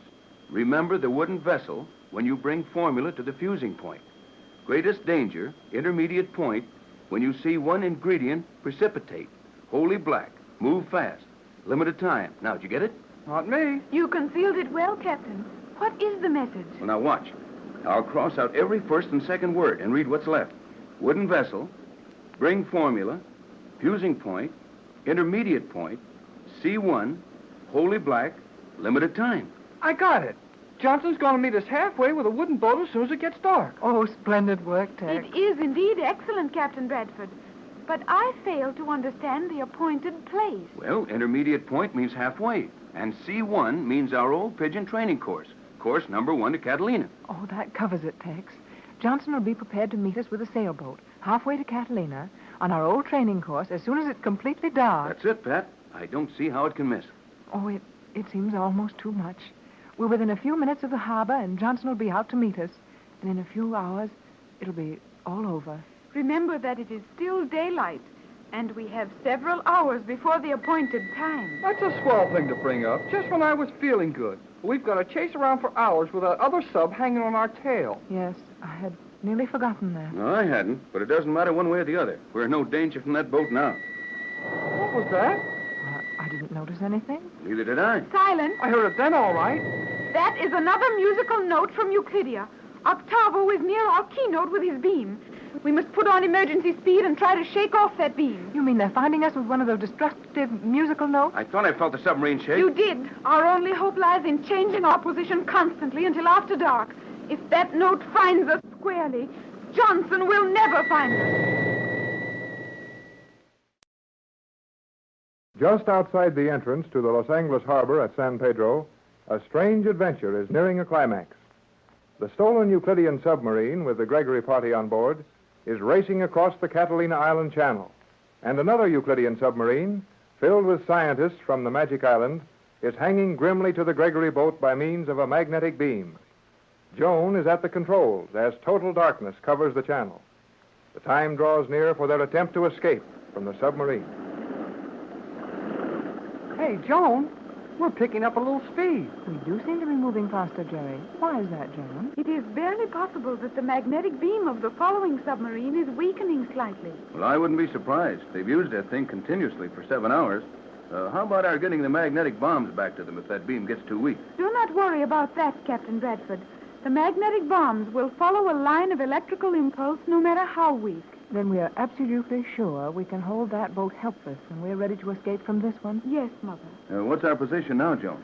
We are nearly to the point you have established for Johnson to meet us with his sailboat, Captain. How near? We will reach the midway point between the breakwater and Catalina Island in less than 120 seconds. 2 minutes? Boy, let's do something about getting ready. Yes, Joan, you haven't explained those escape chambers we're going to use. The explanation is very simple. Jerry, will you please open one of those 4 large cylinders just forward of this compartment? You mean we're going to get inside those little tanks? Precisely. The covers are not locked. They will swing open easily. Oh, okay, if you say so.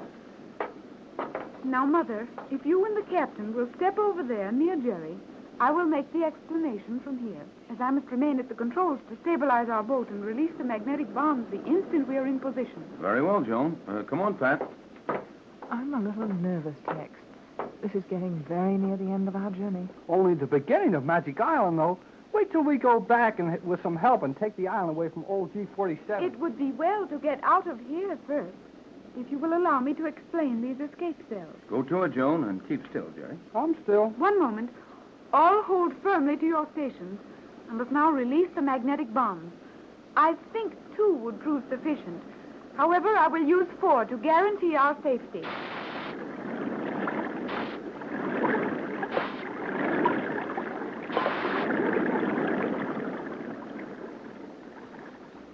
Is that all there is to it, Joan? That is all. The bombs have been released. In a few seconds, that magnetic beam will be broken. Then we can make our escape from this boat.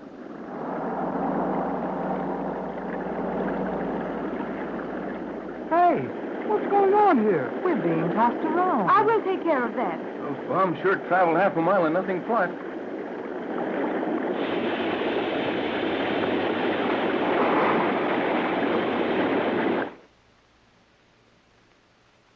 Gee, did you ever hear so much quiet so quick? You cannot hear quiet, Jerry. Maybe not, Joan, but that silence was certainly sudden. What happened, Joan, dear? The moment we were released from that magnetic beam, our submarine started to spurt forward, and not wishing to run beyond the position of our meeting with Johnson's surface boat, I used all reverse jets. We are now stationary and will remain stabilized at this point. Is Johnson due over us now? Right this minute. Well, then let's hurry and get up to him. I'd like to try being on top of the water for a while. I will now explain the escape cells.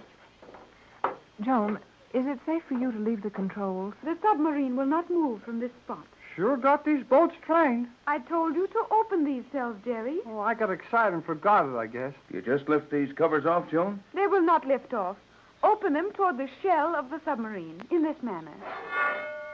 Each of you open your own. There's mine. Mine's open. And there is mine. Now we will need to work very rapidly. No one knows how great a margin of time we may have before the Euclideans find a way to interfere.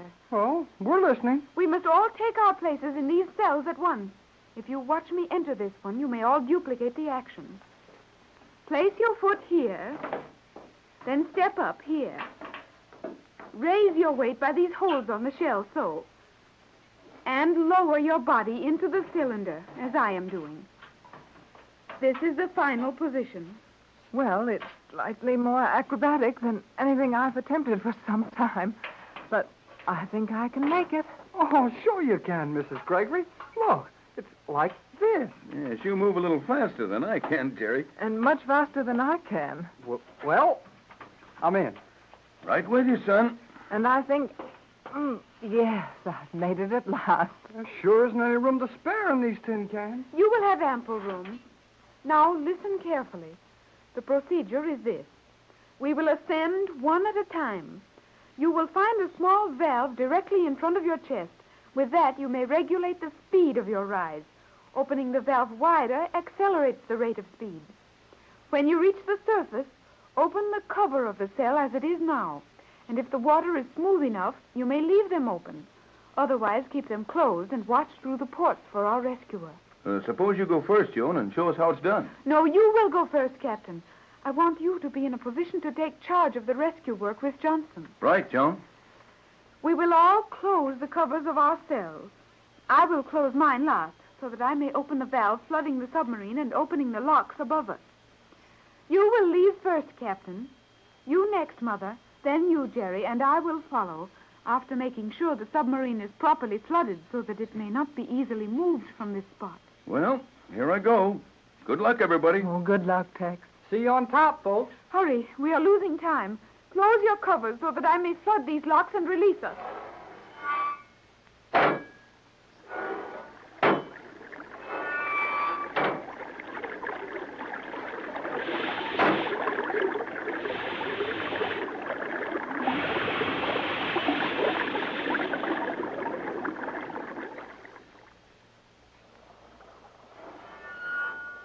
Well, water's smooth anyway.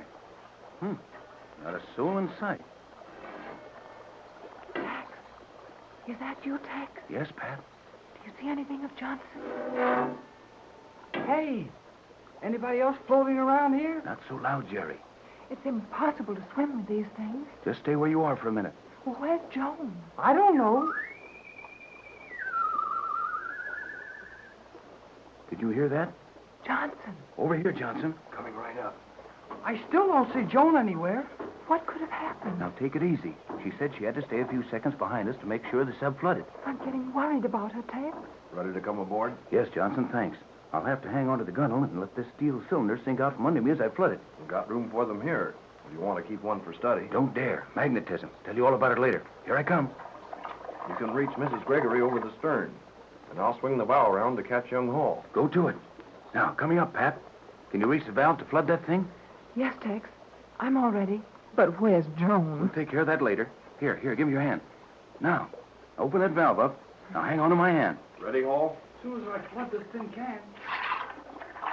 Oh, Tex. Back on a real wooden boat at last. And in our own friendly waters. You're all set now, Pat. But, Tex, where's Joan?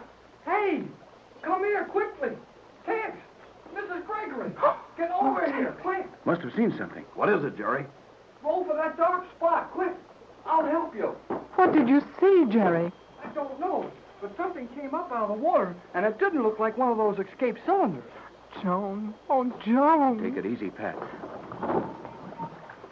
Here I am. Where is Joan? And she's all right. Oh, sure she's all right.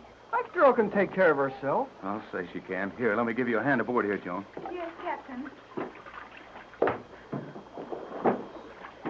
You're not hurt, are you, Joan? No, dear? Mother. I'm not hurt.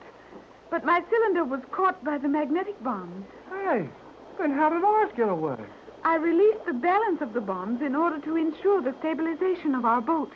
And the magnetic force spread more rapidly than I had counted on. It nearly stopped me. And you mean to say you had to get out of that cylinder underwater and come up without it? To be sure I did. Well, that's a little too close. But we're all here. How about getting back home, Johnson? Oh, I think we can make about 6 knots in this breeze with nothing but sail. Well, get it on as fast as you can. Come on, Jerry. I can use you. No room for a crew on this small boat. Tex, do you think we'll make it to shore? Well, if Joan's right about how long those magnetic bombs will hold that other boat powerless, I don't see how we can be stopped. That other boat will be stationary for approximately 2 hours, and their radio will be paralyzed for an even longer time. That means we can make the shore, Tex. Even at 6 knots, we can make it in 2 hours easily. Looks like we've done all right, Pat. And we owe everything, all of it, to Joan. I did only what I had been trained to do, Captain. That Euclidean training is mighty good, whether we like it or not. It's almost too good. Well, we're on our way to the mainland. We got all the sail up. If you don't mind, I'd like to sit back here and check up on what it's all about, Captain. I can handle the tiller from here. By all means, Johnson. Sit in. Now that we have time for it, a lot of thanks for some fine work all through this. We're more than grateful, Johnson. You've been splendid. It was like the old days with the captain. I enjoyed every minute of it. Though I must admit it did look pretty black there at times. Oh, well, we've been in some mighty tight places since we left you at the same dock we're heading for now. Oh, Johnson. I'm sorry, Joan. Johnson, this is Joan. Well, young lady, I'm certainly glad to meet you. It is a pleasure, Mr. Johnson. I am very happy to meet the man who can make up code messages with the captain extemporaneously and who always has a boat in the right place at the right time. Well, not always, Joan. We came out right this time, and I'm certainly glad your mother found you. Now, if you'll excuse me, I think I'd better take charge and acquaint Johnson with some of the things we're up against and get his story on this Euclidean who located our home radio station. We'll all keep still, Tex. Go ahead. Well, in the first place, Johnson, there's another submarine down there near ours. They hung on to us with a magnetic beam, and Joan paralyzed their boat with magnetic bombs. But that won't last forever. And when they get free, we can look for trouble. Not only that, but some musical genius on the island has figured out how to transmit musical notes which will wreck those boats. He nearly had us a couple of times. Hey, what's that noise? The boat is rocking badly. Feels like we're over a volcano. I know. Octavo has found a musical note. Our submarine is being attacked. Those are the compressed air tanks exploding. We didn't get out of that boat any too soon. Golly, Whiskers!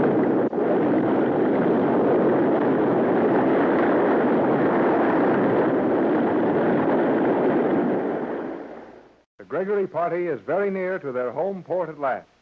Captain Bradford is standing in the bow of the small boat with which Johnson rescued them, talking to Johnson as they thread their way carefully through the small shipping of the outer basin. In the stern, Mrs. Gregory, Joan, and Jerry are talking as the boat glides into the harbor under sail. It is just before midnight of a very dark night. The harbor is unusually quiet as the small boat drifts easily before a 5-mile wind. Oh, but Joan, I don't see how anything can happen to us now. Oh, we're nearly home. We are some few miles from our anchorage, and then a drive by motor of more than 20 miles is there. That's right, Joan. But surely the danger is past now. I am not so sure of that. Oh, forget it, Joan. You act like these Euclideans could do just as they please all over the world. We got away from them, didn't we? We did. Then all their smart science and inventions didn't do them so much good after all. You seem to forget that it was in a Euclidean submarine we made our escape, and our present safety is due to the perfection of Euclidean devices, which made it possible to leave that submarine far below the surface and rise to this boat. Of course you're right, Joan. Euclideans are very clever, but after all, they can't always win. You bet they can't. And 2 hours from now, we'll be safe at Mrs. Gregory's home. I am anxious to see your home, Mother. Your home, Joan, dear. Yeah, and I'd kind of like to see my dad. Gee, you know, we've been going 3 months now, and I haven't had a chance to even send him a postcard. Well, I think you will find that Johnson has kept your father informed of our doings, Jerry. I sure hope Dad doesn't know all that's happened to us, or he'd be plenty worried. There is something very strange to me in that sensation you describe as worry. Until you came to Euclidia, I had never heard the word used. Now I understand what it means, and I am beginning to learn how to worry. Well, why bother to learn to worry? Gosh, most people do plenty of that without even trying to. Joan is struggling to understand our way of living, Jerry. I think I may like it after I'm familiar with it. Oh, Mrs. Gregory. Yes, Jerry? May I take Joan out and show her Hollywood Boulevard right away? Well, hardly tonight, Jerry. It'll be nearly morning by the time we arrive at home. And you must hurry to see your father first. Oh, sure. I meant tomorrow night. Well, we'll see how things work out. What is Hollywood Boulevard, Mother? That's where you see all the moving picture stars. Moving picture stars? Hollywood Boulevard, Joan, dear, is a street that wants a bit of knowing and sometimes a great deal of understanding. But you'll enjoy it as you see it with Jerry. I want to see the ladies' garments in the stores you have told me of, Mother. Now, there's a job for you, Jerry. Take Joan around while she window shops in all the stores. Oh, no, nothing doing. I'm not going to waste a lot of my time standing around while some girl looks at a lot of funny hats and dresses. Well, I'll spare you that. What is window shopping? Gee whiz, Joan. I don't see how you ever got to be 15 years old and not learn anything. Now, Jerry, Joan knows a great many things, even though they do constitute a strange education for our world. Strange is right. Hey, Johnson and Tex are coming back here. Yes, and they appear to be watching something in the sky. Probably that Euclidean plane. Oh, that plane. I had forgotten it. Oh, so had I. But it looks like we're going to get a swell chance to remember. I'd say it was the same plane, but I want to ask Joan. What is it, Captain? Johnson and I just discovered that there's a plane flying around over us. Too dark to see it, and they're not showing any lights. But I thought I heard them cruising around with a very quiet motor some time ago. Oh, but those Euclidean planes don't sound the same as ours, do they, Joan? In this case, they would. In this case? Oh, sure. You don't know these Euclideans like we do. They think nothing of carrying two kinds of engines in a plane. How about that, Joan? This plane is undoubtedly equipped with an ordinary motor, so they will excite no suspicion when heard cruising around over the harbor. Well, I should think the fact that they're running without lights would excite plenty of suspicion. Yes, it will, but no one will know what to do about it. Well, what do you suppose they're flying around over here for? Well, I would say some attempt would be made to prevent our landing. When these fellows make attempts, it's usually a pretty good try. I think we are in no immediate danger. Joan feels that the Euclideans are not going to do us any bodily harm. But we've seen so much of their power that it's rather hard to believe anything particularly nice about them. Well, one thing is certain. With this harbor all full of battleships and a carrier in there with a lot of planes on it, they're certainly not going to resort to any firing or bomb dropping. The Euclideans have many weapons that are practically noiseless. Well, that plane isn't noiseless by a long shot. I can hear it coming back in right now. They will attempt to frighten us, I believe. Well, they won't have to try very hard for me. I scare easy when those Euclideans are around. That plane is coming down awfully fast. Yes, it's coming right over us. Sounds like a power dive. And I'll bet there'll be a bomb at the bottom of it. Oh, what can we do? Nothing. Just sit still and wait for what happens.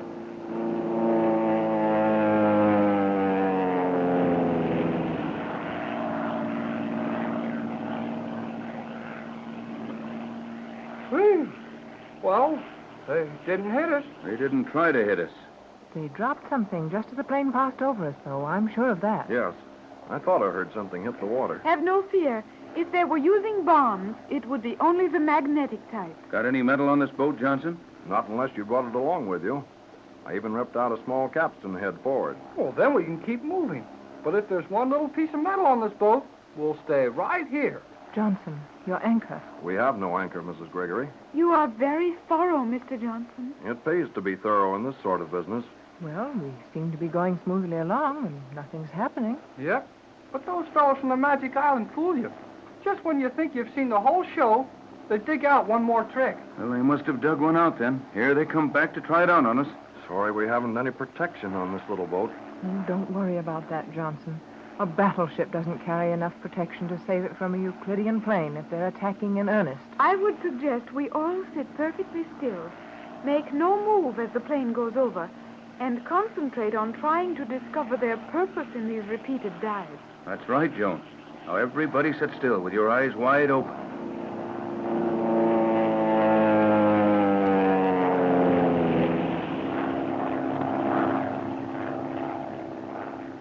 Hey, it's raining. Sure, feels like it. The cooling system in that plane must be leaking. I felt a fine, heavy spray, slightly warm as they passed over it. Well, I'd say that wasn't accidental. They managed to cover us pretty thoroughly with it. And my clothing feels wet all over. Yeah, my sleeves are... Say, well, that's funny. What, Jerry? My sleeves were wet, soaking wet, and now they're dry.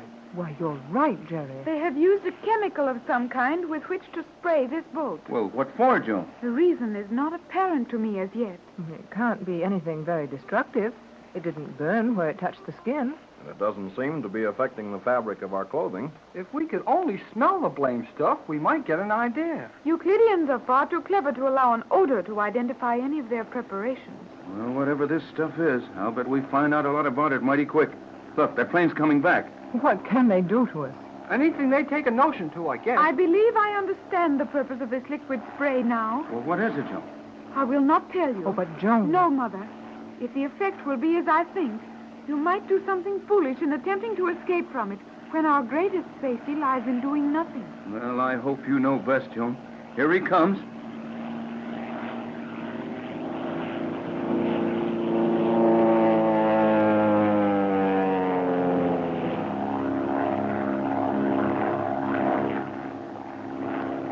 Boy. Oh. Well, whatever you thought it was, Joan, you're wrong. He didn't do a blame thing to us. Have you tried to move your hands? Move our hands? Why, say, what is this? Magnetism again. Tex, I'm absolutely powerless. I can't move at all. They sprayed us with that magnetic paint of theirs. Precisely. And this last time he dropped magnetic bombs all around us. We had plenty of this sort of treatment on that island. Well, tell me, how lasting is the effect? That will depend on how many bombs were dropped in the water near us and what materials the bomb casings are made of. You will observe that the boat is no longer making any progress. Oh, you're right, Joan. We're standing still, except for a little drift with the tide. And we'll stand here until the solution from those bombs becomes so diluted in the water that it won't hold us? Correct, Captain. Well, that won't take long, will it, Joan? I believe the pilot of that plane may have arranged that it will take several hours. Several hours? Why, Joan, dear, that magnetic solution can't possibly stand up in water that long. You would be right, Mother, if the solution was all formed at once. But I imagine some of those bombs were made to float and dissolve at certain intervals, continually generating fresh magnetism on their contact with the salt water. Then, if that's the case, we may be here all night?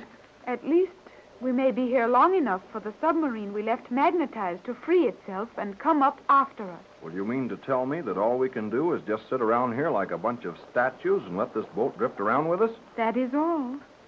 Well, now I'm beginning to understand something of what you've all been through on that island. Oh, we sure had plenty of weird things happen to us. Look, that plane seems to be on his way now. Yes. I can't hear it anymore. He must be going back to Euclidia. I think that is correct. But how do they refuel those things? They don't much.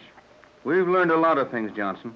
One of them is that we don't know anything about fuel or how to use it. We'll get our hands on all those formulas when we go back to the Magic Island. I'm not at all sure I want to go back, Jerry. Sometimes I feel that Euclidia is a very fascinating place, and at other times I hate it. And just now, I'm not very kindly disposed toward G-47 and his men. Oh, yes, his men. How about this fellow Thales? What did you finally do to get rid of him, Johnson? I've never seen him. Never seen him? No, Mrs. Gregory. Then you were right, Tex. That radio was wrecked by remote control. Johnson, did you find your set burned up or melted down? Both. Some highly caustic chemical was suspended near every vital part of the set. When I used it to warn you, it simply flowed over everything and put the set out of business. But you mean to say, Johnson, you have no idea where Thales is or what he looks like? No, not the slightest. I have seen him on Euclidia. I would recognize him if I saw him again, I believe. I hope you get a chance to point him out to me. Oh, Tex, look. What, Pat? Well, that boat. See that big shadow off the port bow? Gee, it's a great big oil tanker. And he's bearing right down on us. We are helpless. None of us can make a move. They'll never turn that big boat in time. Can't blame them. We haven't any lights, and I painted the sails black so we wouldn't be seen. Tex, he's going to run us down. We'll sure get it in a minute. And we can't swim with this magnetic paint Worse on us. than that, we will sink immediately. He's almost on top of us.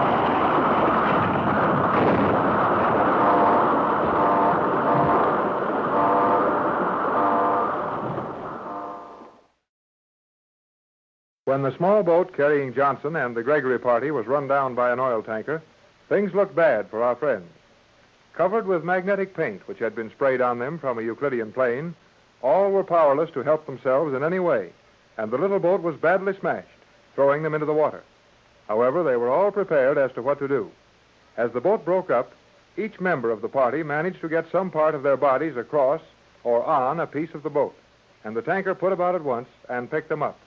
Jerry, Captain Bradford, and Johnson are in the ship's radio cabin, while we find Mrs. Gregory and Joan wrapped in dry blankets in the captain's cabin. Well, Joan, my dear, it seems to be a little hard for your mother to land in her own country. Our progress has been rather erratic, Mother, but I feel we have done well to accomplish so much against the opposition of G47 and his Euclideans. I agree with you. Escape certainly wasn't easy. But at last we're home, or nearly so. This oil boat we are now on, is it taking us into the harbor? Yes, Joan. Tex explained to the captain that there were a number of reasons why we didn't want to send in for a water taxi or a harbor patrol boat to come out after us. There are many things I cannot understand about your world and the great secrecy with which you surround the most commonplace things. But one thing I like very much. And what is that, dear? Everyone seems so kind, so willing to aid everyone else. Your personal comfort means a great deal. Here we are on a strange boat. We did not know the captain. He did not know us. And he was out of the harbor on the beginning of a long cruise. Yet he is returning us safely to the landing. Why, of course, dear. His boat ran into us, didn't it? Which was entirely our fault. Well, granted, but common courtesy on the high seas would demand that he take us to a place of safety. And the captain allows us to use his own cabin. We are given his warm blankets to keep us dry and comfortable. You have lived in a hard, cruel atmosphere, Joan. I did not know that until you came and told me of another manner of life. You are showing me many nice things, Mother. And you are showing us some nice things, Joan. Just the everyday, commonplace things that we have so many of in our world, and which are really very precious privileges, for which we forget to appreciate. You're teaching me a new respect for the comforts in my world. And Mr. Johnson, he is so obviously a gentleman, and yet he guards your interests as closely as if he were in your employ. Well, Johnson is, in a sense, an employee, but he was Captain Bradford's first sergeant in the war, and he's been with me for 14 years. Johnson is almost one of my family. Mother, what does rich mean? Rich? Well, don't you know that simple word, Joan? I know what it means to the scientists. They often speak of some mineral or metal being rich in certain properties. But I think there must be another meaning. Well, what are you trying to figure out, dear? Well, I am not sure. But Jerry once told me that you were a very rich woman. Does that mean you are rich in mineral properties or rich in food value? Well, not exactly, Joan. In our world, we frequently refer to people who have a great deal of money and may enjoy most of the world's pleasures as rich or wealthy people. Then you are rich, are you not, Mother? Why, yes, Joan, I suppose I am, though I've never given it much thought. You see, money doesn't mean a great deal when you've always had it, but it means life itself to those who are not so fortunate. I would not like to make you less rich, Mother, yet I would enjoy seeing something of those large stores Jerry tells me of, and I would like some dresses such as you wear. Jerry tells me your garments are very expensive. Would your riches suffer badly if I were to have some dresses like yours? Oh, well, of course not. You dear, silly little girl. You'll have lots of dresses and anything else you want when we get settled at home. Jerry has a bicycle. He told me about it. May I have a bicycle? Why, of course you may. Anything within reason. What is a bicycle, Mother? Oh, you'll see when the time comes. When does the time come? Joan, you act as if you were about 5 years old or even younger than that. But, of course, you can't understand all the things Jerry talks about, such as bicycles and picture stars. I will be very ignorant in your world, Mother. Why, Joan, dear, you won't be anything of the kind. Oh, yes, I will. You were very ignorant when you came to the islands. Oh, well, Yes, I suppose we were, from your point of view. Euclidia was no more strange to you than your world will be to me. And we'll try to remember that, Joan, and be very patient with you in making all our explanations. Come in. It is Jerry. You bet it's Jerry. Jerry on the job. Well, come in and close the door and tell us what Tex and Johnson are doing. Oh, they're doing swell. Well, are we nearly to the pier? About 10 minutes now, and we'll step off on dry land. Oh, Joan, we're almost home. I will be very glad to see your home, our home. Boy, I'll sure be glad to see mine, too. And Dad'll be some surprised to see me. He must have been very lonesome without you, Jerry. Oh, he'll get over that fast enough. When I start asking him a million questions why he's trying to work. I should think your father would become very tired of you, Jerry. You what? Why, Joan, that's a strange thing to say to Jerry. It sure is. I mean that if Jerry speaks as much and says as little as he does when talking to me, it would not be deeply interesting to his father. Well, I like that. Oh, now, Jerry, remember that Joan hasn't learned what our family relationships mean to us, and she can't possibly realize that your father would be interested in every word you said, whether it was about this trip or one of your hobbies or anything else. I do not know many of your customs, Mother. Oh, you'll learn very fast, Joan. Now, suppose we put aside our exchange of educations for a few moments and talk about our present situation. Jerry, just what is the captain doing? Captain Bradford, I mean. Oh, he and Johnson are with the skipper of this oil tanker. Boy, oh boy, and they're sure making that radio work overtime. They are calling to stations on land? Well, I'll say they are, calling everything that will answer. But isn't that dangerous, Jerry? Dangerous? In what way, Joan, dear? To the captain's plans. He wanted to preserve an air of absolute secrecy about our landing, and I agreed with him that it was advisable. Now Jerry says the news is being thrown open to all radio stations. Hey, I didn't say that. Well, that's the impression you gave, Jerry. Well, I didn't get a chance to finish what I started to say. Tex is sending plenty of messages, all right, and some of the land stations are getting them. But he's not telling them the right story. You mean Tex isn't telling them we've been rescued? Not by a long ways he isn't.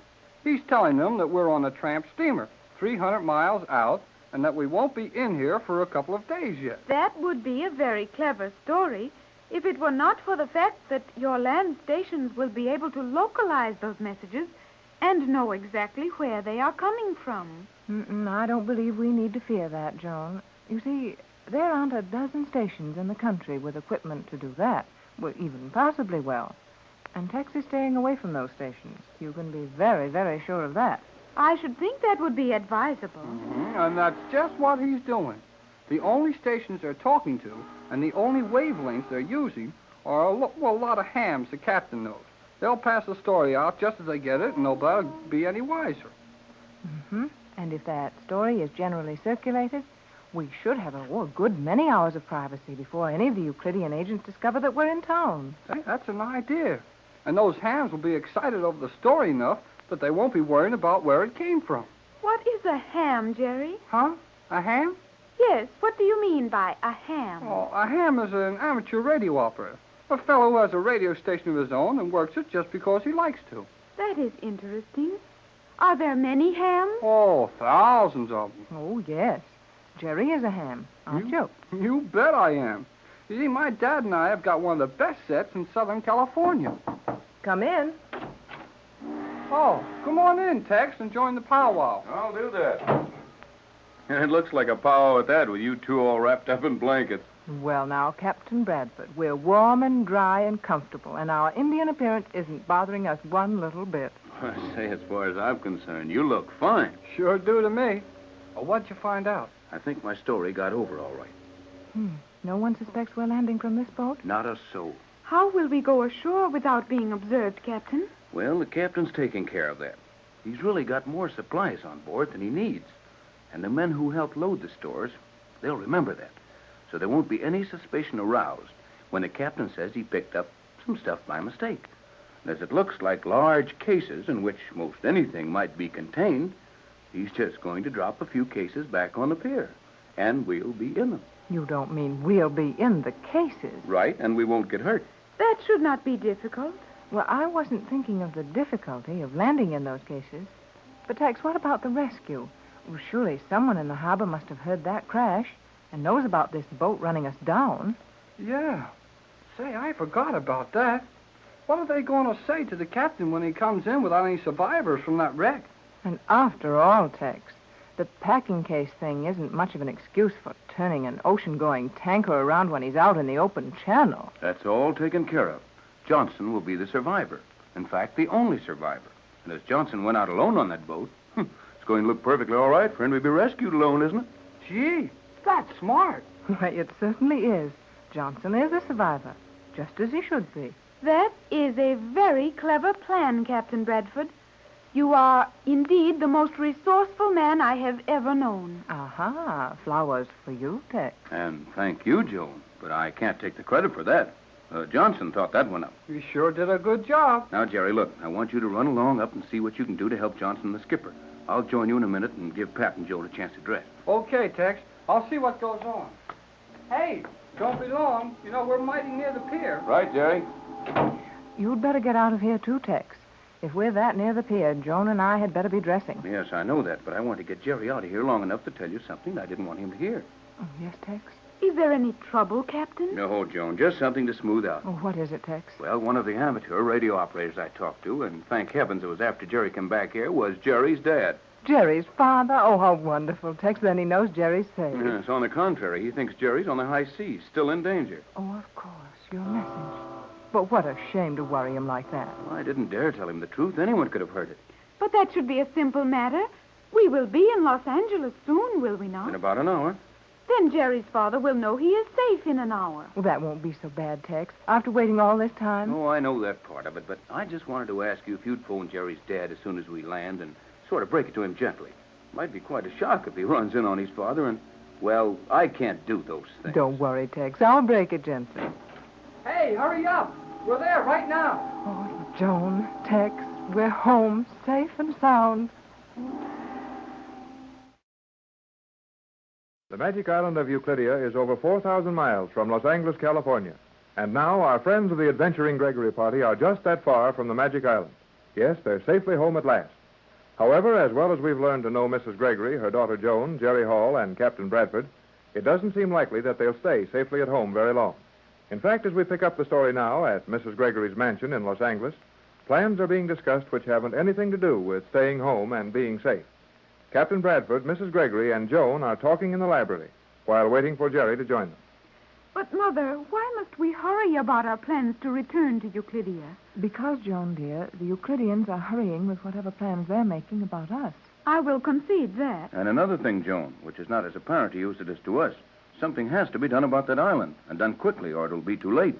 Too late for what, Captain Bradford? Too late to prevent those scientists bringing all their inventions to this country and doing as they please. And would that be such a terrible thing? Yes, Joan, it would. But, Mother, I know what you're going to say. The Euclidians know far more than we do, and they would help the world with all their marvelous discoveries. Precisely, and that is true. Granted that they could introduce a culture, an advanced education which the world needs badly. I still feel that their methods in bringing this education to us might be a little too drastic for a majority of the population. You do not want to see your people educated, Captain? It isn't that, Joan. Of course it isn't. And let me remind you of one very vital thing you appear to have overlooked.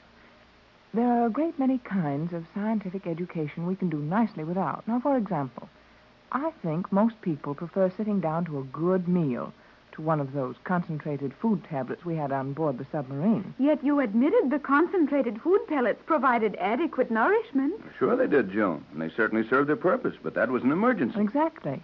And everything done on Euclidia is the same. Your airplanes can fly 1,000 miles an hour, but except for emergencies, no one has any reason to fly 1,000 miles an hour. Suppose another country would attempt to take over the control of this country. Would you not like to have some 1,000-mile-an-hour planes then? Well, naturally, but that's another emergency. War isn't a continual state of affairs. What your mother is trying to explain to you is that too much knowledge, too much speed, too much perfection rob us of many of the leisurely, pleasant ways of living, which are, after all, the only pleasures in living. I must confess, I do not see it as you do. You will, dear, after you've seen and enjoyed more of the pleasures in our world. I should like that. But how am I to enjoy those pleasures if we are immediately going to organize an expedition and return to Euclidia? Jerry will be able to take you around and show you a great many things, Joan.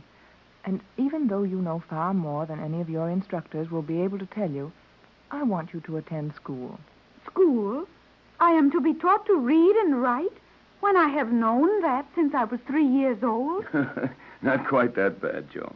Jerry has another year of high school to complete, and your mother and I thought it would be nice if you went with Jerry. I'm sure we could arrange to have you admitted. High school? What is a high school? Well, I think you'd better form your own conclusions about that. At any rate, you will remain here in school.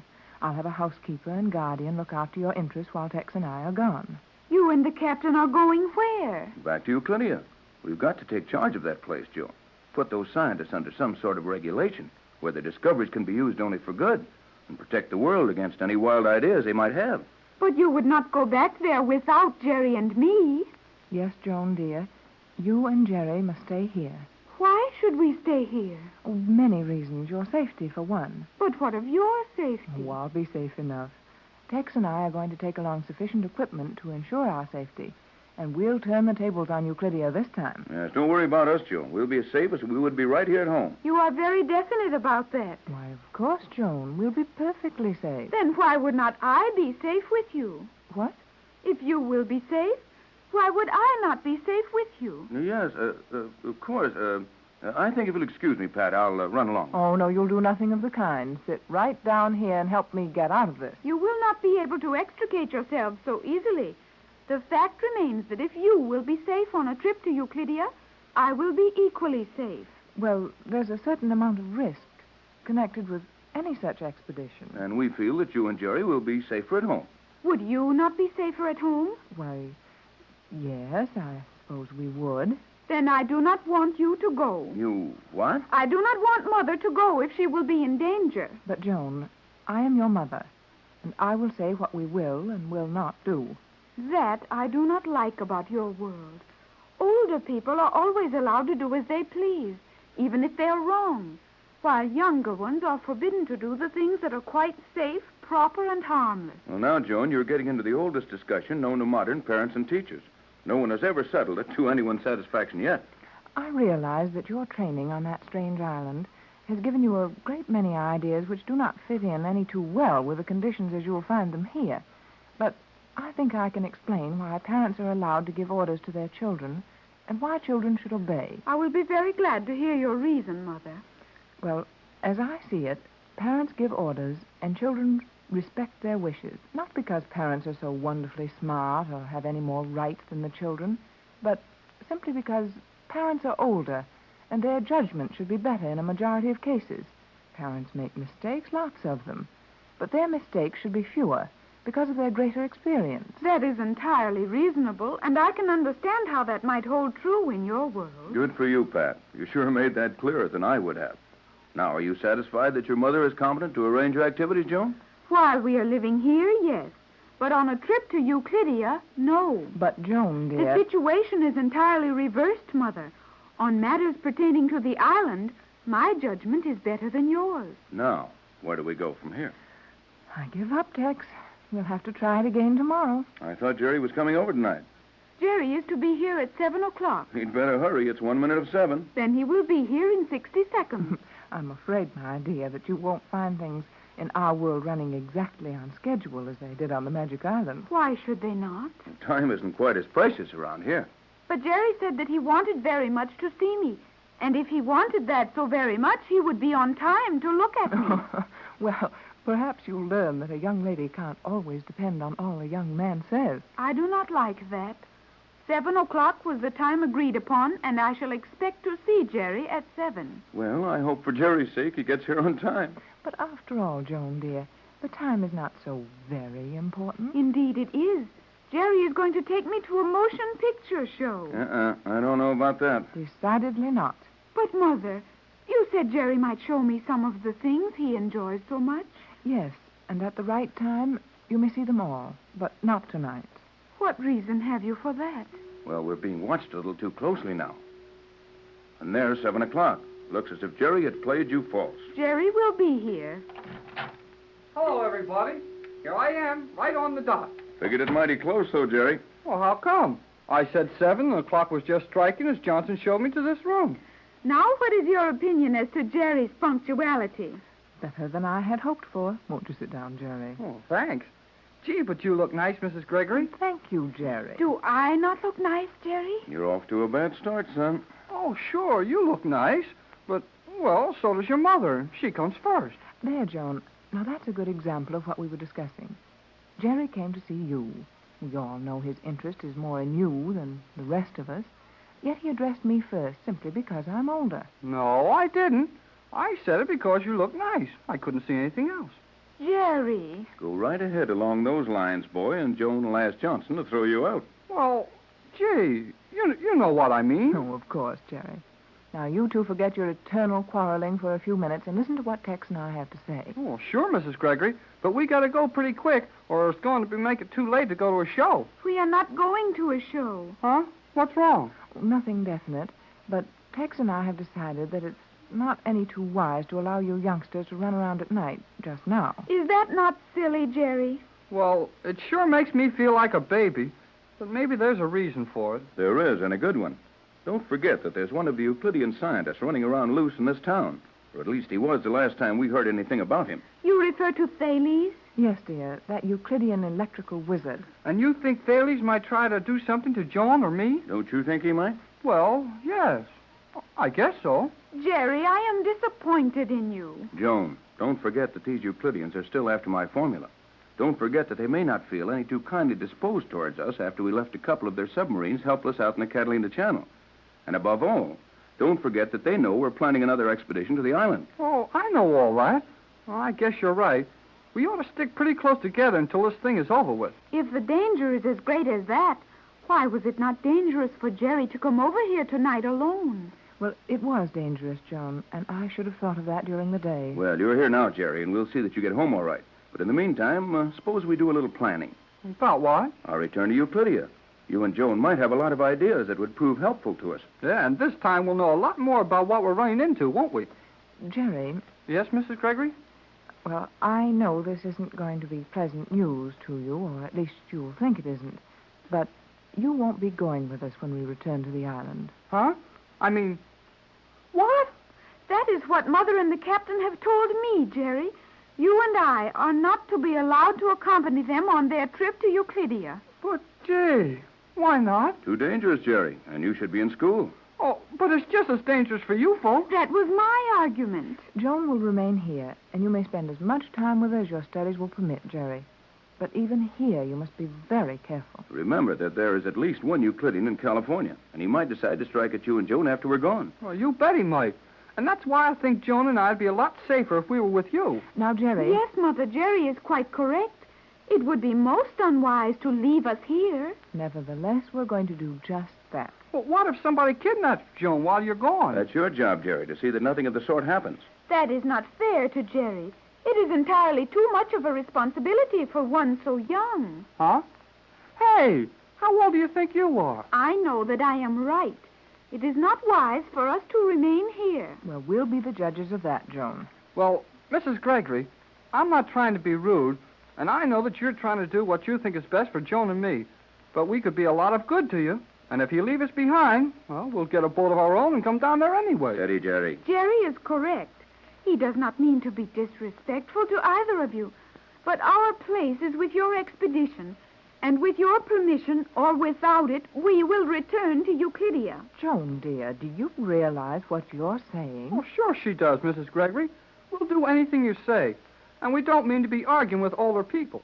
But I'm going back to that magic island if I have to walk back.